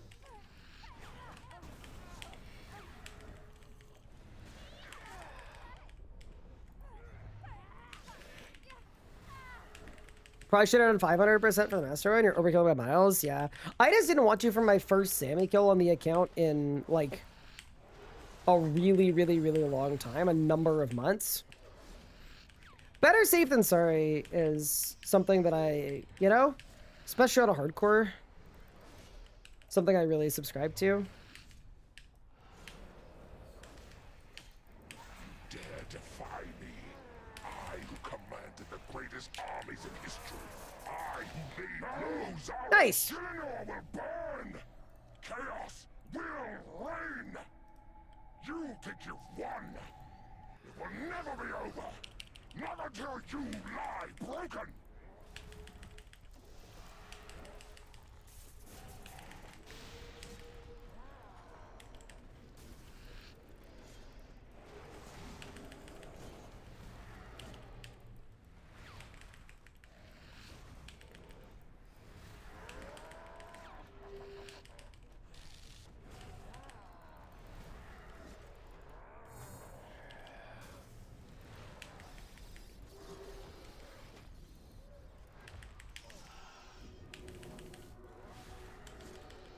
I can't even remember how this boss works. Whatever. I did it. Let's go. Did I get it? Can't touch this one. Very nice. Yeah, that's kind of what we're looking for. How come you have the Enrage unlocked, but you don't have the achievement for completing it? I was doing the Don't Get Specked achievement. 500% in under 630. See, that's a taller order. Like, that's one where I want to go in a group, I think. Solo 1K, I'm waiting for them to unlock Zammy, because I hope it happens. All these 750 Enrage ones, I have to do in a group because I haven't unlocked them in solo. Which is kind of awkward. Yeah, that's kind of all the Zammy I can do with the setup I currently have. Wow, that's not a bad loot, though. I don't feel fully game healthed. Okay.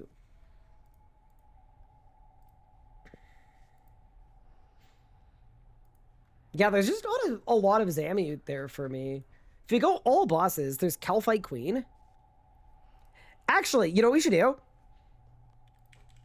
Let me look at the Wait, do I only have 3 EOFs? Yeah, I do. Okay, what are my 3 EOFs? Darkbow, ECB, Death Guard. Okay, chat, you know what I think we should do? And you guys can let me know if this is a bad idea.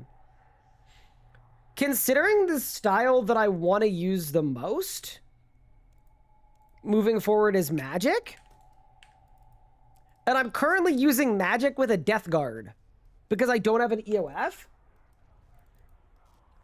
I feel like maybe we should go get ourselves a magic EOF because it'll probably be good for the new staff. And if it isn't, we need an Iban anyway. Yeah, no, I don't want to eat the ECB because I don't have any extra pieces. No, like that would be insane. That's a dark bow. We also have a physical Saren God bow that I don't even have an EOF for. I feel like that's the actual answer of what we should do. Let me turn on my totem though, and then we can assess. I don't even know if I have clues. I'm hoping I do. I feel like I've done a lot on this account, but yeah, one thing at a time, right?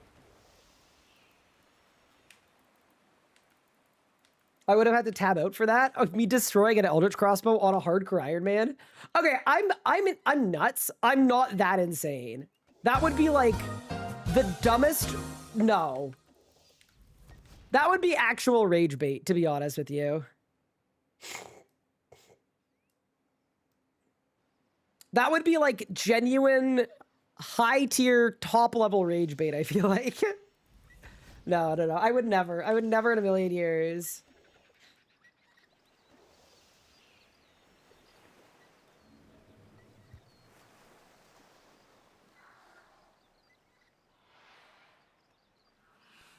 No, but you guys would agree, like, this is the correct next step for my account. Especially since I have a stupid amount of Reaper points, too. Like, I have 1,600 Reaper points. Wait, how many Reaper points do I need for 2 EOFs? 992. Oh my god, I don't have enough Reaper points for 2 EOFs. I mean, do I really need 2? No, I probably just need 1. 1's probably fine, for now. Eventually, I'm gonna need 2, though. Do I have the Ammo Souls? I probably do. I should check as well if I've got dust. That's actually a good idea. We're gonna do a dust check after this. Just want to see what we're working with here. This is one of those things that, like, I've been putting off for so long, but it's so valuable to do. Same with unlocking a masket. I want to unlock a masket, like, ASAP. Because Reaper Crew for the damage bonus is actually significant. Like, I also don't know. Like, the vibe I'm getting from you guys is that you guys are not super interested in watching me do a masket. So I don't think I'd want to do a grind for the gear. But I do feel like watching me do the combat achievements for a masket on the hardcore, I feel like you guys might enjoy that. And that might be kind of different.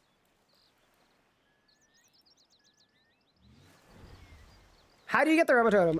You have to just do a bunch of mining on Anachronia. I think I have all the pieces for it except for one. I can show you. Oh! I literally have the Remo Totem. Oops. So I didn't need to do any of that. Cool. Love that. Fun fact, by the way, with the Remo Totem is the idea for it came from a member of the player advocacy group in 2020. But unfortunately, sad, not a happy story. Unfortunately, they passed away before the Remo Totem could be added to the game, which is very unfortunate.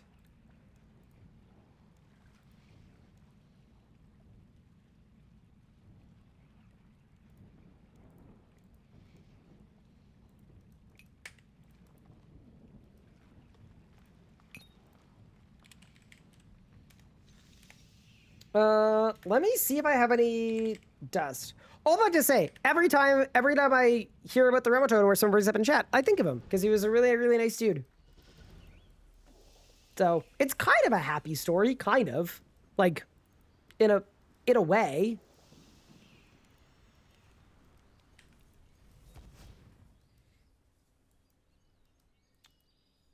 Hi, Red. How are you doing today? I'm doing well, awesome God. We've had a fun day today.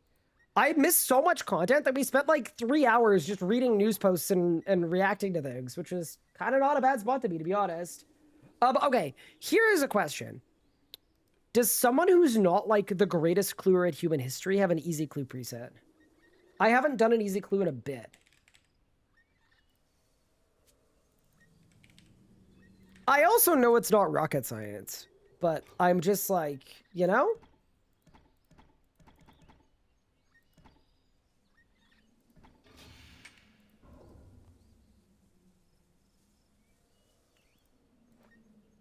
Yeah, I got you. Why do I feel like whatever you're about to send is really, really cursed?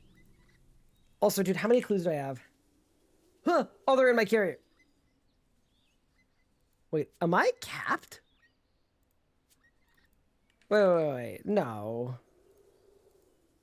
Am I really?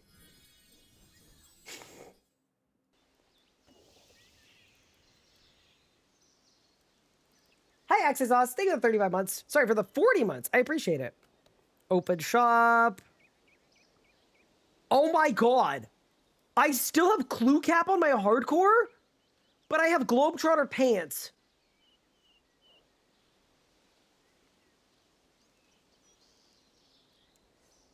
Oh, that's so bad. Okay. So my cap is 25 easy clues. And I've been on cap for like ever. Okay.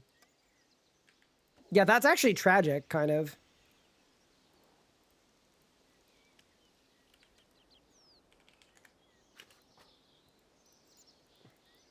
Wait, don't I already have a bunch of forts too? I already have... Wait, I only have 33 forts! Okay, chat, can everybody call me an idiot really quick? I'm sorry. The fact that I've been putting off getting that EOF for a year and a half, and all I needed was 17 fortunate components? Brother, I could bang this out in 20 minutes. Why does my human mind work like this? I've been putting off half an hour of cluing for 2 years. Okay, well, that's kind of a dub. All right, well, I guess this won't take terribly long. Yeah, we're going to do this right now. Like, genuinely, let's just do it.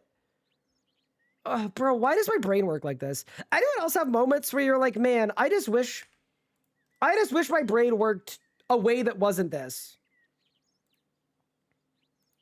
Wait, sorry. I realize when you're cluing, the most important thing is the drip that you equip. The equip drip. Do I have a Reaper necklace? Nope. Do I have any of souls? Yep. Okay, so I could actually make 2 EOFs if I wanted to, but yeah, nice.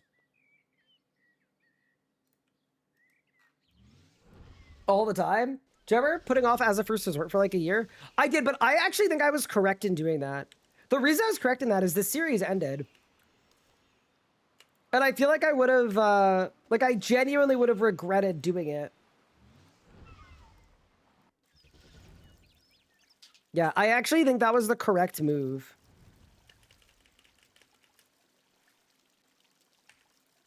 Yeah. The one nice thing about easy clues for me is I've done every hidey hole and I know where all the spots are. So it makes life a lot easier. But yeah, we'll blitz these out, get our EOF, and then that way we'll have an EOF ready for either for an Iban staff or if any of the new weapons are good. But yeah, no, I've got every single hidey hole filled, which is kind of nice. Treasure trails, think.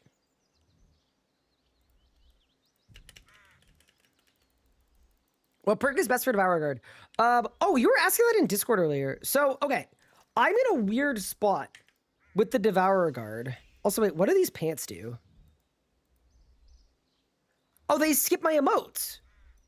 Oh, that seems good. So the weird thing about the Devourer Guard is recently people have been saying that it's actually bad. Like it's worse than an Omni Guard. Which I don't 100% know or understand. But if that's true, then you just put whatever you'd put on an Omni Guard, but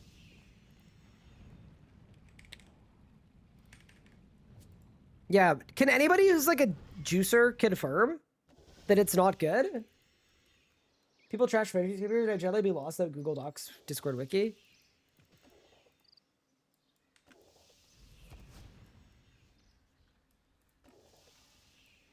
I thought it was basically a flanking switch. Yeah, it could be. Okay, so I put this stuff on, and then I don't need to actually clap. Oh my god! Dude, this is one of my biggest gripes about clues, by the way. I've talked about this before, but I have a strong disdain for the idea that clues get really, really easy and chill once you've got a bunch of upgrades. I just think it's really backwards.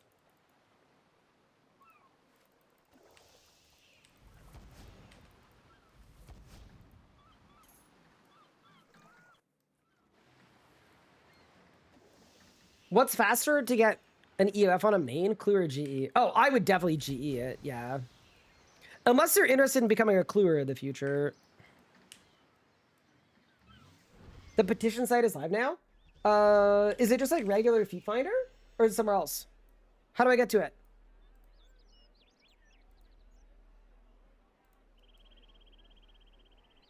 Petition.rs3.dev. Oh. So at the movement. Plus one person already signed. Wait, but I already signed. Wait, my RuneScape name? What name do I use? Chat, someone give me a name to sign on this petition. Because I think he already signed my name. But now I want to sign it.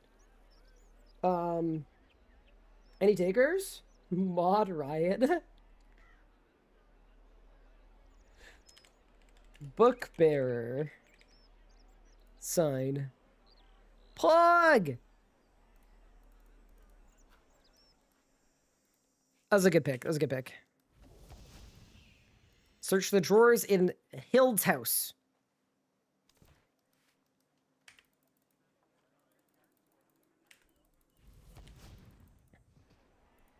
To the Berthorpe Games Room. Don't you mean book guy? Dude, that was crazy that somebody was calling me book guy. Like, that's just, you know? I felt the disrespect there.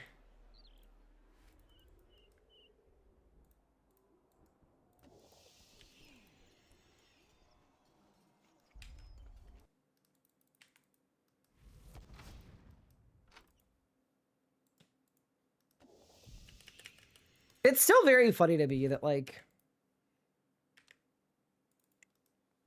you have to take off the clue pants to do the clue step that means you can't have pants on. Kind of fun. But yeah, anyway.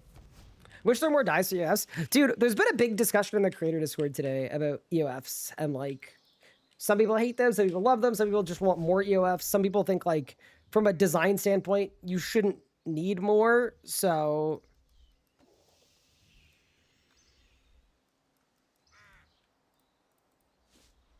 yeah. I think where I'm at in terms of EOFs is like, I think it would be really good if you were able to store multiple special attacks in one EOF. That's probably what I would do.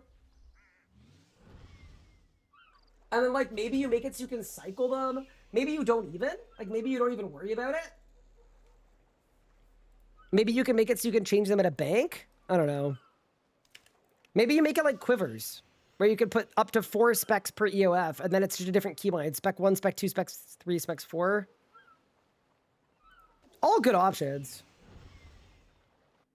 EOFs are so ass. Yeah, I do tend to agree with you. Like, I think if we look at it holistically and we look at it realistically, the only reason we like EOFs is because they're really overpowered. And the reason they're overpowered is they're not balanced for any weapons that were pre-EOC. Because all those weapons had specs that were really powerful and balanced around the special attack cooldown. Of which there isn't one. So, that'd be my take about EOFs. I don't think we should remove them. Like, I think it's way too late for that. I think removing EOFs right now would, like, cause a lot of problems. But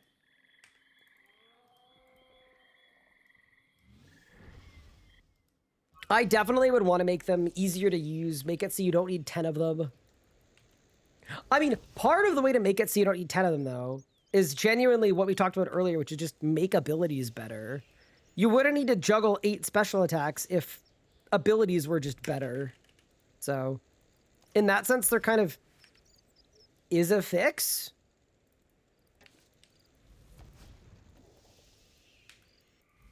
Put a cooldown on them for switching. See, that would get rid of the thing that people like, some people like about them, right?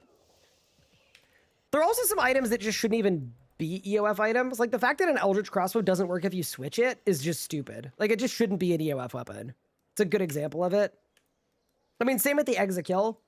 Exekill should have never been an EOF weapon, and I'm glad it isn't anymore.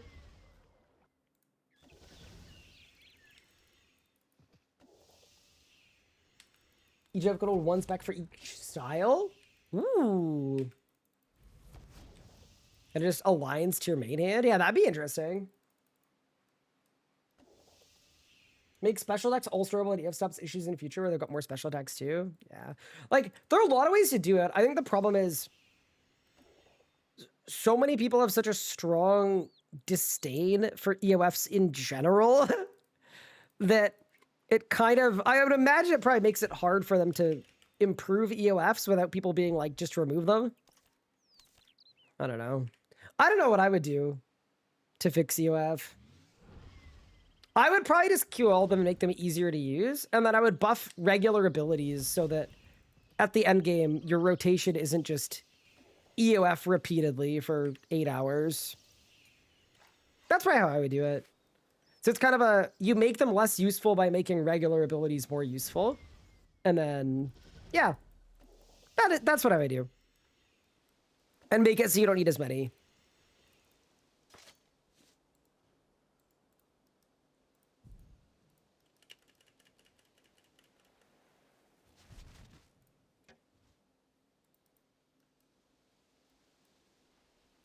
Cluing without drip? What? My drip's equipped. What are you talking about? I have drip. Wait, there's a fairy ring right there. Wait, and there's a portable fairy ring as a RuneScape item. 100% hit chance on all bosses change my mind. There's already no splashing, but I actually totally disagree with that. I think that would be leaning into a problem and making it even worse. Because part of the problem in RuneScape is why would you ever not use one style everywhere if you can use every style at every boss? I think Monster's Big Weakness should matter more.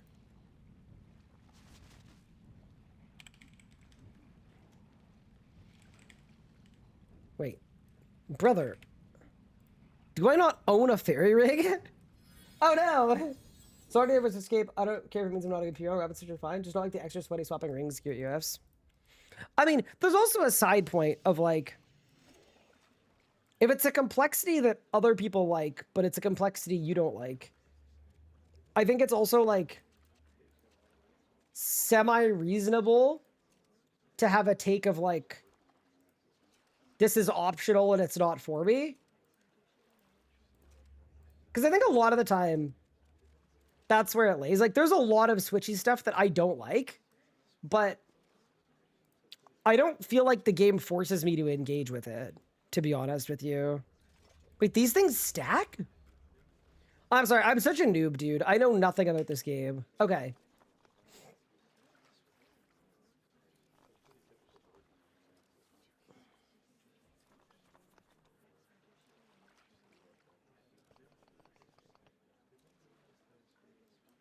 Yeah.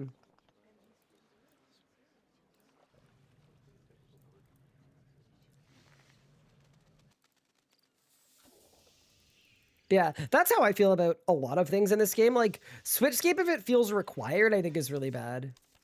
It's a little subjective, though, in terms of, like, what feels required and what doesn't, because some people want to feel like they are doing the most damage or they're the best, but they don't want to put in the effort of the switches, in which case it's kind of a conflict of one's own self, whereas it's almost like a mental reframe that's required to be like, hey, I'm a casual player. I do the best for what I'm trying to do. I kind of had to do that a little bit lately because there's stuff that I just like am not interested in learning how to do. Same reason why a lot of in my PVMing, like I don't really enjoy doing the triple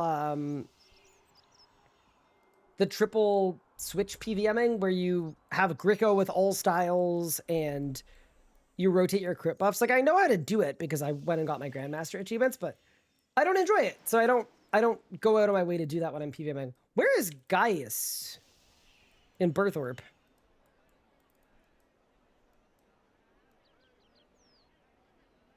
Is your email the best way to contact you? That's kind of funny that you've been building an RSC version of Slayerscape because we've been working on one as well, which is kind of funny. Sort of different, but with some similarities too. So very cool. Best email to contact me is not my management email. It's my personal email. So it's ryan@thersguy.com. Check it there. I'll get back to you. Giant mushrooms are in the Grand Tree. Surely that's... Hats? Wait, I want to connect. We just got a first-time chatter. They're going to email. Josh, don't worry. They're going to email us. Big opportunity to solve some disparities. Swapping gears of complexity too far for something active, not removable, that you'd be willing to accept for comparable DPS increase. I mean, I think the middle ground is, like... I think RuneScape's already in the middle ground. A lot of switching has been removed, and most content in the game is balanced around not needing any of it. I honestly think it's already at a pretty good spot.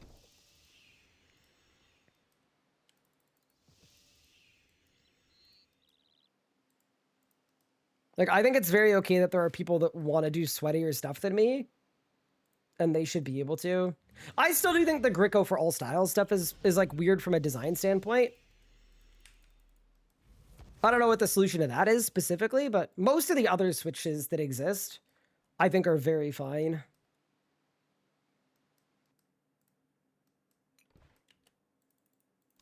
Ryan@thersguy.com. Correct. That is the right email.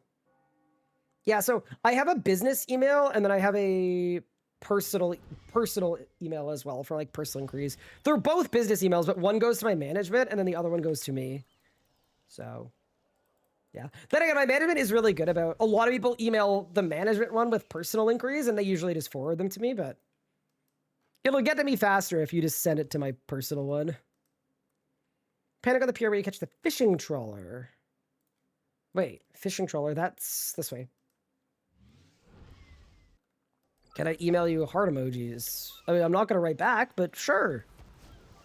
I don't mind.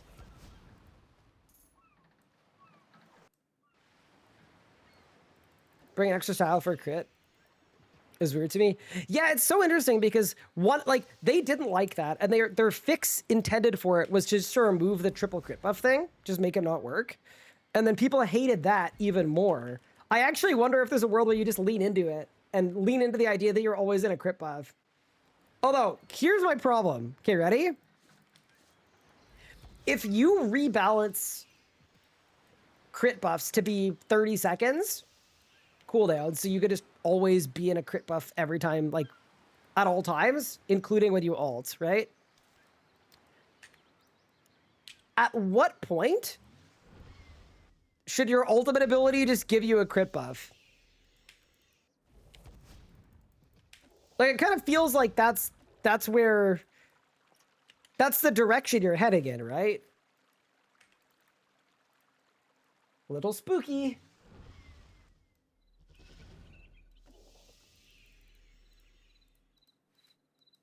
Cry outside the gates of Fort Frinthree. Wait, where's my hidey hole? And then we do this. Thank you so much for the follow, Bathrion. I appreciate it.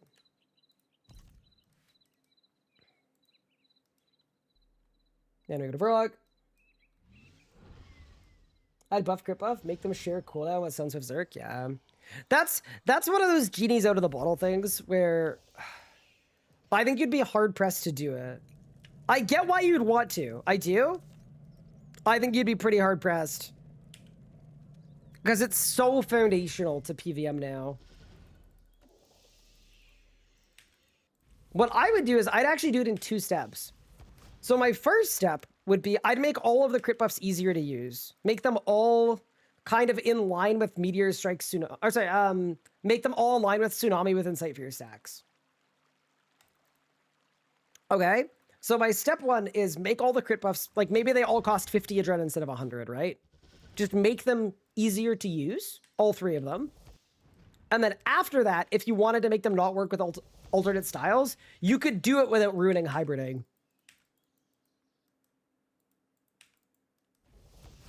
So that's another way to do it, right? That would accomplish effectively the same thing, which is, but you could do it in a way that doesn't kill hybriding in the way that it currently exists.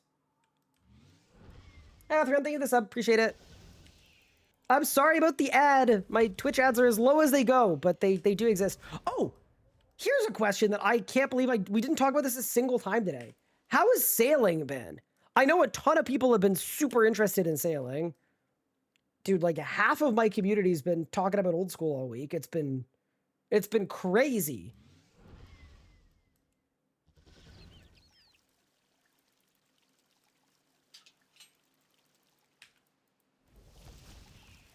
Water agility? Is it really? Conjurers will bring some different threshold costs, reduce some. Yeah. I mean, they mentioned thresholds in the video that RuneScape posted like 10 days ago. My guess is they abolished the threshold ability and just make everything an ability with a cost so they can fine-tune the balancing. I've had a casket, Pog. You've been enjoying a lot. Watch a bit of it, looks fun. So I know absolutely nothing about it. I've seen nothing. I've watched nothing. They ruined the race? Wait, how did they ruin the race?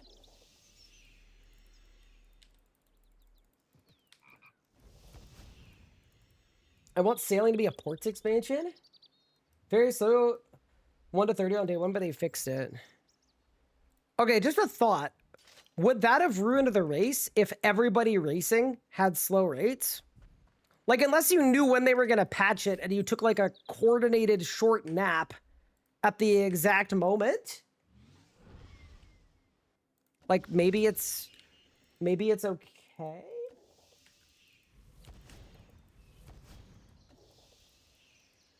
Because I don't think they made it slower, right? They made it faster. So it's not like the people got a head start. Maybe, I could be wrong though. Maybe we need to build expanders too, yeah. Which would be cool.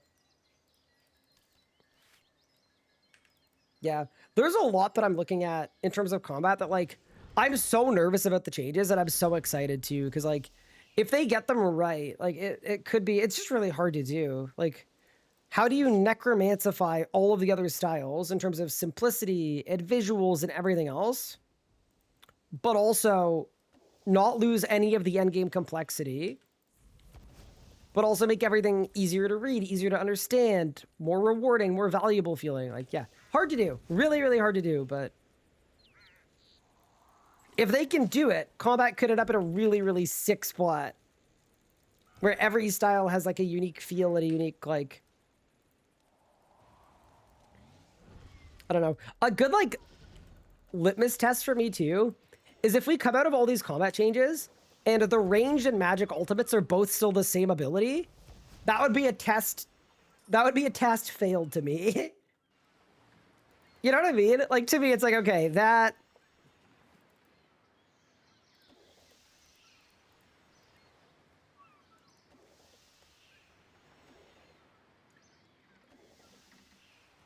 They got a basic ability bloat. I think tomorrow they could probably nuke a third of the basic abilities in the game, and it would be completely fine. Take X is about 5 hours with those levels too. So did they actually like ruin the whole race? Or is it more that like they had to readjust some people or some things, and people are really angry about it. Also, I'm assuming first 99 has happened now, right? I saw people saying it was like 180K an hour.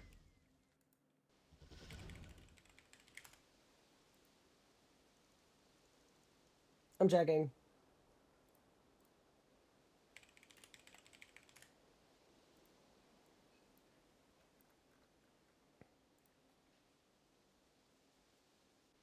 Asian Grinder, 97. Fasto 7. That person's been up there for a bunch. That's Alfie, isn't it? Dude, I saw someone on Twitter post, this is the closest that Alfie has been to shampoo since the start of Sailing release. Which is crazy, by the way. That is a crazy, crazy stray. But yeah, also, I don't think these update in real time, so it's possible that people are closer to 99.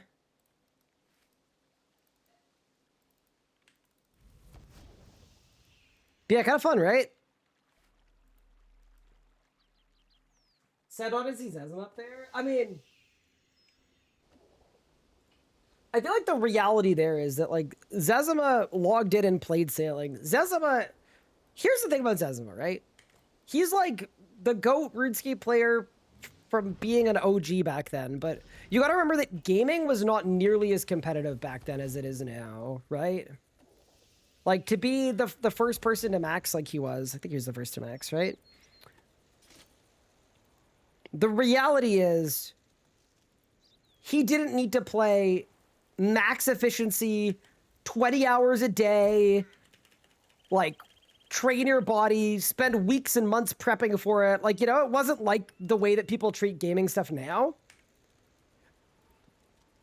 where it's just way more competitive.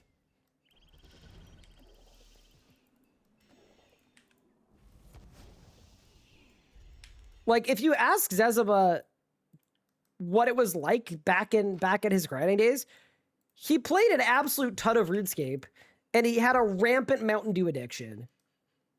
And that was basically the formula. That was the secret to success.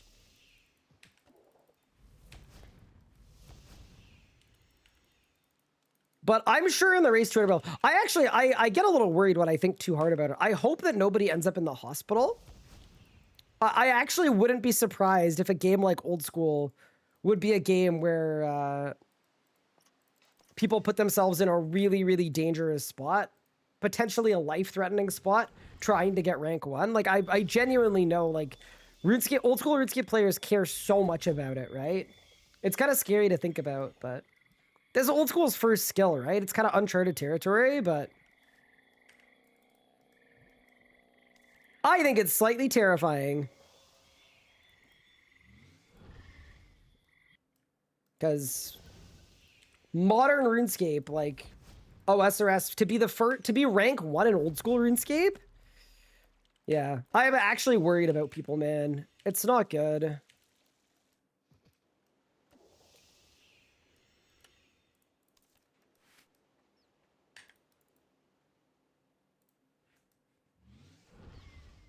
Some people are gonna push way too hard, yeah.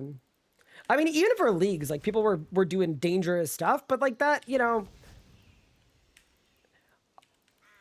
if you assume that Old School RuneScape is 10 times more competitive than RS3's leagues, it's gonna be really scary. Like, I almost kind of hope someone pulls ahead of everybody else and prevents others from harming themselves.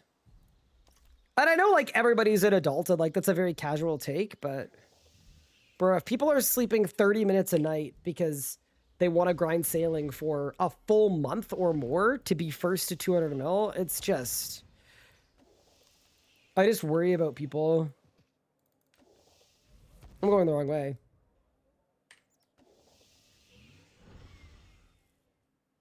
Hi, Legos. How are you doing? You said you've been building something Slayerscape. How far are you into the project? It's not Slayerscape. It's sort of something different that I can't talk about on stream because it's likely going to be my next super, super big series. But I can possibly share some details with you privately. But we've done a lot of... I'd say we've spent most of our time on... Actually, we do have some working prototypes, but a lot of ideation and figure out exactly scoping what we want to build. Because there are a lot of possibilities, right? Like, there was a world where we made something that anybody could use. There's a world where we made something custom for me to have an insane series. There's just a lot to think about. But, yeah.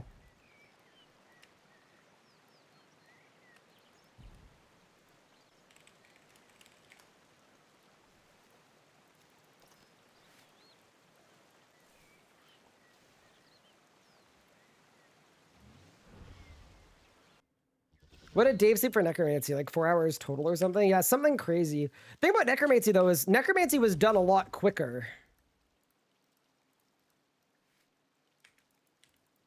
That's the scary thing, is like, yeah, anyway, I just hope everybody's okay and there isn't like a dark mark on sailing forever because someone pushed themselves so hard that they perished. I know the, like, take breaks and drink water crowd has absolutely zero interest in being around for the release of sailing. So I'm not trying to be that guy. I just, you know, because here's the thing, I get it, right?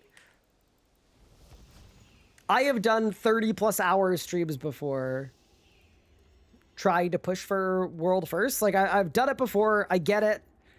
I can relate to it. I know what it feels like to just think about nothing except getting to the end and getting to the goal. I just hope that people have been professional about, like, scoping it out and making sure it's realistic.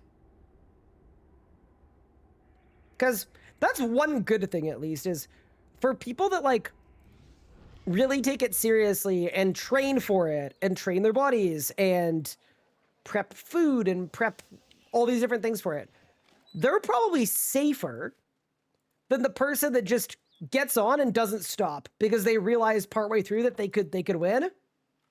Those people are probably in much worse condition in terms of danger.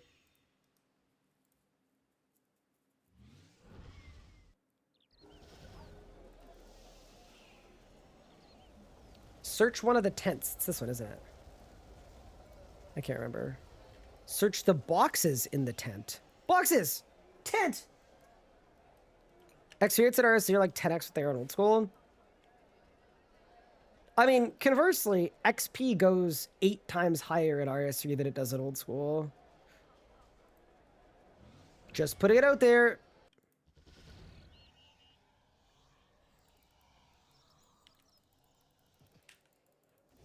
Well, the comments I would recommend right now is a returning player from 8 years ago. Necromancy is the easiest and the best for most people. It's probably Necromancy. But if you don't like Necromancy for some reason, do Magic. Why isn't Sictor stream sailing? Because his head is being used as a lighthouse? What? That's like Necromancy. What's a good training method that doesn't use any summons? I would question why you don't want to use any summons. Because the ghost is really, really good for training. It just keeps you alive.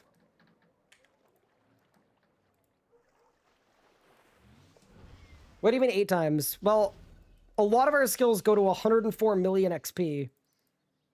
So people freak out about the XP rates being high. It's like, well, 1 mil an hour sounds crazy until you remember that you have to do it till 104 million. Is it like Gilder Games 2 posts for old school even popular RS3? RS3 had one last year. Iron or Axor did the RuneScape Showdown. It was very similar in terms of production value to a Gilder Games. And it was very, very successful and performant for the size of his channel. But it wasn't like hundreds of thousands of views kind of performant.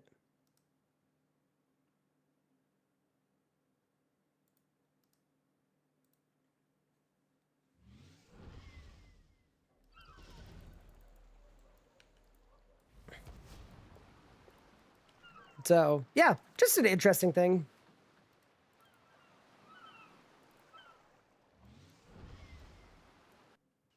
Now they're making good choices. RSA's potentially get a lot bigger. Yeah. I mean, that's partially why we've invested a lot of time into big ideas and expanding and like everything else. Is like, if RuneScape 3 ends up dying as a result of this, that's gonna suck. But if it ends up in a spot where there's actually an opportunity to grow and push things further, I need to be ready for that. That's also why I'm in business school right now.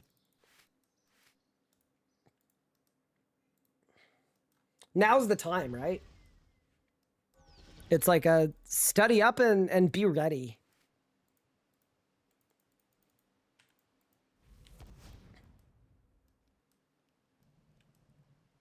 How to rank the combat styles, where do you put them in their necromancy? In terms of what? In terms of ease? In terms of my own preference? Or in terms of like end game power level with all the switches and stuff?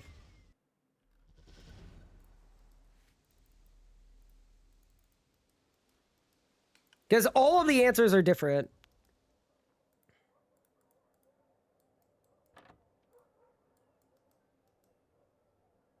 Oh my god, I have no idea which house it is or which drawers it is. Help! Preference and then reasonable mid-tier player. Okay, so my preference would be magic would be 1, melee would be 2, necromancy would be 3, range would be 4. And then if you were doing damage output for a mid-tier player, necromancy will be first by a long shot. And then magic will be second, melee will be third, range will be fourth.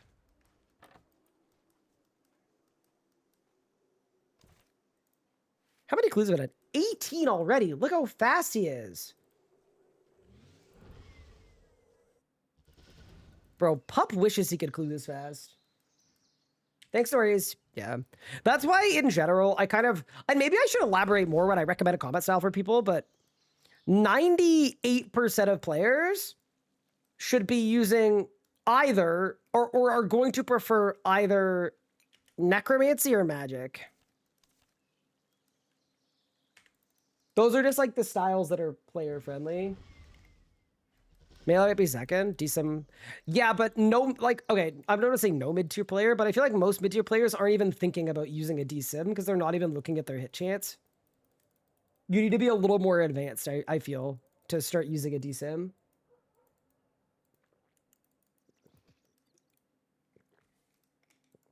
Which is kind of funny to think about because it's really, really overpowered, but I feel like most people don't bother. Have a range doing damage without sweating too much? Yeah, I mean, it's all relative, right, to how much damage you're trying to do. I find range needs a lot to be good. I think it's by far the hardest style to use.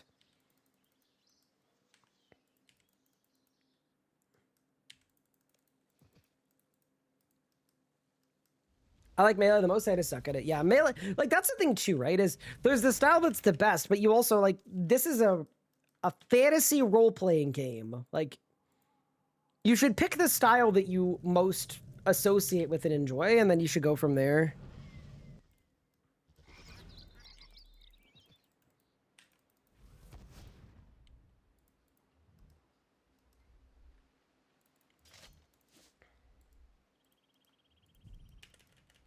There we go. I'm a mediocre ranger who role plays as a good ranger. Perfect.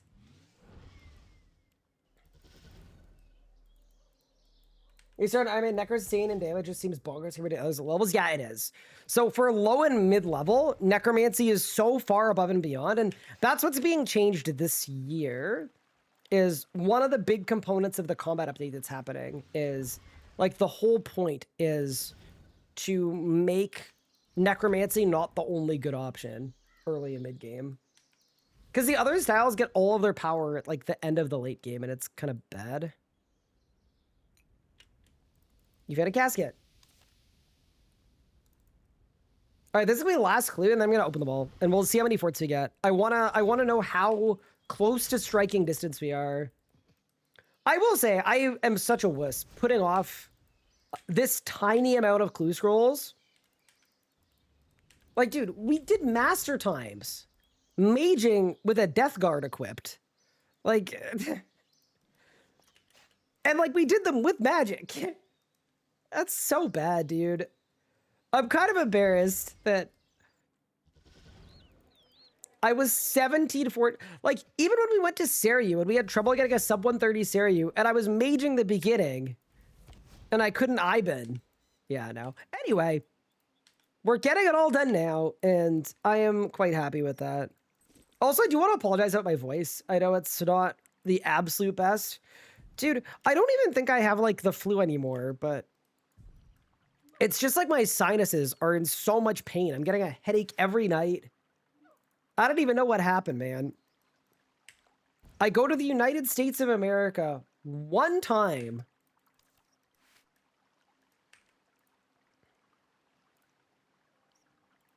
And I got blasted.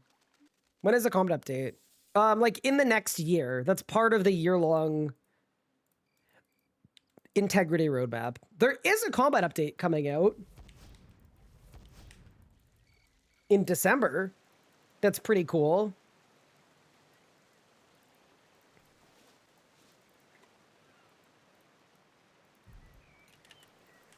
All right, let's open up these clues.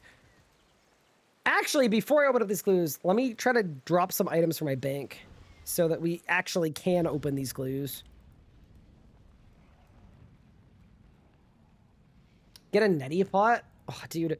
Okay, the process of the neti pot is so gross to me that, like, I don't know that I could do it. Maybe I could, but I'm a little scared. Dude, how do I have this few placeholders, bro? It's just not good. Cleanup filter. Oh! Look at all the outfits!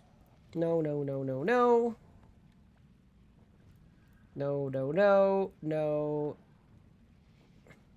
Why are they out of order?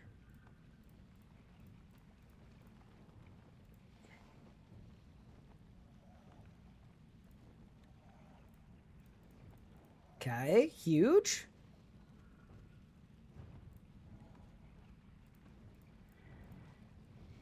Okay, saved.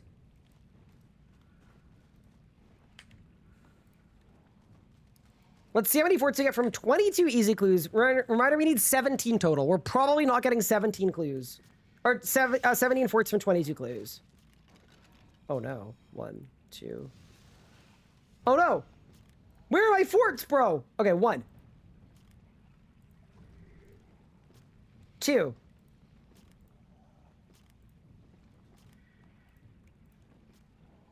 Chat? Chat? 3, 4, saved. 5, 6. Actually saved, and I got a reroll.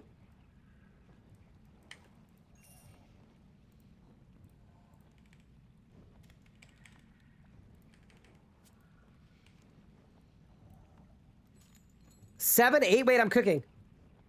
Wait, we were doing so bad at the start, and then we just started giga cooking.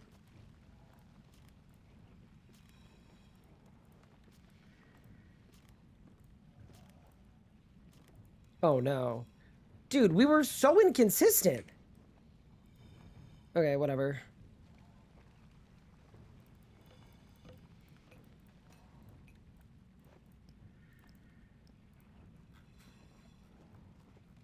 Let's go to the bottom of the... Dude, I gotta clean my bank. Holy crap. We need to get Anna over ASAP to clean my bank. So cursed. 1, 2, 3, 4, 5, 6, 7, 8. Okay. I missed a penguin? Oh no.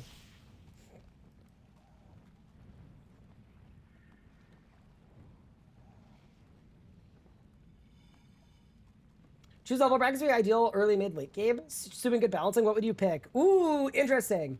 Okay, so very subjective. I would say early game is your first 50 levels in each stat. Mid game would be 51 to 89. And then late game would be 90 plus.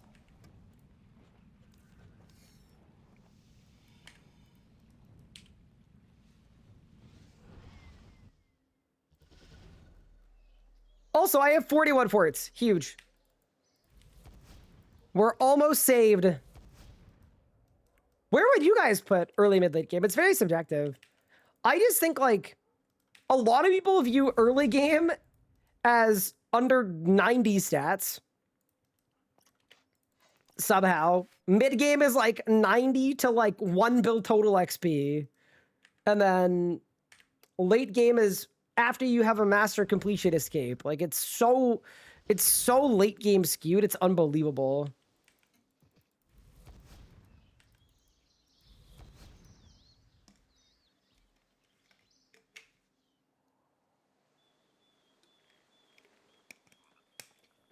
Zero to 45 for mid game? Wait, what? For mid game? Then what's early game? When you're level 0?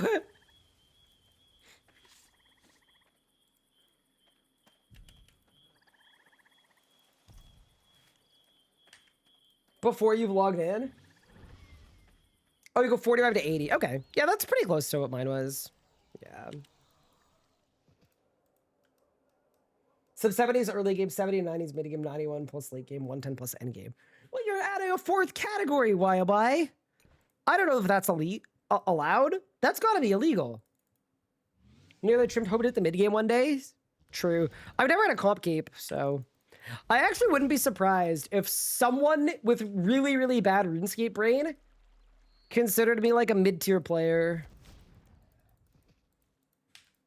with like 15,000 hours played. Wait, is it the chest or the drawers? Or the chest of drawers? Chest. A rock. I think the mask is going to be an upgrade for the Thieving crown. Yeah, I'm curious to see on Monday. It definitely looked like it had a first Necromancer crown. Like, the person equipped. So either that or it's like a second head slot.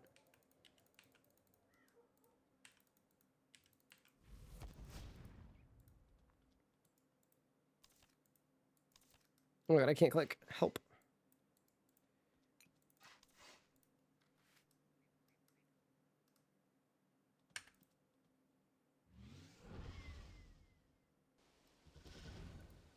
You separate skilling and PvE different endgames. I don't know. I think it's hard to attribute a level to endgame PVMing. And the reason I say that is it's mostly just like practice and wealth more than your stat levels. Makes it a little more complicated. Whereas for skilling, yeah, you could say you're in the late game of skilling, like probably like once you hit 90 something and you can access most of the more endgame methods. I was just even good things come in small packages, even DPS. What? Hold the phone. Nah, dude. I gotta upload all my Grandmaster speed kills to YouTube or something, man. The sheer amount of blame I receive on the daily for my damage output is crazy, and it's totally undeserved.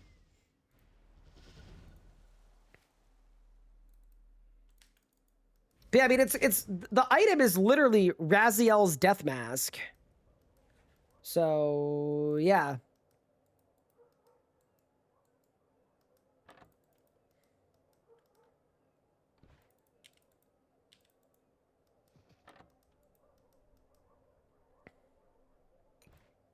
It's got to be something. Thoughts on sit-stand desks? I think they are functionally good, but you have to actually use them for them to be good. So I have a standing desk that I don't use as much as I should, and as of right now, the current configuration of my setup doesn't actually support the use of the standing desk. Although I am moving in a few months, so when I reset up my setup, it will be done so in such a way that I can actually use it. I have 90 in all combat stats. Apart from prayer, should I boss for money or skill? What do you want to do? Like, the game is so open-ended. You could do whatever you want. Like, skilling can make you 50 mil an hour at your level bracket, but so can bossing.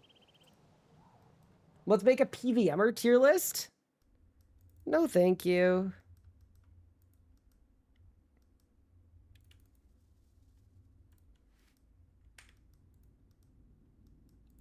The chest in the dwarven mine. Is it this one? This little guy? This little guy? No. What the heck?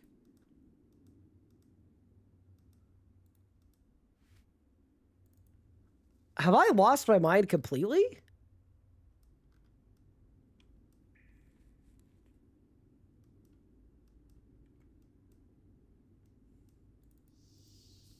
The chest in the dwarven mine.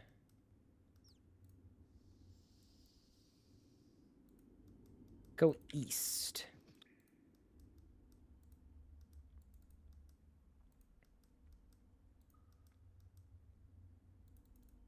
East and south? Like this way? Okay, now you're just saying different directions. Okay. Non-helpful. Nah, it can't be. Oh, it's at the crossbow guy. Oh, nice. We'll head over that way. Thank you.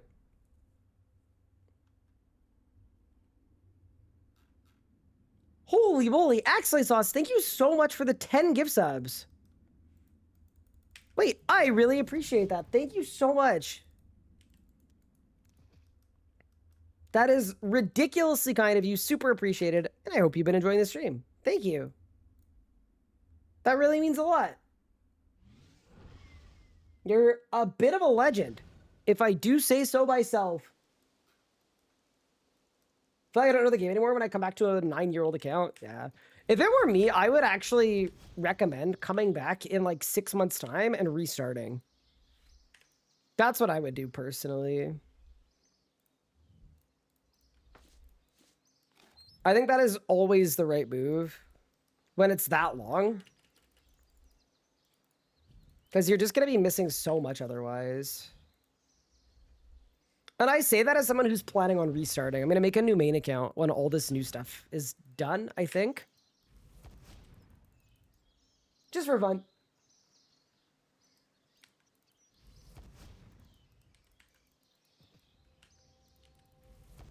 New account 2027, yeah.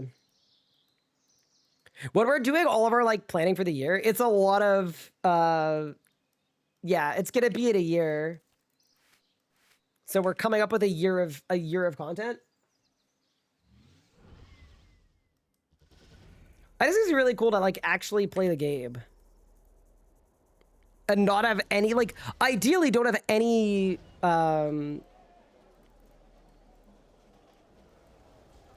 like hourlies or anything. Like we just train what we want to train.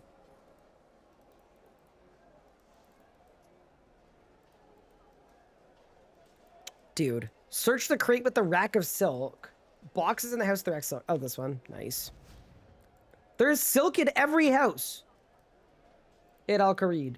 There's nothing but silk. What do you mean? Boxes, boxes, boxes, silk, boxes, silk. Boxes, silk. Can't believe this. When do you restart as an Ironman or normal account? So it's going to depend a lot on the status of my hardcore Ironman. But I think what I would do, to be honest with you, is I think I would send a main account. And then once the main got to the end game, or we got tired of it, then I would make a new Ironman. Or a new hardcore, rather. But I kind of think main first, because one of the things I was trying to be cognizant of is I think it'd be really fun once the game is in a better state to make a main and kind of do a play along with you guys. Where, like, can you imagine if we made it a big thing?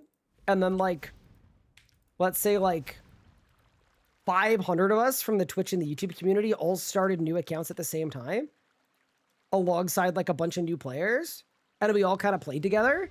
I think it'd be really fun. That's sort of what I want. I want to create like a restart point for people. That's like a good, clean opportunity to get back into RuneScape. And then I do it with them.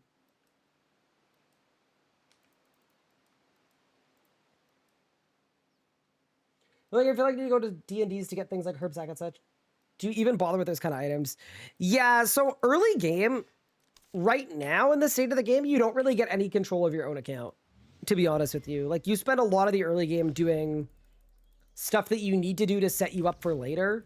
So getting the herb bag and the charming imp and the seedicide and the bone crusher and questing to unlock curses and doing herby werby for overloads and doing will the events for money and for prayer XP and unlocking prayer. Like there's all this stuff. And then once you get out of like the early game, once you've done all that stuff, the game really, really opens up. But yeah, it's a valid thing.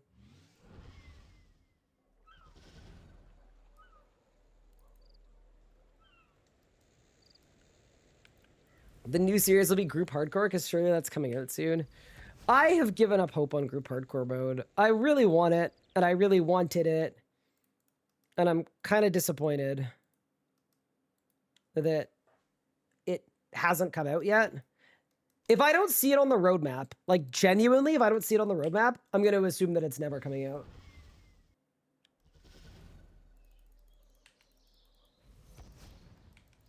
Gold cloak mode? Pog? How long is it to get the herb thing? The herb bag, it's very easy. Yeah, it's not hard to get. You just have to do herby werby twice. Twice? 4 times, twice.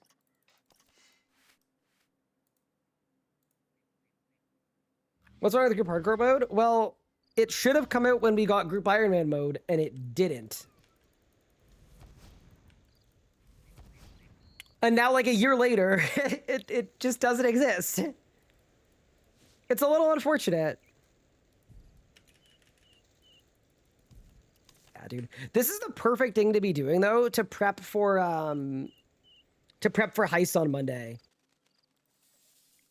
That is something I'm really happy about, because having an EOF for these weapons, if they're good EOF weapons, is going to be so sick.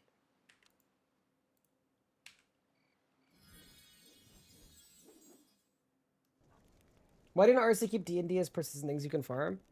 Well, so here's the thing, right? Because of the state of MTX and everything, they haven't looked at improving the game in this way in literal years, right?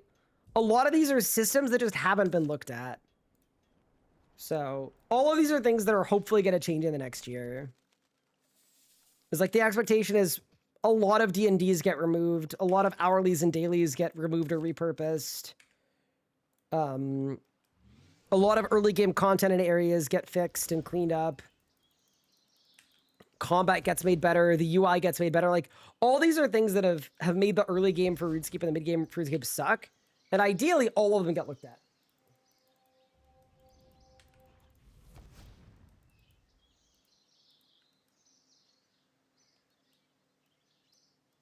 I'm 92 thieving. Should I do safes or Crux Knights?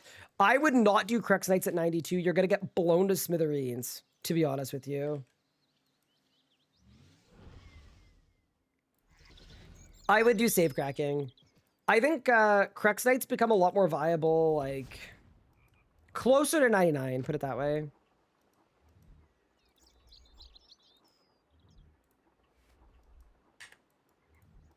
Clap on the top of the mill. All right, on a bus. There we go. We have mill. You found a casket. How many caskets do I have now? 9, nice. That's the one thing that I don't like about clues. You get unlucky on your forts. It's not pretty. Yeah, we'll be out of here in no time now. I mean, what am I missing? 9 fortunate components to have an EOF? It's very worth it. Surely dwarf traders get nerfed again on Monday. So I was thinking about this. I don't know if dwarf traders are going to be harder on Monday, or what if everything gets easier on Monday? Like, it could be an early bird bonus, or it could be a late bird bonus. Because thieving doesn't scale past 99 right now. If thieving scales to 120, does that not mean you might be able to, like, just never get caught at things like dwarf traders? Was there videos wrong after RC for the first time in 2012? Keep it up. Oh, thank you. Yeah, we've been on a bit of a downturn of late. just over the last like few weeks because leagues burn out and class and sick and everything else. But we are bigly back. We have lots planned for YouTube. The next 5 or 6 videos are all scoped out and planned. Actually, later tonight after I end stream, I'm going to be spending 3 or 4 hours working on the next video. So, yeah, there's very much happening. We have a lot of big plans.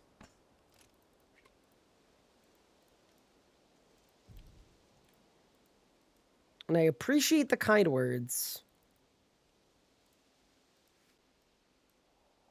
Oh my god, did I get the same one twice? No way. Oh no, I didn't talk to Yuri. Oops. I'm bad.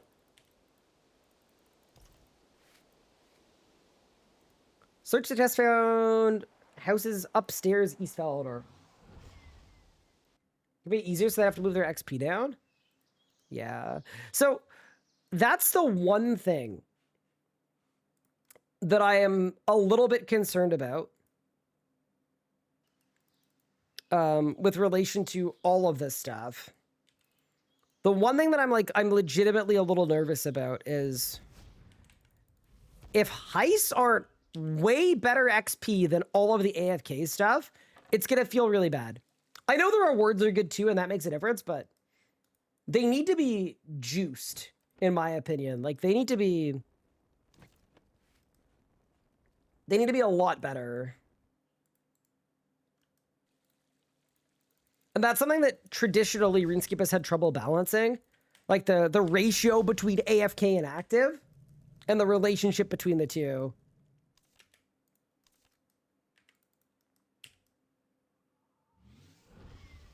Where's the league takedown video? So that one, actually, I might do something interesting with that. So here's what happened with that video. It was a project that took way more time than I thought it would. And the aim was for the video to be out around towards the end of leagues. The thing that I'm concerned about is, even though the video is basically done now, if I put it out now, my inclination is that interest in leagues is probably the lowest it will ever be. And no one is going to watch the video, even though it is a great video and it's a full-blown takedown on leagues and it's awesome. So I'm considering, I haven't really fully thought this through, but I'm considering if it might be more worthwhile to save the video and then put it out when Leagues 2 is announced, if it's announced, as a means to like relate it to Leagues 2 and say these were all the things that pissed me off about Leagues 1 that they need to do better for Leagues 2. That one's behind the Patreon wall. We don't have a Patreon. But yeah, I don't like that idea, but you're right. Yeah, that's why the upload schedule has been a little weird, is I was kind of banking on that video and it didn't end up ready close to on time. Which is okay. Like, it's, yeah, it happens.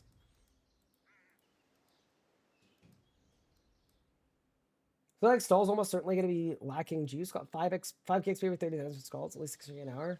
Half of Dwarf Traders, yeah. I mean, Dwarf Traders also have terrible loot, and I know that, like, Jagex looks at that. Like, I think it's okay if there's something that is...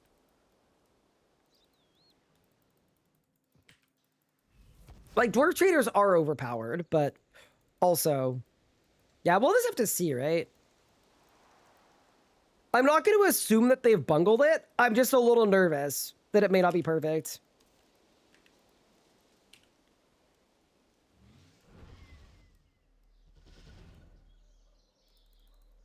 There's a balance versus XP and loot. There is, but last time they said that, Big Game Hunter came out, and it was terrible XP. So I'm just like, I understand there should be a balance, but I don't know. To me, heists are sick. They're active content. They're hopefully going to be really fun. Make them good to do. Especially because they're active. And so little of this game is active. BGH is also terrible loot. Yeah, but it's considered high loot for some reason. Even though it's worse loot than Ground Walls. And worse XP than Ground Walls. Maybe they should just giga buff Big Game Hunter.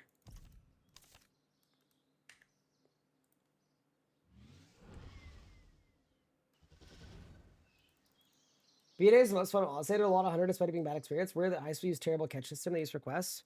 Wait, what's the catch system in quests? Oh, where your screen goes black? Wait, what's the catch system?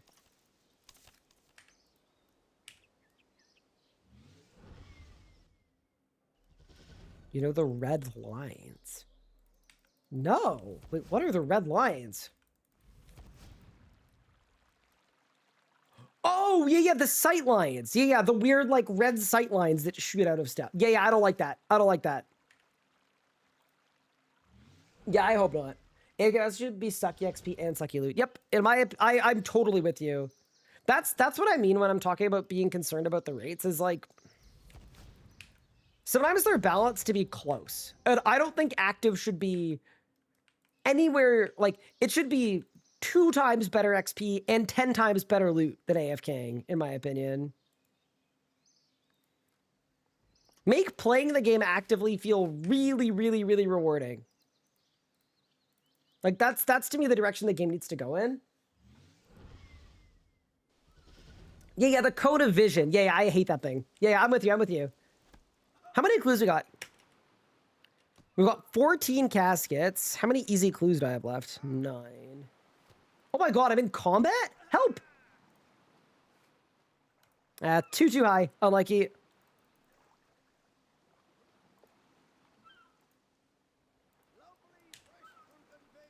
Speaking of Questscape, though, I really do need to unlock a mascot on this account because I think it's going to be really fun. Dude, hardcore Ironman and mascot. That's terrifying.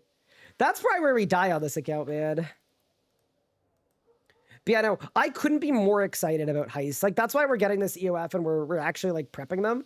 I was kind of stunned by how much content was impacted and how good the drop tables were. Like, to me, it's going to become every Iron Man's favorite skill by a long shot. It's so valuable and rewarding the whole way up. Like, I'm going to log in on Monday. I'm going to be 108 Thieving, and I'm going to want to grind out HEISTS and all this new content all the way to 120. Bro, what is this guy doing? Oh, I remember this. This is where they teased the dragon kite shield. This is the dragon kite. It's just a kite of a dragon. Yes, I remember that. Hi, Twiz, thank you so much for the 5 months. Appreciate it. Now your mining grind is 1 click every 14 minutes. Just disgusted me. Why even play? Yeah, I mean, I think the reality is RuneScape is always going to have to offer AFK because that's the community that plays the game. Now, a lot of people like RuneScape as a second monitor. I just think active needs to be way better. The way to train this skill most efficiently or close to most efficiently should never be 4 clicks an hour. That'd be kind of my take. I actually don't think it's a bad thing though that people can idle this game and second monitor this game. I actually think it's completely fine. It needs to be balanced properly. Hardcore dropping to a mascot, not nearly as shameful as KK. Wait, did this move? What the hell? Wait, was this the Lumbridge one? They chucked it in Falador. Okay. I see you. Okay, so now when they declutter Falador, where do you think they're going to move it to? Can you imagine if every update they move it? Oh, it'd be so funny. Just as like a little joke. No, I guess case much of too much AFK, more active usually isn't word enough. Yeah, that's fair. I also do think it depends on the skill. Like, Stone Spirits allowing you to max efficiently AFK mine with a perfect potion, like, I think is just terrible design. So there's some stuff in there that's just bad. But then there's some stuff that, like, yeah, this is fine. It's too good. My favorite example of an AFK method that is well balanced is the agility bikes from 65 to 75. That is what most fully AFK methods should be. It is really slow.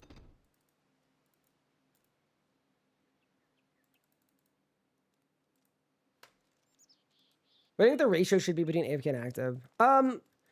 I don't care about how much content there is. I'm actually very fine if they want to offer mostly AFK methods to train most of your skills. I don't mind that at all. I just think it needs to be at least 2 times slower than active methods, at least. And honestly, I probably want to go further. Like if it's 15 minutes AFK, it should be like 6 times slower than an active method. But yeah, I do think the main issue, I'm kind of with Nalia on that, is they need to reward active more. They don't necessarily need to nerf AFK in most cases, but they need to reward active way more. Active should be way, way better than AFK.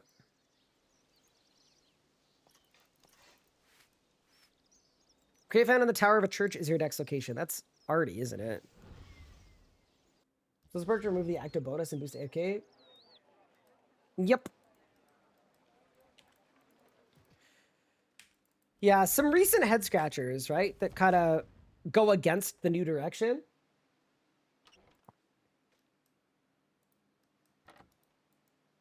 Yeah. Like one example that I actually don't hate. I do not hate Ghostly Souls. The fishing spot that never moves. The reason I don't hate them is I have been trading there on my main for what feels like 6 months. And I'm not 120 fishing yet. It's like 100 and something KXP an hour at most. It is so dreadfully slow. Like, to me, that's what it should be. That's the price I should be paying for full AFK my fishing.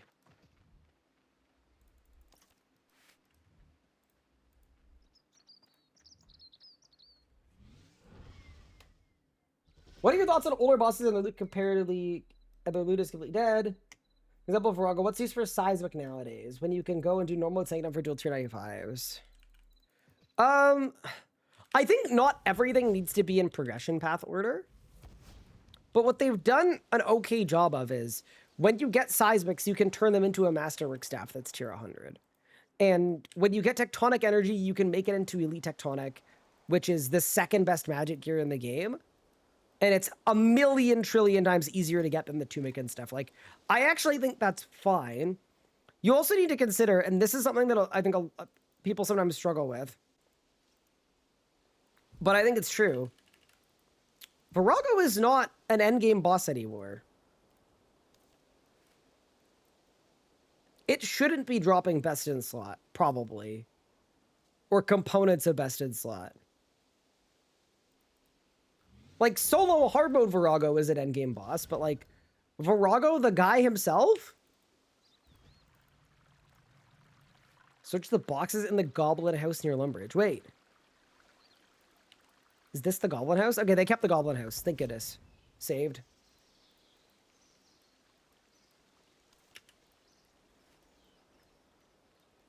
But yeah, it's kind of an interesting thing because I think for a lot of people, they don't like that you can get Sanctum weapons from normal mode. That I understand, but they use Rago as like a scapegoat because nobody said, what's the point of a Rago when Angel of Death exists? Or when Rax exists for a Nox Staff, and a Nox Staff is way easier to get than Seismics for a lot of people.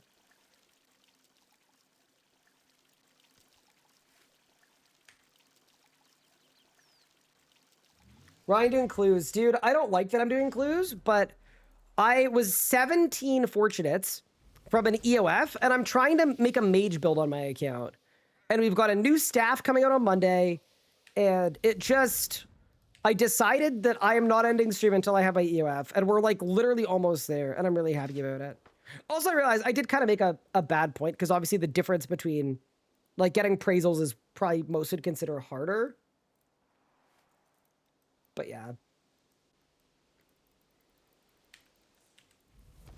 I still don't agree with the like, what's the point of Virago when it's still tied to a lot of content and pretty relevant. It's also the single best source of combat score in the entire game.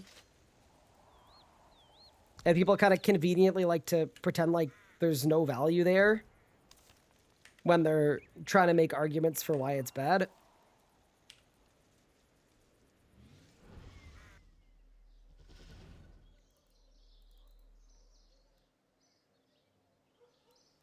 Is Rago a mid-tier boss? No, but it's in the end game, but it's not an end game boss. Like, the tiers don't go with your stats, right? RuneScape has like 30 bosses that are all fought when you're in the end game of your progression, but Rago is one of the easiest ones.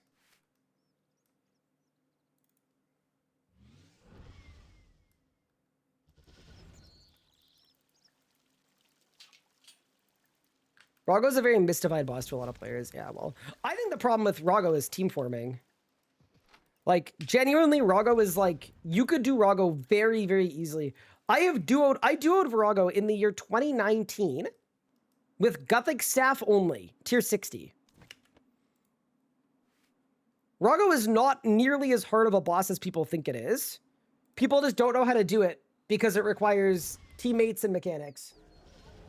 It puts it in a weird spot where Rago is this mysterious, impossible boss because soloing it is really, really hard, but it's not actually a hard boss at all. And it's very rewarding in terms of, like, if you're going there for Tectonic, you get your full armor set in like an hour. It's kind of nice for that.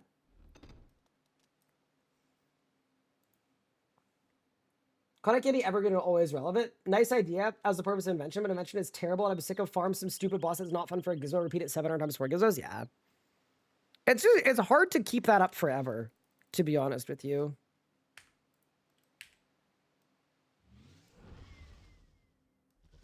In general, old endgame bosses, Blightbound's are useless, Seismic's useless, Praisel's useless. Yeah. I think in general, I'm okay with the game evolving. And I also think when you're doing this like whole rejuvenation thing, as harsh as it sounds, I think the game should push you to more modern, better content. I say that as someone that likes Solak and likes Virago. First off, Solak is still hyper relevant even without Blightbounds. Blightbounds are used in a lot of like kind of endgame metas, but beyond that, Grimoire is complete and utter best in slot. So I think Solak's relevancy is fine. But the idea that it has drops that aren't best in slot anymore, I think it's kind of fine. I wish Invention was used more though, to be honest with you. Like, that to me is the actual answer is, why aren't there Blightbound components that give you extra crit chance? And it ties into Solak. I mean, they kind of did that with Seismics, where Seismics break down into something that you need to make a Masterwork staff, but... And also rumbling components for, like, EOFs and stuff like that, but... Yeah, like, I think the answer to all of these, it's weird that this weapon is useless now, make it a component that's good. Same with Staff of Sisuke. Staff of Sisuke gives you, is it 16 Kuroming components? It is unironically, I have leveled up Staves of Slisuke before, I think.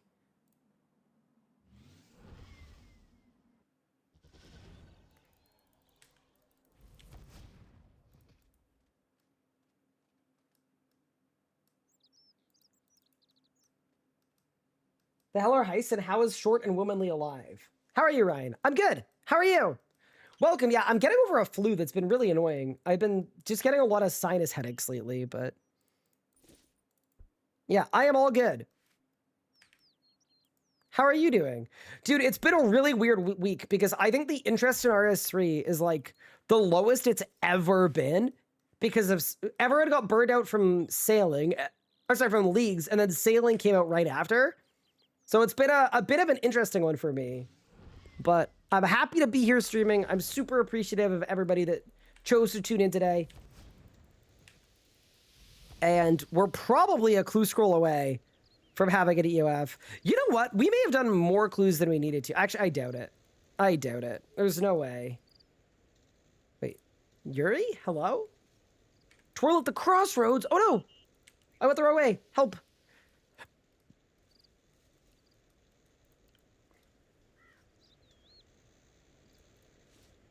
I'm the worst. But yeah. I'm happy to be back streaming. I'm happy to be back home as well. I don't think I'm going to be going anywhere other than maybe a night or two around Christmas to see my grandparents. Other than that, I think I'm here until like mid-January, which is going to be nice. Just good to, like, I've done a lot of traveling lately and it's kind of tired me out a bit. I think Masterwork, other combat armors for skilling are good from the game. Good for the game. Like the good alternative progression. I think they are in a good spot because they're not best in slot, but they are like viable. So for the type of player that loves skilling and making their own stuff, which is like a classic MMO fantasy trope, it's great for them. But for me as a player that could not be asked doing any of that for any of that, I can completely and utterly ignore it and skip it. And I think that's the right spot for it to be.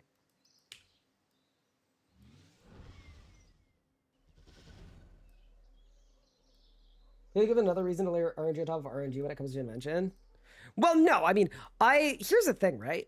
There are so many things invention could be used for if it wasn't absolute garbage, incredibly terrible and unfun to use, right?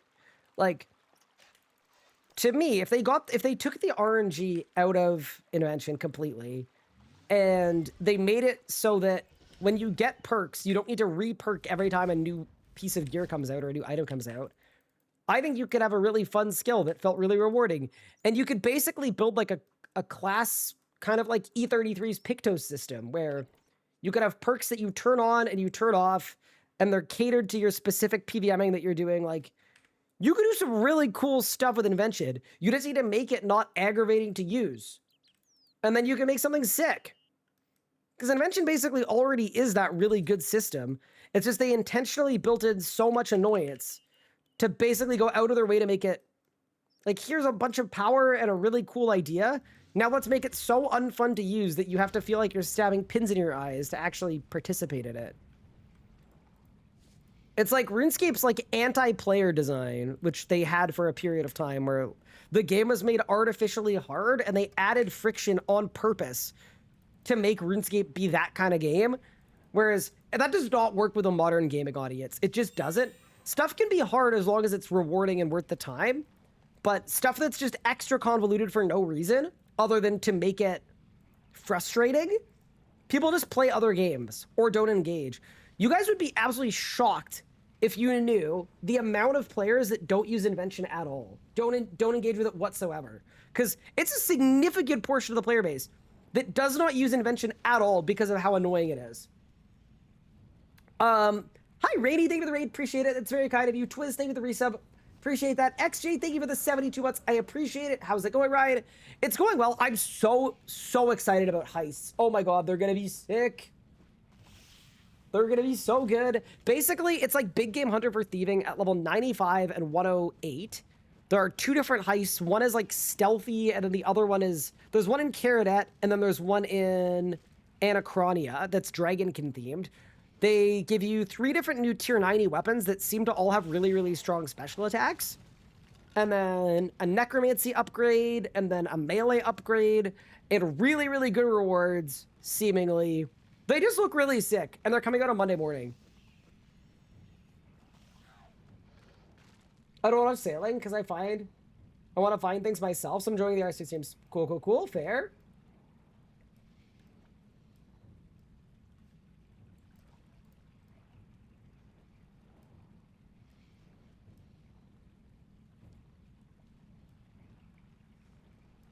But yeah. Compared to her, sorry, I'm behind on chat, who turned on adventure, no perks, they don't understand them. Yep. No, the numbers are shocking on invention.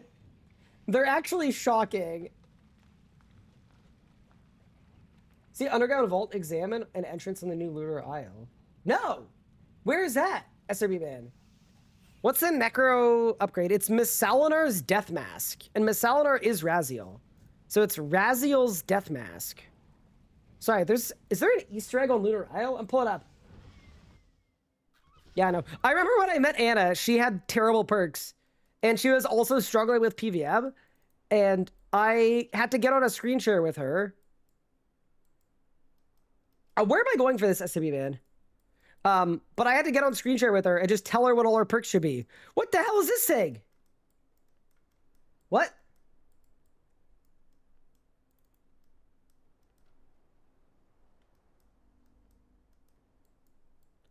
What? Examine underground. Looks like some kind of underground vault.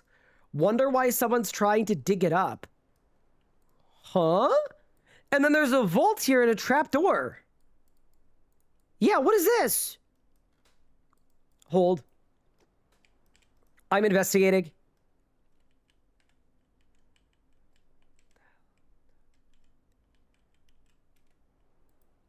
Bro, this looks like a Fortnite vault. Okay. Go north of town, west of Livid. Okay, on it, on it. Oh yeah, before mobile got the rare biting through mobile logged out. Yeah. Do you think there'd be maybe it's a lunar heist? That's so cool. Yeah, what? This can't, no? Wait, what am I looking for? What am I looking for?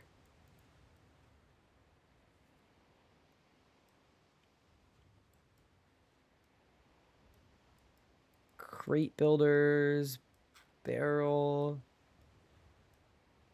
No examine, but the cave is new.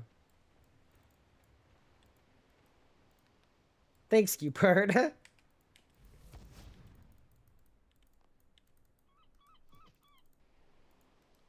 Yeah, that's weird. Yeah, there's a huge update on Monday. They've also, like, added so many new thieving, pickpocketing activities and chests that you can loot. Like, across the whole game. And they have basically every good Ironman supply. Which is kind of insane. It's, like, it's really, really good. It might be the biggest skilling update in, like, I don't know, a number of years.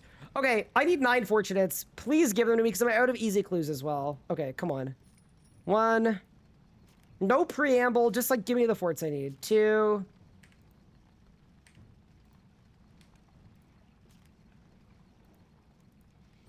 3. Please. Let it be done. 4. 5. Come on. 6. I think we've got this. I think we've got this.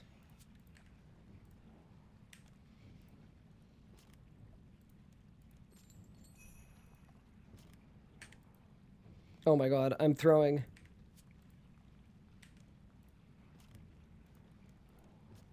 Oh my god, please. Brother. 7? 8?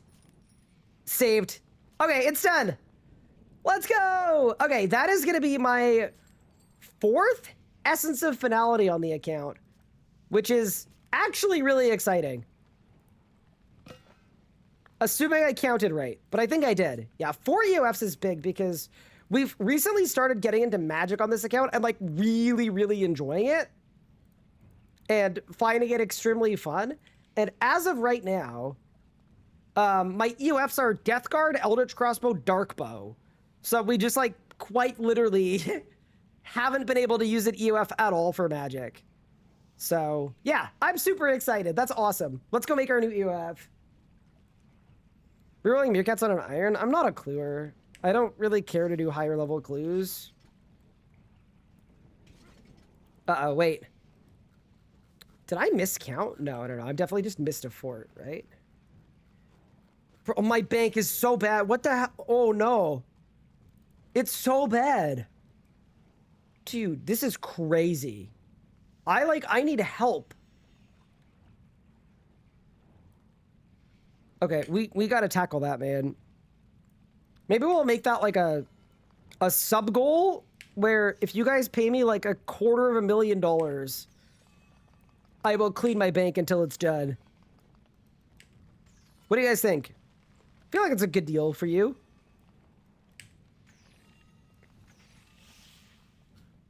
All right, that is 50 forts. Big. Okay, so now I need onyxes.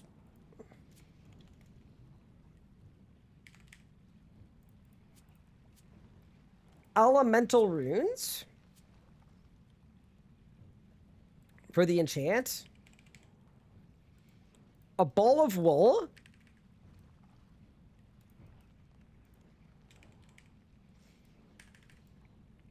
And let's go buy some HEISTS.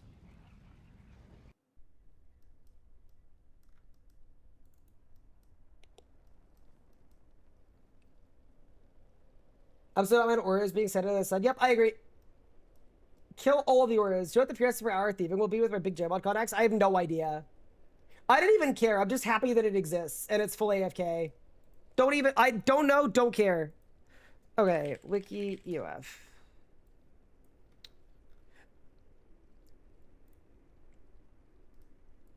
Alchemical Hydrix is...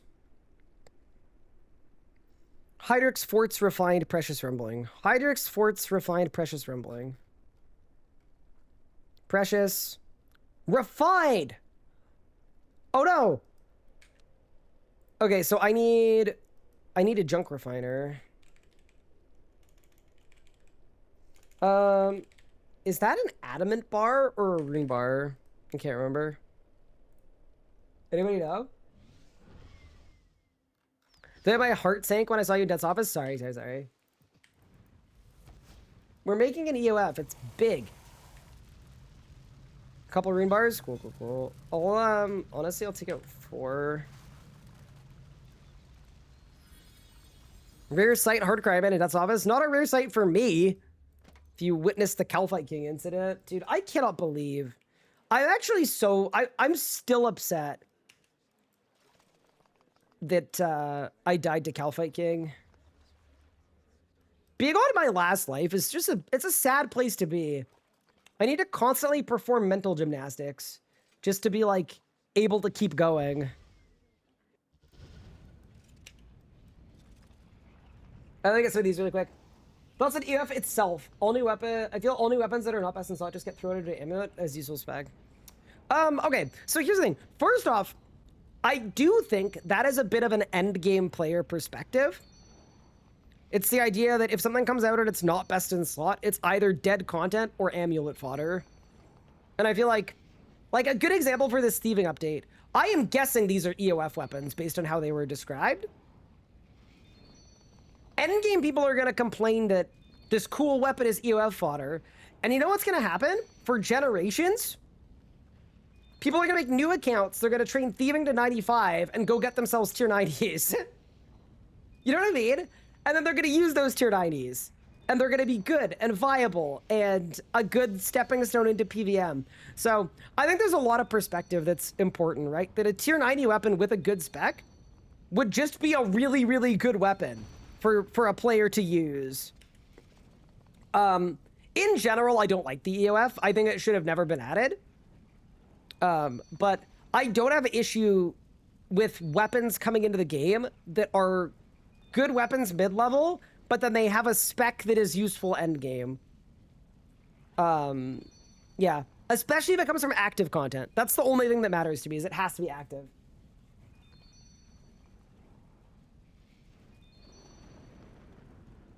Die to a heist on Monday would be one of the ways of all time to go out. Yeah, I hope not. Like, genuinely, seeing that page, that update, made me want to train a new account to 95 thieving. Like a new Ironman or a new hardcore, and then play it. Like, genuinely, it's hard to describe, but it got me fired up.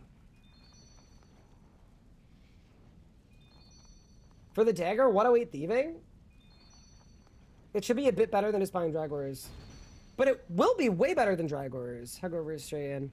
Unless you're assuming the special attack is going to be dead content. But based on the fact that the melee upgrades come from level 108 plus, I am assuming that the melee upgrades are going to be best in slotty.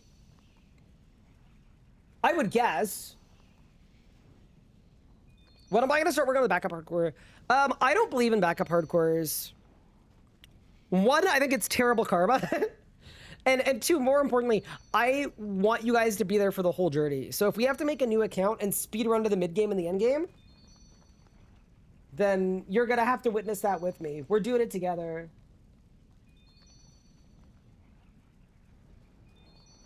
What offhand would you use with the dagger? You'd put it in an EOF and use an exekill. But like, if you were actually equipping the dagger for the spec, it'd be any offhand. Be it offhand Lang, be it offhand, like, whatever you have, right? If you're that hypothetical Iron Man that just does thieving initially to get all the weapons, and that's your tier 90 main hand, your offhand is probably something you smithed. Make a crime-locked account.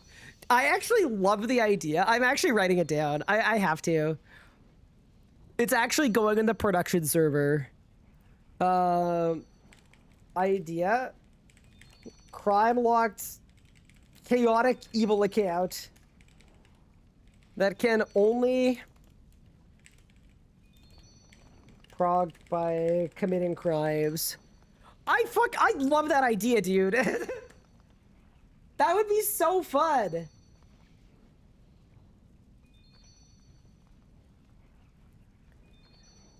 Like, you can only do things where you're canonically like a bad person. It would be so fun to scope that out. If anybody wants to help me scope that out, hit me out. Or hit me out. I can't speak. I'm so sorry. Hit me up. I think it'd be a really fun account. Like, what's best in slot, but only for things that would be considered evil?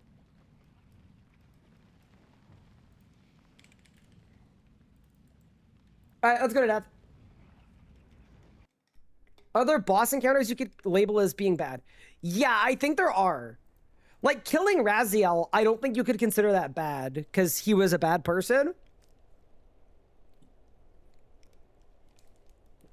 Carapac, you couldn't consider bad because he wants to die. And you're, like, helping him die. Telos as well, right? He's an anima golem that is protecting the heart. Killing Telos, I think... Well, actually, killing Telos, he's kind of a good dude. So I feel like, arguably, Telos would be in. Killing Telos is bad.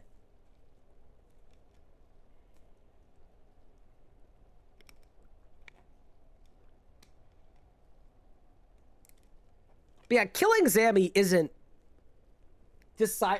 Dude, scoping it out would be so fun. Oh my god. And you start with thieving, obviously. And that's how you get all your supplies and all your potions.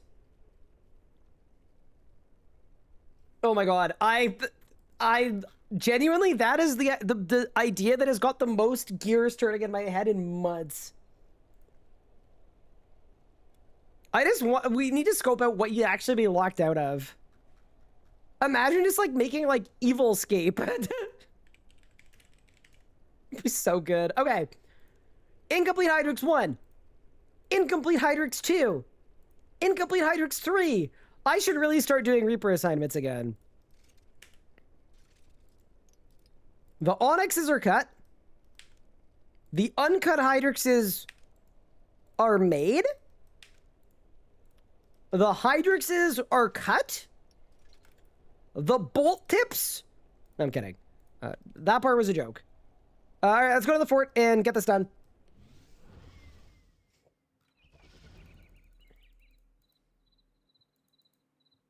Raziel's still a guardian of Guthix.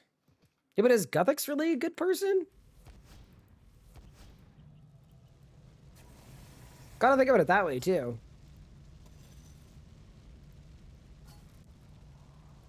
Morally gray isn't good enough. He needs to be bad. Oh, sorry, he needs to be good. He needs to be 100% good. Okay, that is a beautiful alchemical Hydrix, dude. I hate getting unfortunate components. It annoys me so much. And I'm not looking forward to the idea that I still don't have ingenuity, so I'm gonna need to do like another 250 easy clues. And I don't even have a clue cap limit yet, just to get the ingenuity, but it is what it is. There is my alchemical Hydrix. There is my Hydrix amulet.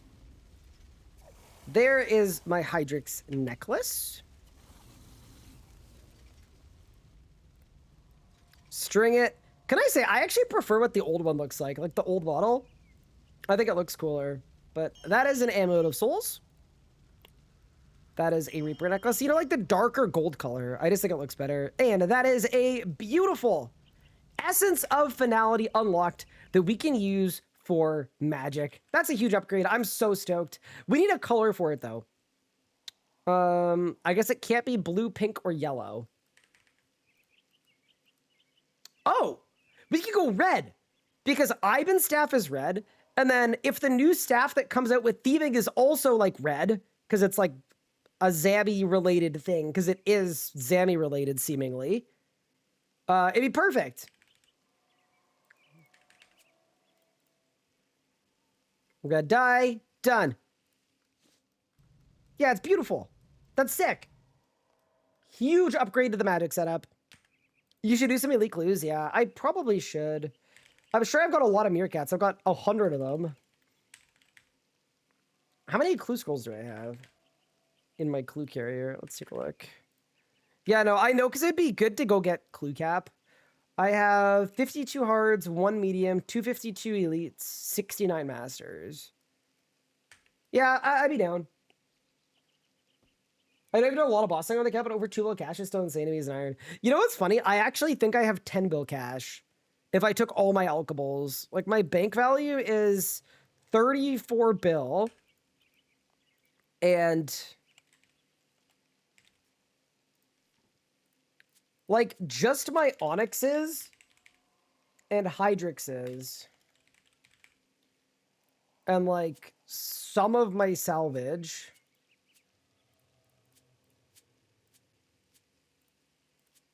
I guess I'll grab my salvage too. Okay. Onyx's, Hydrix's, salvage. Just that. And you're already looking at 3.2 bill. Yeah, it's actually crazy. And then if you did things like the elk value of my 100,000 dragon hide, and like, oh my god, my 60,000 battle staves, bro, my bank looks like a lost item claim. It's crazy. I'm rich. But yeah, no, we have a wealth of wealth.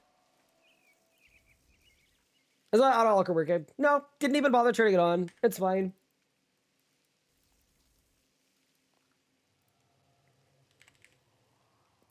I just like don't need more money than I have. I already play like I have infinite money, so I haven't bothered.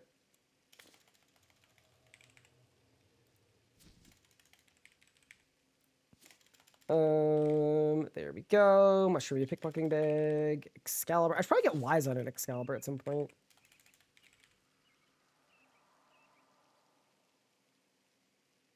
I guess all of these thieving outfits are the same, it looks like. Nice, nice. And then I needed fire runes, earth runes, soul runes, and cause? No. I can't even remember. Magic cape.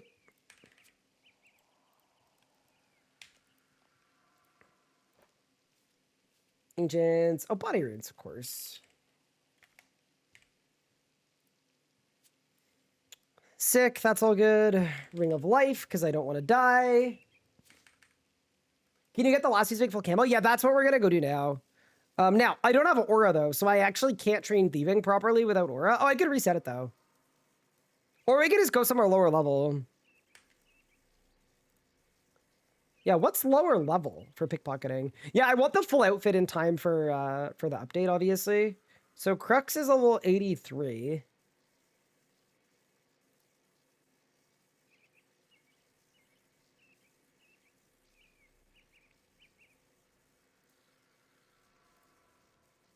Surely I go to like heroes or knights? I feel like heroes will probably be fine. Guess we'll find out.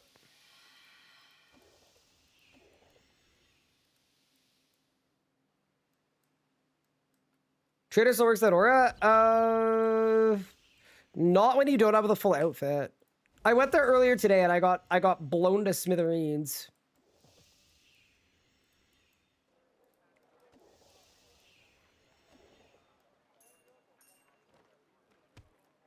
Bro, not having aura is insane. I'm getting caught by a level 49 paladin. What level is the paladin even? Level 70 thieving. Yeah, that's insane. What?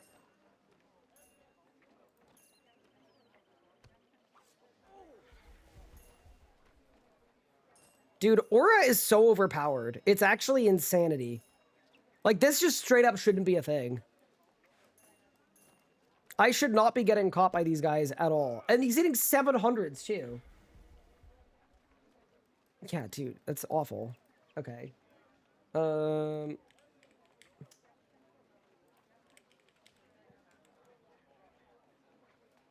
about the lower level Crux people?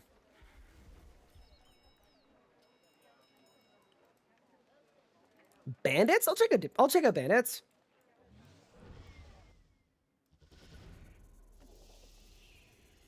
Wait, is it these bandits though? Maybe. Yeah, remember, I just need master camo pieces, so the XP rate literally doesn't matter at all until my aura is back. Like, I'm so happy to just stand here. You know, maybe we'll need a bunch of lockpicks, even though I've got the master one.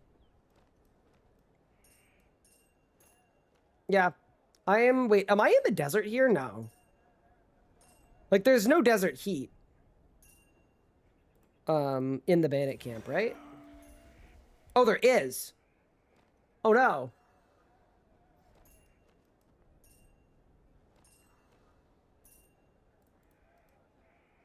You're just going for fragments and Priv is decent too. Yeah, my concern about Priv... Oh, I did have light form on, actually. We're actually probably fine. Yeah, I could go to Priv. Yeah, let's do Priv. You are probably right that I just do a Priv rotation and it works. Yeah, fair. I don't think I care about the voices here or anything. I'm only missing one piece for the full outfit, by the way. If you're wondering why I don't care about, like, fully maximizing it or doing, like, shifting tubes or anything like that, I'm all good with this. We'll just pull up. Get some quick XP. It'll work. One Piece, mention? It's real? With that said, though, guys, we've been live for 6 hours. I'm going to call it here so I can get working on the next video that is either going to be about heists, but I can't start on that video until heist comes out, or it is going to be about 4K Masket, because we're making like an actual PVMer video about the journey on that. So yeah, with that said, thank you all so much for tuning in. I appreciate it. Thanks for the really fun stream today. I had a lot of fun, and I will catch you guys next time. Thank you all so much. I appreciate all the support as always, and let's find somebody to raid over to. Have a great evening. Thank you all so much for being here. It really means a lot. I am going to send you guys over to... I mean, I could read Base Tank. He's streaming Sanctum. Dude, I haven't seen Base Tank stream in like a really, really long time. All right. Enjoy Base Tank stream. I'll see you next time. Take care.